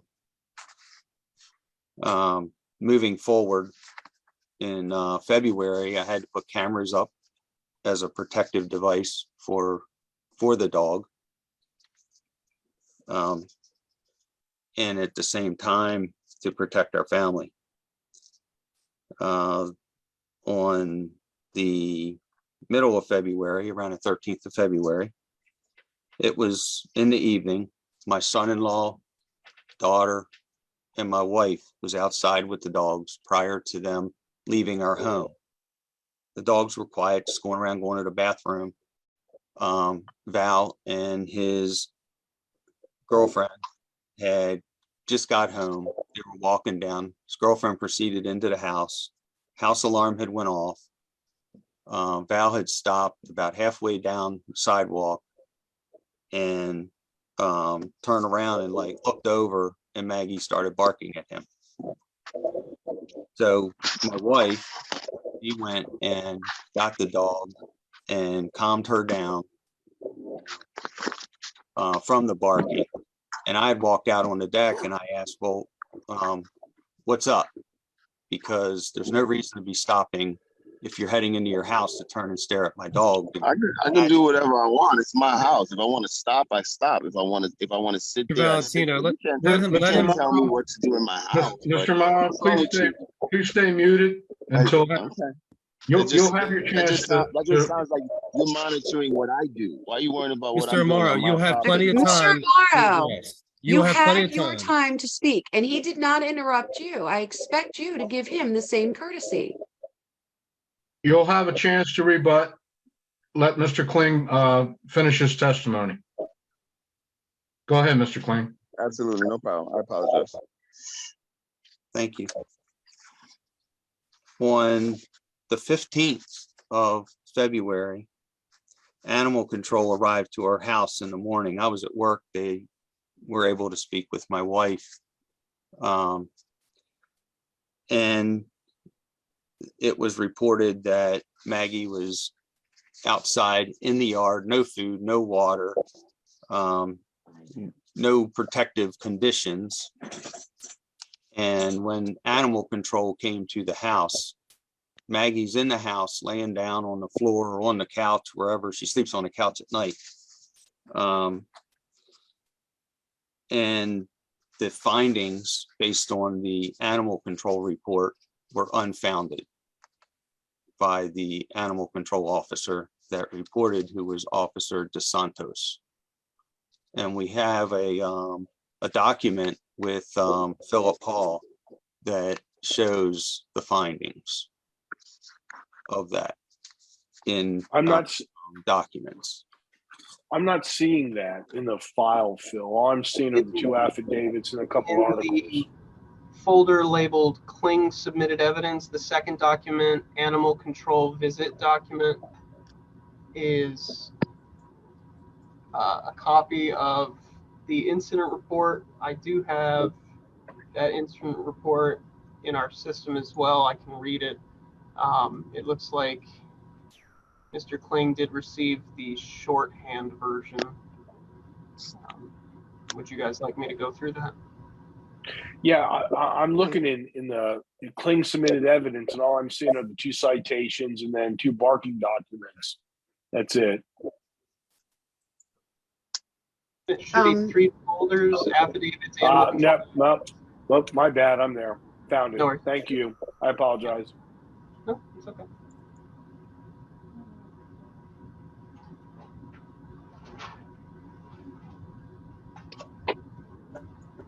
Please continue. I'm sorry. So the communication between my wife and the animal control officer DeSantos was that Maggie wasn't going anywhere. The accusations that were made about Maggie were unfounded. She advised that we build a dog house, even though the dog is inside, sleeps inside, and is never left outside. Animal control followed up, sending the article in the mail, Why Dogs Bark and the Solutions for Barking. When we met I would just want to retract back to January. When we met in January, or even prior in 2021, I had mentioned to Val that the dog's name's Maggie. She's not aggressive. She's not going to do anything. And that you can talk to her, you can pet her, you can be a friend to her, and maybe that barking would then be eliminated at that point.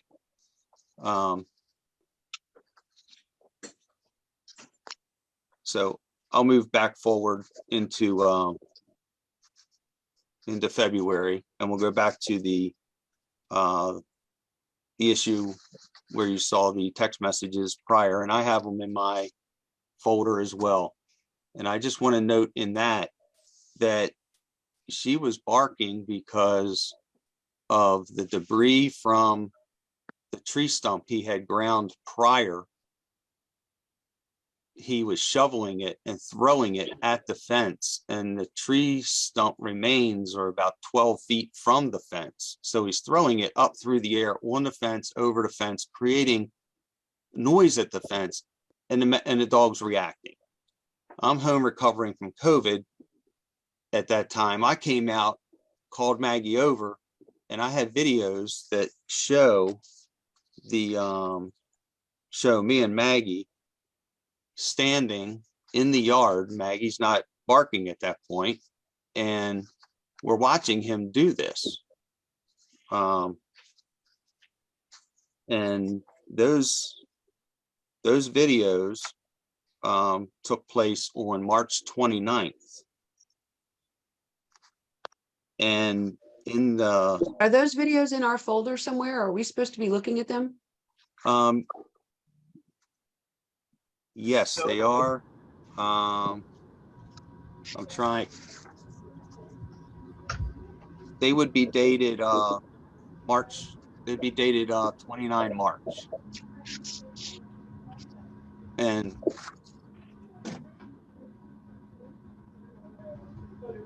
I'm sorry, they're on my computer and I'm sitting on my computer, but Phil Hall has a copy of that. You want to take a minute now and allow Mr. Hall to bring that up? Yes, please.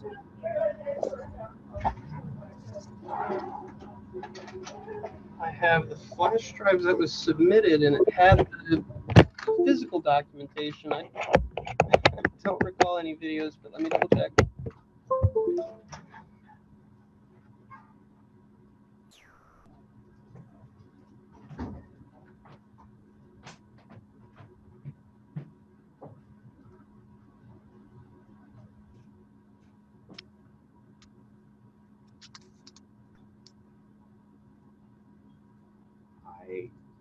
Oh boy.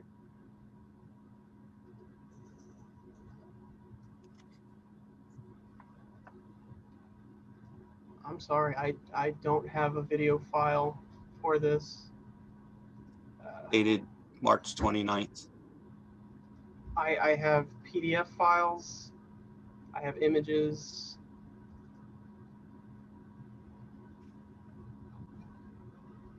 Your copies of the citations, the affidavits. You said that they're on your computer? Yes. Down at the bottom of your screen, there should be a share screen button. Is there any way you could play them? I'm sorry.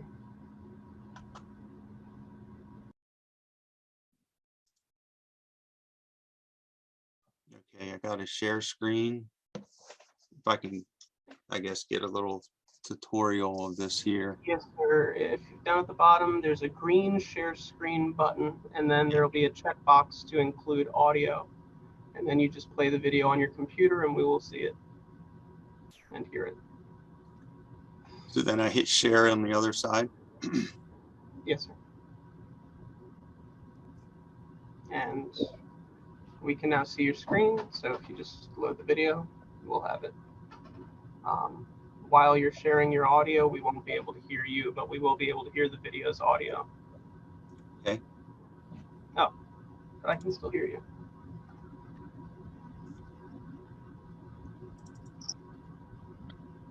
It's in the file for you. It should be 3-29 tree bark. Did you see that one? Okay. And there's probably about, I don't know, 21 videos I have of this.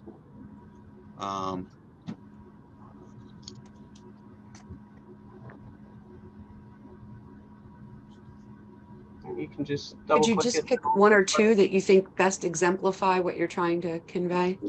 Yes, yes. I'm trying to do that currently now by they're very short. They're only like 15 seconds because that's the way my cameras record, very short. Try this one here. Okay, right over in this area.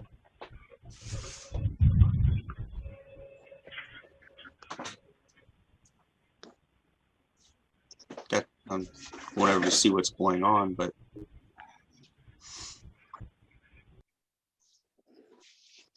I will.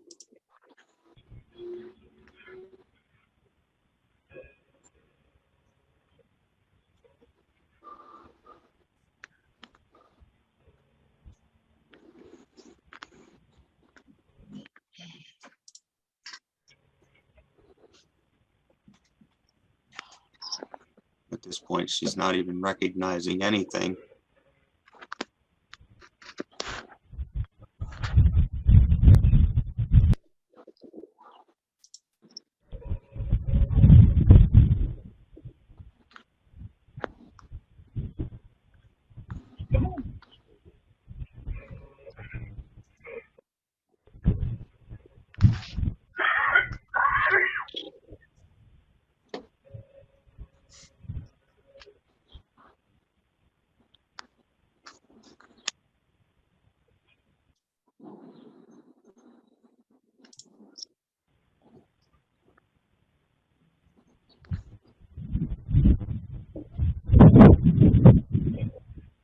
And Mr. Kling, Yes. what are the intent of these videos to show? Well, in this area here, Uh-huh. let us stop here, and I'll show you the arrow. In this area over here, this is where the tree bark was thrown over against the fence, the back portion here. Okay. And at one point the dog was barking, and when I came out, she calmed down and did stop barking. And she's just been walking around the yard, so there's no concern or from Maggie that he's even next door. Okay. Okay. How do I think get we're back all done with that. to? Try to get back to this here. Well, how do I get back to a full screen? I'm sorry. Are you trying to return to the Zoom hearing or play more videos, sir? Return to the Zoom meeting. I The arrow. I got you covered. So Okay. that should end the share screen for you. Okay. Okay. On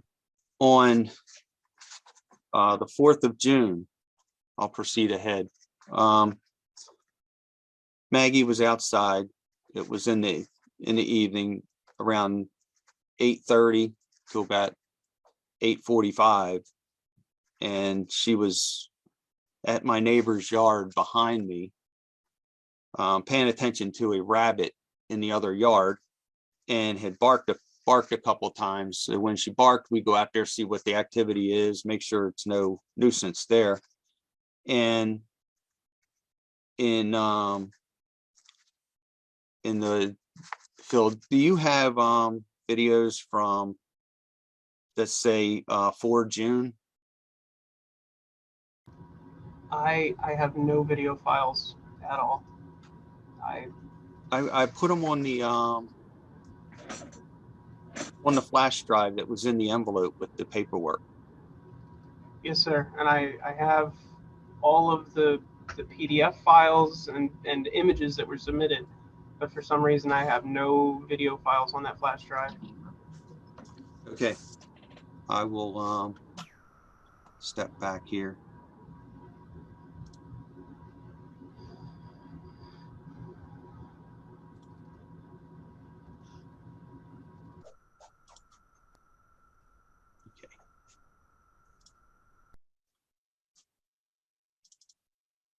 Okay, I'm going to show you one video, and what it's going to show is firecrackers or something being ignited from the backyard area of Mr. Amaro, between the shed and his house, where there is a deck in that area. And it's because Maggie's barking at a rabbit that we went out and addressed the situation on.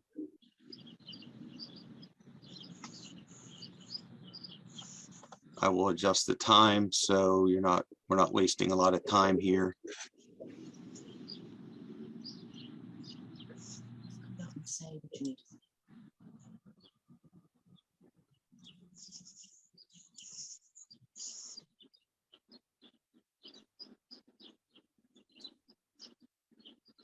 If you pay attention in the top left-hand corner of the video. I'm not seeing the video right now. I just see the screen that shows 3 Right. videos are there, but I'm not seeing the video being played. And Mr. Kling, your image is glitching, so you might want to turn your camera off and turn it back on. Oh, sorry. let's try with the video open. If you reshare just that window, that might be what the issue is. Let me stop it on your end. Go ahead and hit the green share button one more time and select the window with the video, or just select to share your whole screen, and then we'll see what you see no matter what you click on. There you go. Okay. Can you see the video now? Yes, sir. Yes. Okay. I'm going to go ahead and hit play, and here shortly you will see a big flash in the top right-hand corner against the fence and whatnot. And whatever it was, it sounded like shotgun shells going off. And this is not only this evening, but also on the evening of the 11th, it was done in the same area.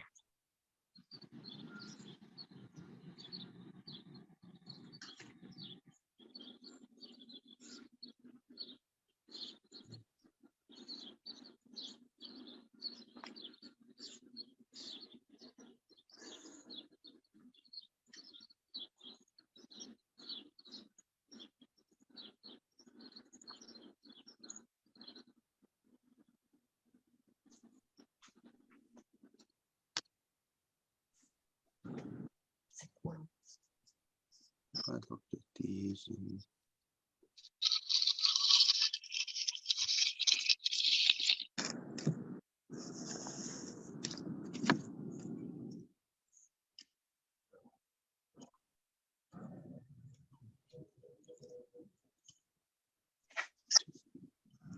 oh, wait a minute. 840, I'm too far.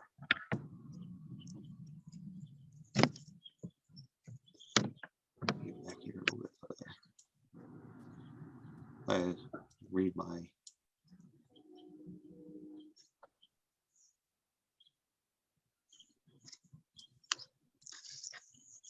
okay, I'm back in the area. You'll see the big flash at the fence.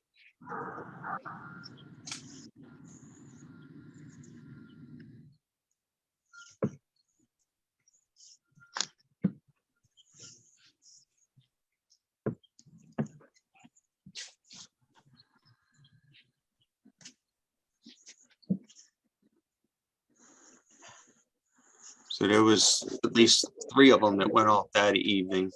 On the 11th, there was probably another 3 or 4 that went off that evening as well.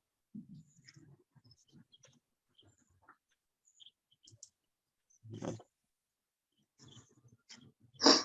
My video is going nuts again, so there we go. Do we have any sound with that, Mr. Klein? I did, unfortunately. Where's my phone? It might be on my phone that I can play. Oh, no, that's okay. I just wanted to know if it was in the video. Yeah, for whatever reason, when I was uploading videos, some of the sound stayed and some didn't on some of the videos, and I don't know why. Okay, can you play the same thing? Is video 1 and video 2 the same thing? It just shows the lighting, but it's yeah, you don't see it. So you just see the ground lighting up in my yard. Yeah. But you don't see the fence because it's. I was hoping to hear it rather than see it and try to make that association. Okay, I understand. I will go into my phone here real quick so it can be put together.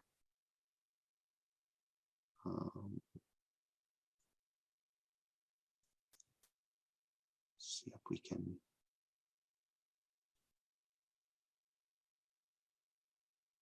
Oh, here's my camera. That's what I need to do. There we go.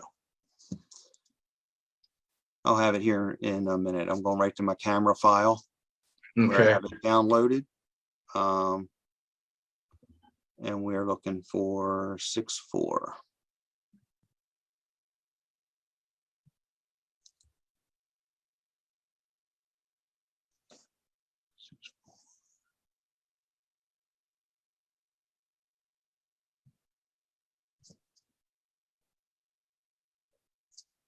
Oh,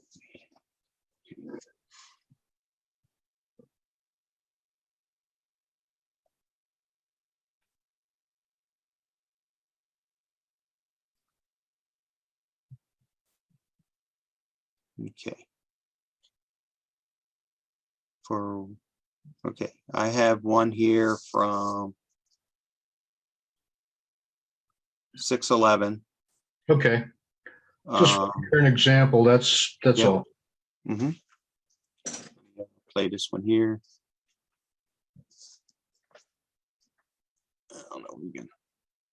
We'll see. These are short videos, so I don't exactly know the exact one. What's it? Okay, this is video one. This one will probably show you a better depiction anyway. Let's see, 4330.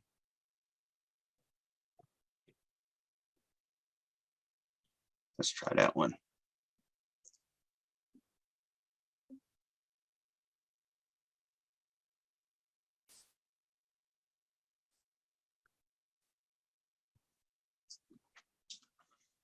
Oh, you know what? I probably have this thing muted. Let me unmute it. Yeah, I can't hear a thing. Yeah, I had it muted. And we That was can't really see you in the frame. There we go. I'll start it over. Well, wait a minute. Can you stop sharing your screen so that you appear bigger? We could see that phone better. Yeah. There you go. Good idea. Hold the phone up just a little more. No. I meant higher. Oh. Yeah, like right there. Now coming a little closer, right where you are.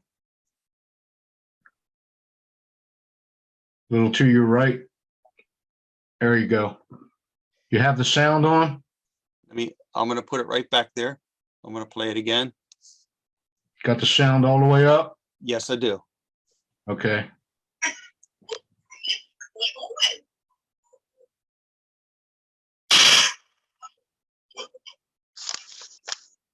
When you can see it lighting up on the other side of the fence. And we're on a porch, and Dog is on the porch. I just told that camera. That's the guy that's complaining. Yeah, I think it's over. Yeah. But that was the 4th and the 11th. And then the ones. And then there was another episode, does not pertain to my dog, so, but there was a 3-minute episode of that to one of my neighbor's dogs on the other side. So down the street, a couple of houses. So but I'll go ahead and move forward so we can get this moving on. I want to look back at the affidavit. Hold on a second. Mr. Edmondson, could you mute, please? I think we're getting noise from. Yes. Okay, yeah. Okay, thank you. Go ahead, Mr. Kling. I'd like to look at the 2 affidavits. They're both dated as violation dates 9/28/22, both at 6 a.m. in the morning.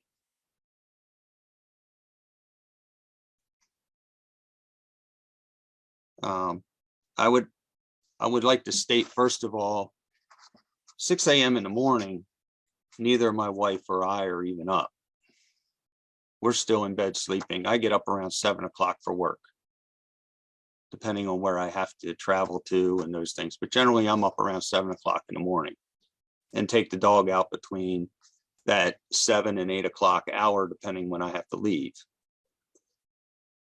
And the one comment as stated on one of the affidavits, that the one dated 9/28/22, the other one's dated 9/27/22, but it says, as long as owner continues to be disrespectful, I'll continue filing complaints of neglectful to animal, barks all day and night. Yeah. Following up with that, the event dated on October 3rd. The affidavit, there's an affidavit there, and I am working my way to there, stating that abandoned a dog in bad weather, raining, no food, no water. I have a privacy fence up. You can't see in my yard from his yard in theory, unless you're purposely trying to, or crossing onto my property. We have 2 water bowls. They're generally outside all the time. They're maintained with water. My wife's home. She is a stay-at-home wife. She's home with the dog all day unless she's going somewhere and the dog is in the house taken care of. This particular day, it states the dog's out in the rain, and it states 9 o'clock in the morning. I have video that morning that shows that it was not raining in my house. I have a pool cover with water on it. There's no rain spots. The temperature was 55 degrees.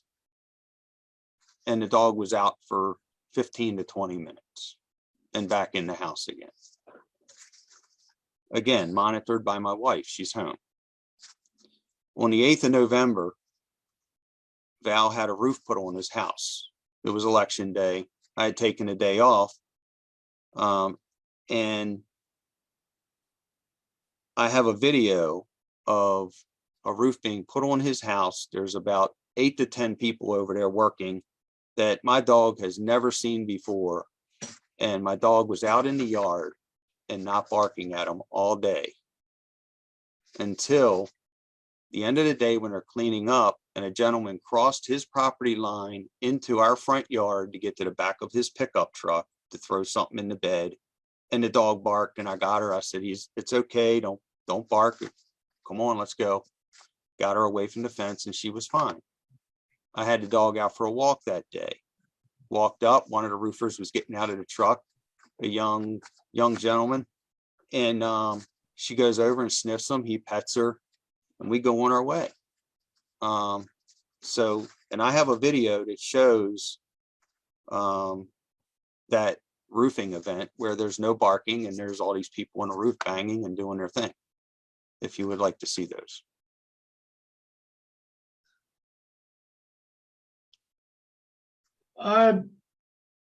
It's up to the rest of the commission. I'm pretty satisfied with your testimony so far, and I think we're getting the picture. I don't know whether all of these complaints are before us today. They probably are collectively. Is that true, Philip?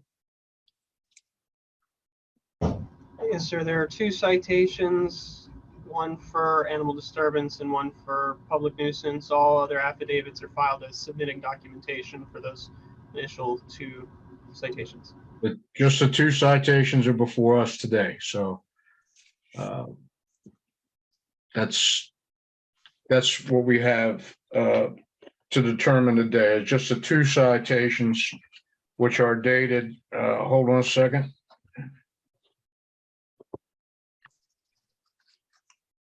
Uh, 6/21/22 and 6/22/22 were the violation dates. Okay, that's it. Thank you. I would like to share one other thing, if it's okay. Sure. I have 2 letters that have been written and notarized as evidence to Maggie's behavior.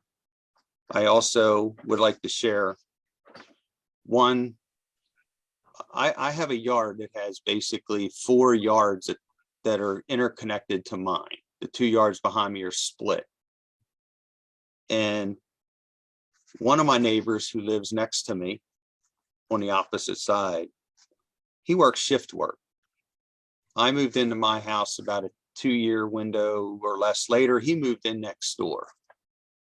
So we've lived next door to each other for about 20 years. he works shift work. I never know what shift he's on. I don't ask.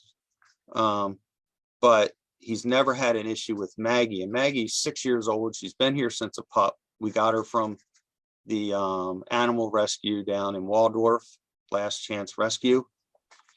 And him and his wife, they'll be outside. She'll bark a little bit, jump up on the fence. They come over, they pet on her, they talk to her. And Maggie is then just perfectly fine. She just wants somebody to pet on her. That's all. Not that we don't give her Is that the proper letter from attention. Mr. Castle? Yes, it is. That's one of them. Okay.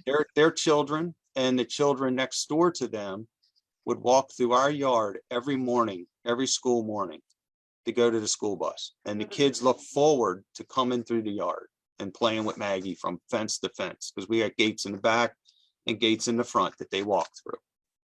And they just love the dog, and the dog loves them. And there's also a picture. I don't know that you'll have it, but I can show you if you want. And it is of the kids playing, I think it's lacrosse. I'm not a real sports guy, but Maggie's laying by the fence watching them throw the ball back and forth in their stick with the net. I guess it's a lacrosse. And she's just sitting there watching them play, not barking, no interaction, just watching.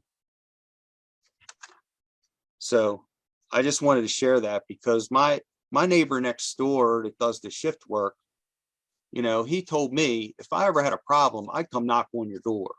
And if that didn't resolve it, I'd be calling animal control. And I've never had a problem with your dog. So I could go on with some other things, some other avenues and such like that. But, you know, if you feel like you need to hear more, I can share more. It's up to you. You have witnesses, Mr. Edmondson and Mr. McGarry, witnesses Yes. for you? Yes, I do.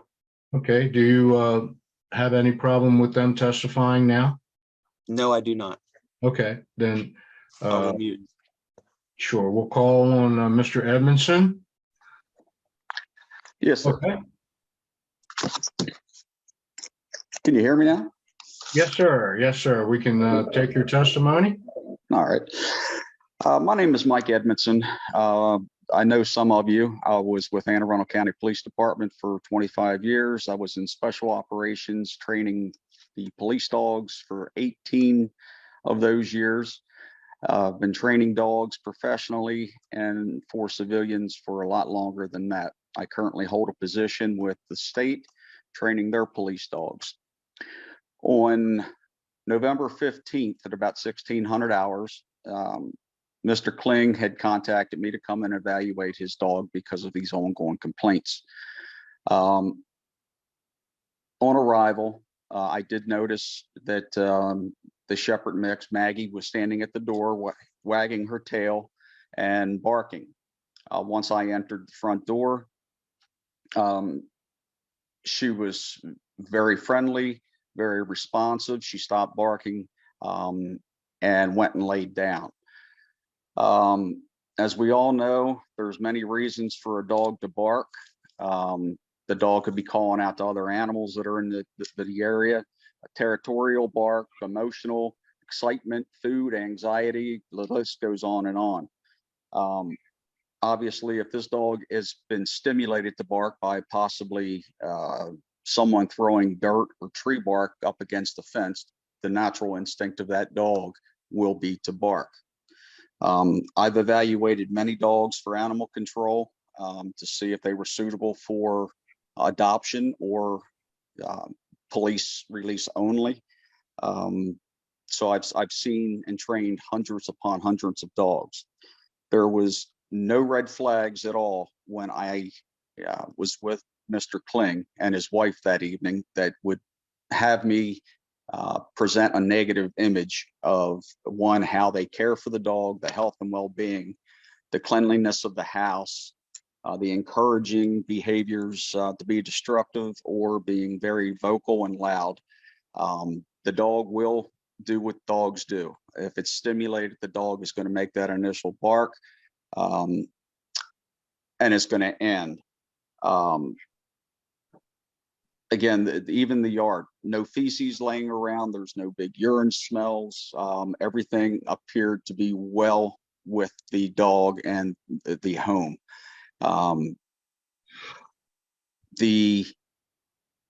The issue seems to be some sort of neighbor dispute, and what I've learned, again, you'd have to talk to Mr. Kling more about that.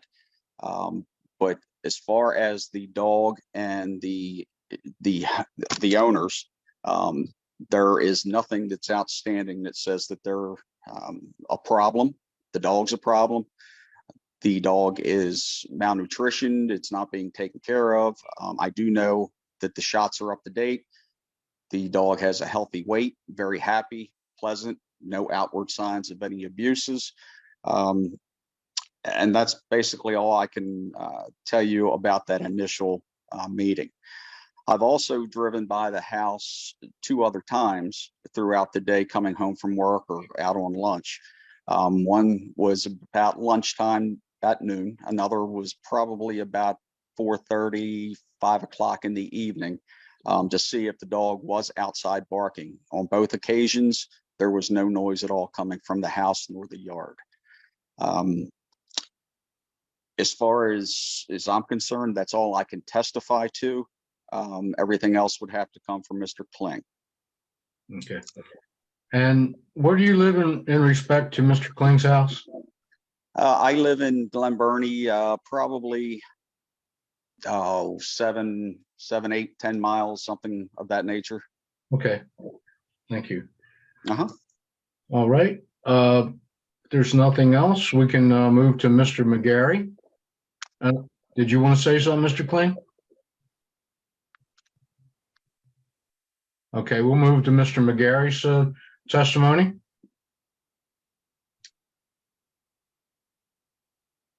You're on mute, sir. My name's Evan McGarry. I'm Carl Kling's son-in-law. Okay.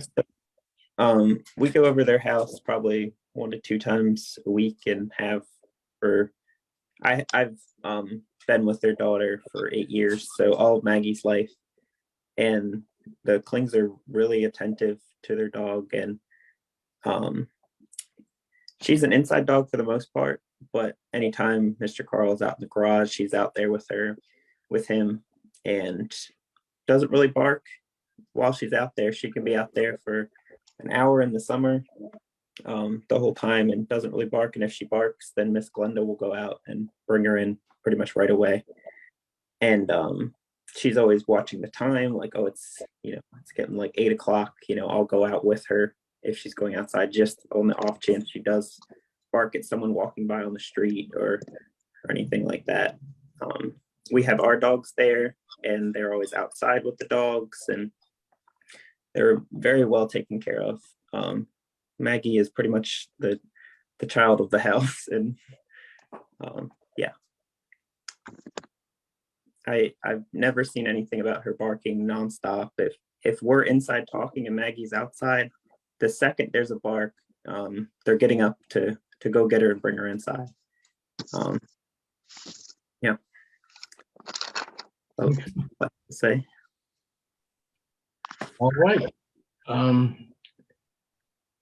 Is there anything else, Mr. Kling, that you would like to add? Yeah, just one final deal about how the dog's taken care of and how we monitor her. For the last year or more, we've walked outside with Maggie to watch her. Once the sun starts to go down and it starts to get dark, and generally it's after what's like from mid-October to March, it's like anytime after 8:30, we go out with her and walk around the yard with her. She's not unmonitored at that time, and that's until it's bedtime and we're in the house for good. In the summertime, once it gets to be dark around 9:30, we'll go out and we monitor her because we don't want her barking when people are trying to sleep. So we try to do the best we can with that. And generally there is no barking, no response out of her in the evening hours. And if there is, then it's addressed and tried a training mechanism to get her to stop barking for whatever reason it is. And Okay, that would be, I guess, what I have to say at the end here. So, okay. Do any of the commissioners have any questions for these witnesses?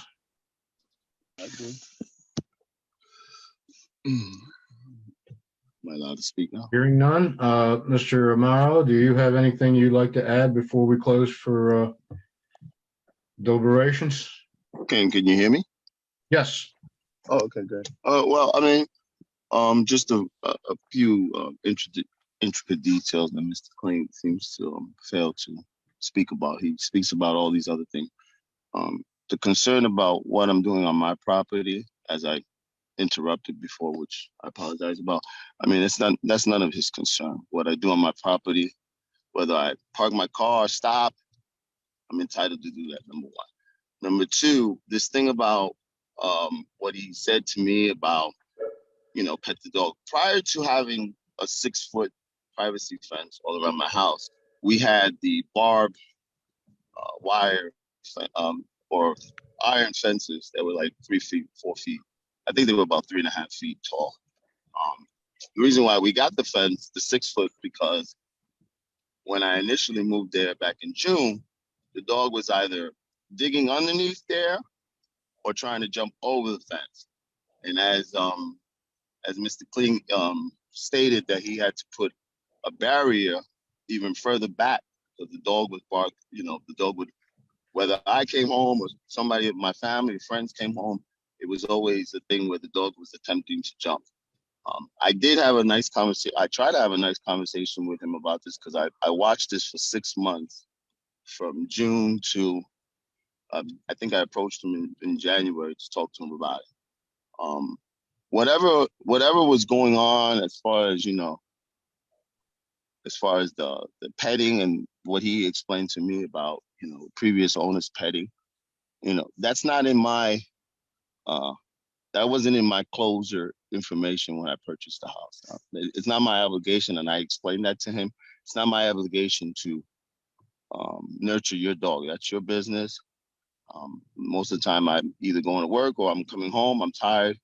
I don't have time to pet a dog. I don't have my own dogs because I don't have time, as I explained to him before. So whatever used to go on before, that's great. I mean, that's beautiful. But, I don't have to be friends with anyone except do what I need to do in my home, courteous, respectful, and that's it. And I explained that to him politely. So this illusion about, you should pet the dog, and maybe if you pet the dog, he'll stop barking. I mean, that to me is nonsense. That, I don't. And the other thing, also getting back to the shoveling of the wood chip, the wood chips. What he also fails to realize, when I purchased that home had about 5 to 6 giant trees surrounding the home itself. I had them all chopped down. There was mulch all over the landscaping.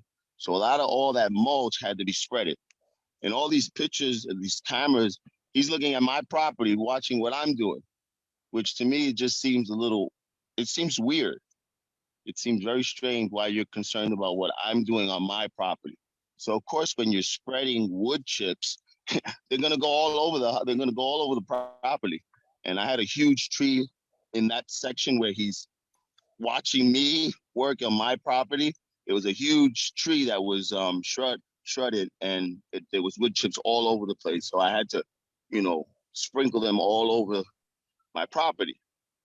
It wasn't a matter of throwing it on the fence. I mean, there's dirt all over my property. So I was just doing my landscaping duties. So, to me, whether the dog was barking or not, that's irrelevant.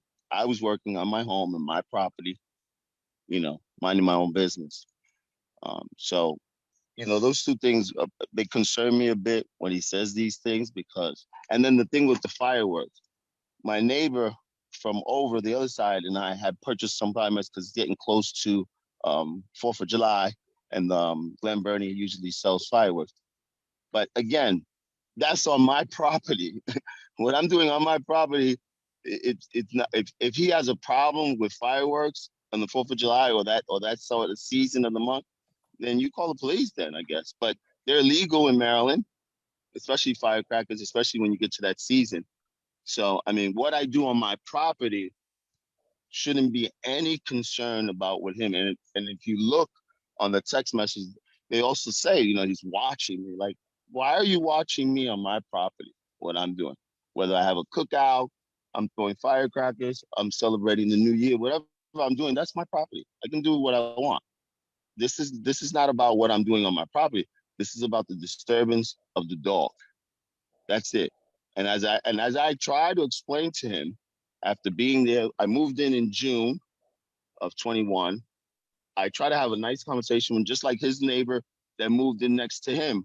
Explain to him if he had a problem with the dog, he'll then contact animal control. Well, that was the same conversation that I had with him. And his argument was, well, the previous tenants of the home that you live at now, that you own now, they used to pet the dog. Well, when they pet the dog, that's their business. That has nothing to do with me. First of all, I changed the 4-foot or 3-foot iron fence to the 6-foot for privacy.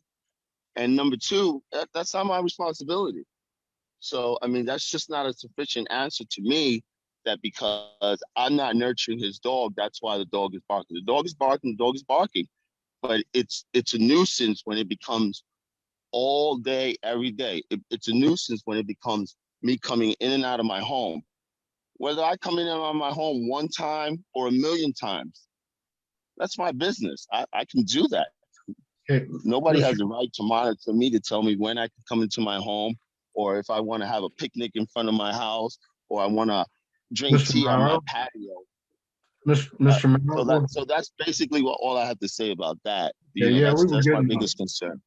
yeah, we were retracting repetitive. So, All right. I think we've heard, Mr. Kling, you got your hand up.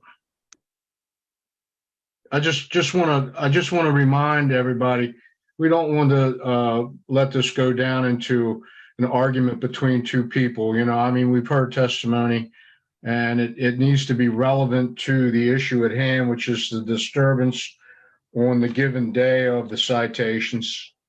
Okay? So go ahead, Mr. Kling. Absolutely. I completely understand where you're coming from. The fence is separate. Just one quick note. That's all I want to say. The fence separates Mr. Morrow's property and my property. I paid for a survey.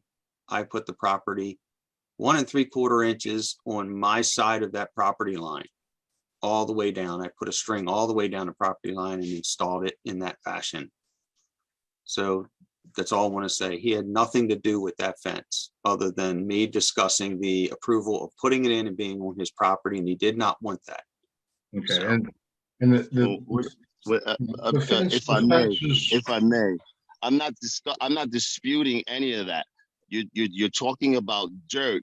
My whole property is filled with dirt, and whether I'm shoveling wheel chips or whatever, I mean, dirt's gonna come all around my property. Whether it gets on your fence, I have no control over that, and I'm not gonna be, I'm the one that trims my portion of the property where your fence is at.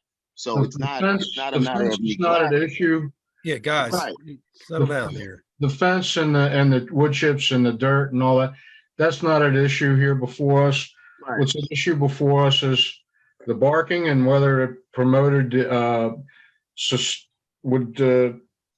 evidence would support the citations. So that is the issue that's before us today. And if we have any more testimony on that particular issue, it would be welcome. And like I said to you before, I can gladly, get my SIM cards and, somehow figure out a way to give you the barking on my cameras if you want to give me the time to do that. If not, then we can proceed, whatever you want to do. How long would that take you, Mr. Mao? Well, I have to take each of my cameras. I got to take the SIM card out, and I gotta, I guess, go to Best Buy and find out how to get the recordings, and then put them on some sort of floppy disk, and then bring them to animal control. So, yeah. Okay, well, That's why you didn't get them from the beginning, because it's a bit of a long process. So, I okay, apologize about that. all right. Okay, well, any questions from the commission for anyone before we close for deliberations?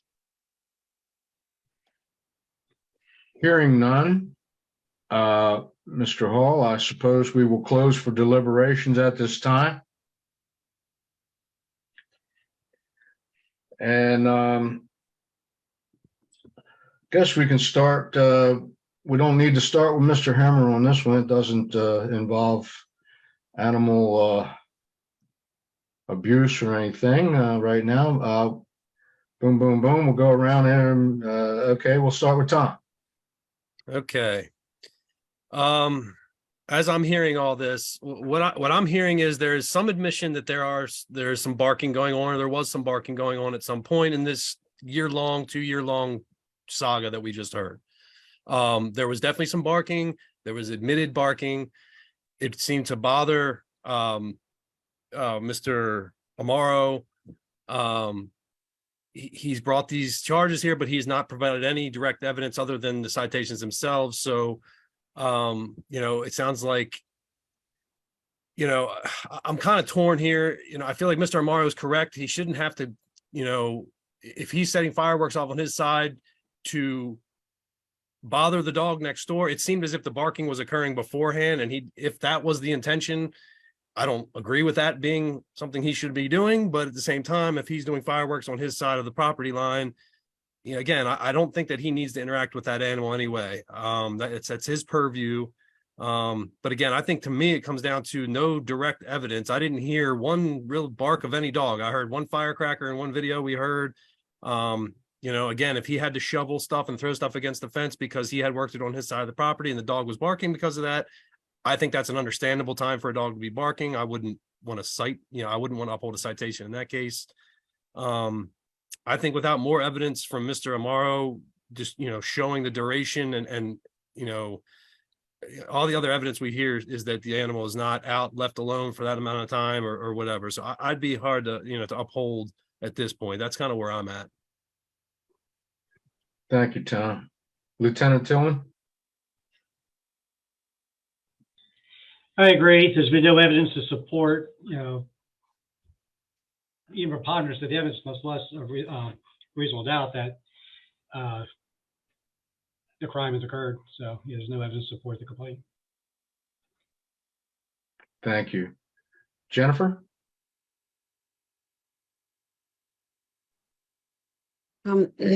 I'm in agreement. I went back and looked at each one of these citations, and most of them, they're more geared towards some type of perceived neglect of this animal, which Animal Care and Control has already ruled out. There's lots of references to Mr. Amaro being a member of PETA, but the complaints are all very vague. It says the dog is left to bark out in the rain. It doesn't say, how long, but half of them say all day, all night, but no real, clearly that dog is not barking 8 hours straight. But I felt like I just didn't have enough information.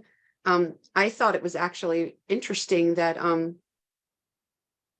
Mr. Amaro felt that hearing the dog bark was a nuisance, but his neighbor hearing his fireworks go off wasn't a nuisance. I felt that was kind of contrary there. I'm actually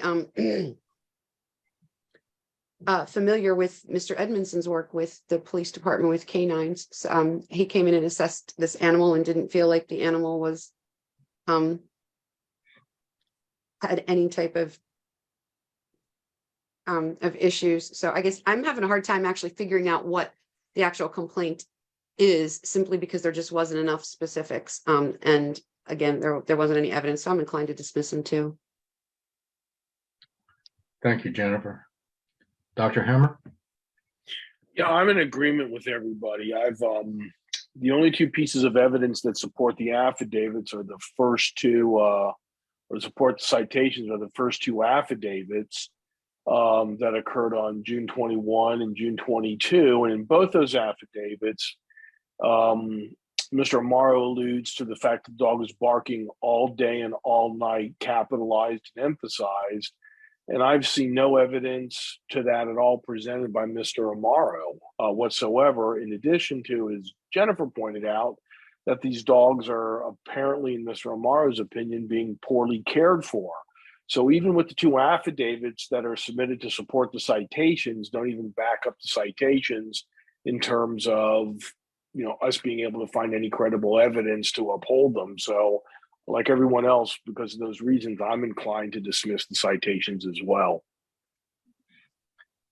And to cap things off, I agree with the rest of the commission's views. I am not going to add any speculation here, but you know, it's not the amount of complaints that are made. You know, as was stated, you know, I'll just keep filing these complaints. The onus lies on the complainant rather, to support the allegations. And as the rest of this commission has found, there really is no support in these complaints. As a matter of fact, the complaint regarding the care was found to be unfounded when it was investigated. So I agree. I do Yeah, and not. I would say that it sounds like there may be video or audio evidence, and if that's the case, then and I think this goes across the board to every case we hear, that evidence should be brought to bear at the time. You know, I mean, Correct. If it continues to happen and you want to refile, you know, make sure that evidence is ready at the time when you sit down in front of us, because if you can't provide the evidence, we have nothing to go on, and that goes across the board with every case we heard today. Right. Any supporting evidence should always be ready to go at the time of the hearing, and we can't really look further than that.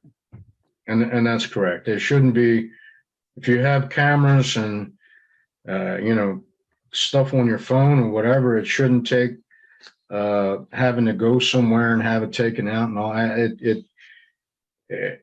With the length of all the complaints here, yeah, some sort of evidence should have been injected here and introduced along with the complaints. The length of time, I don't even see any, you know, all day and all night type of things. Certainly,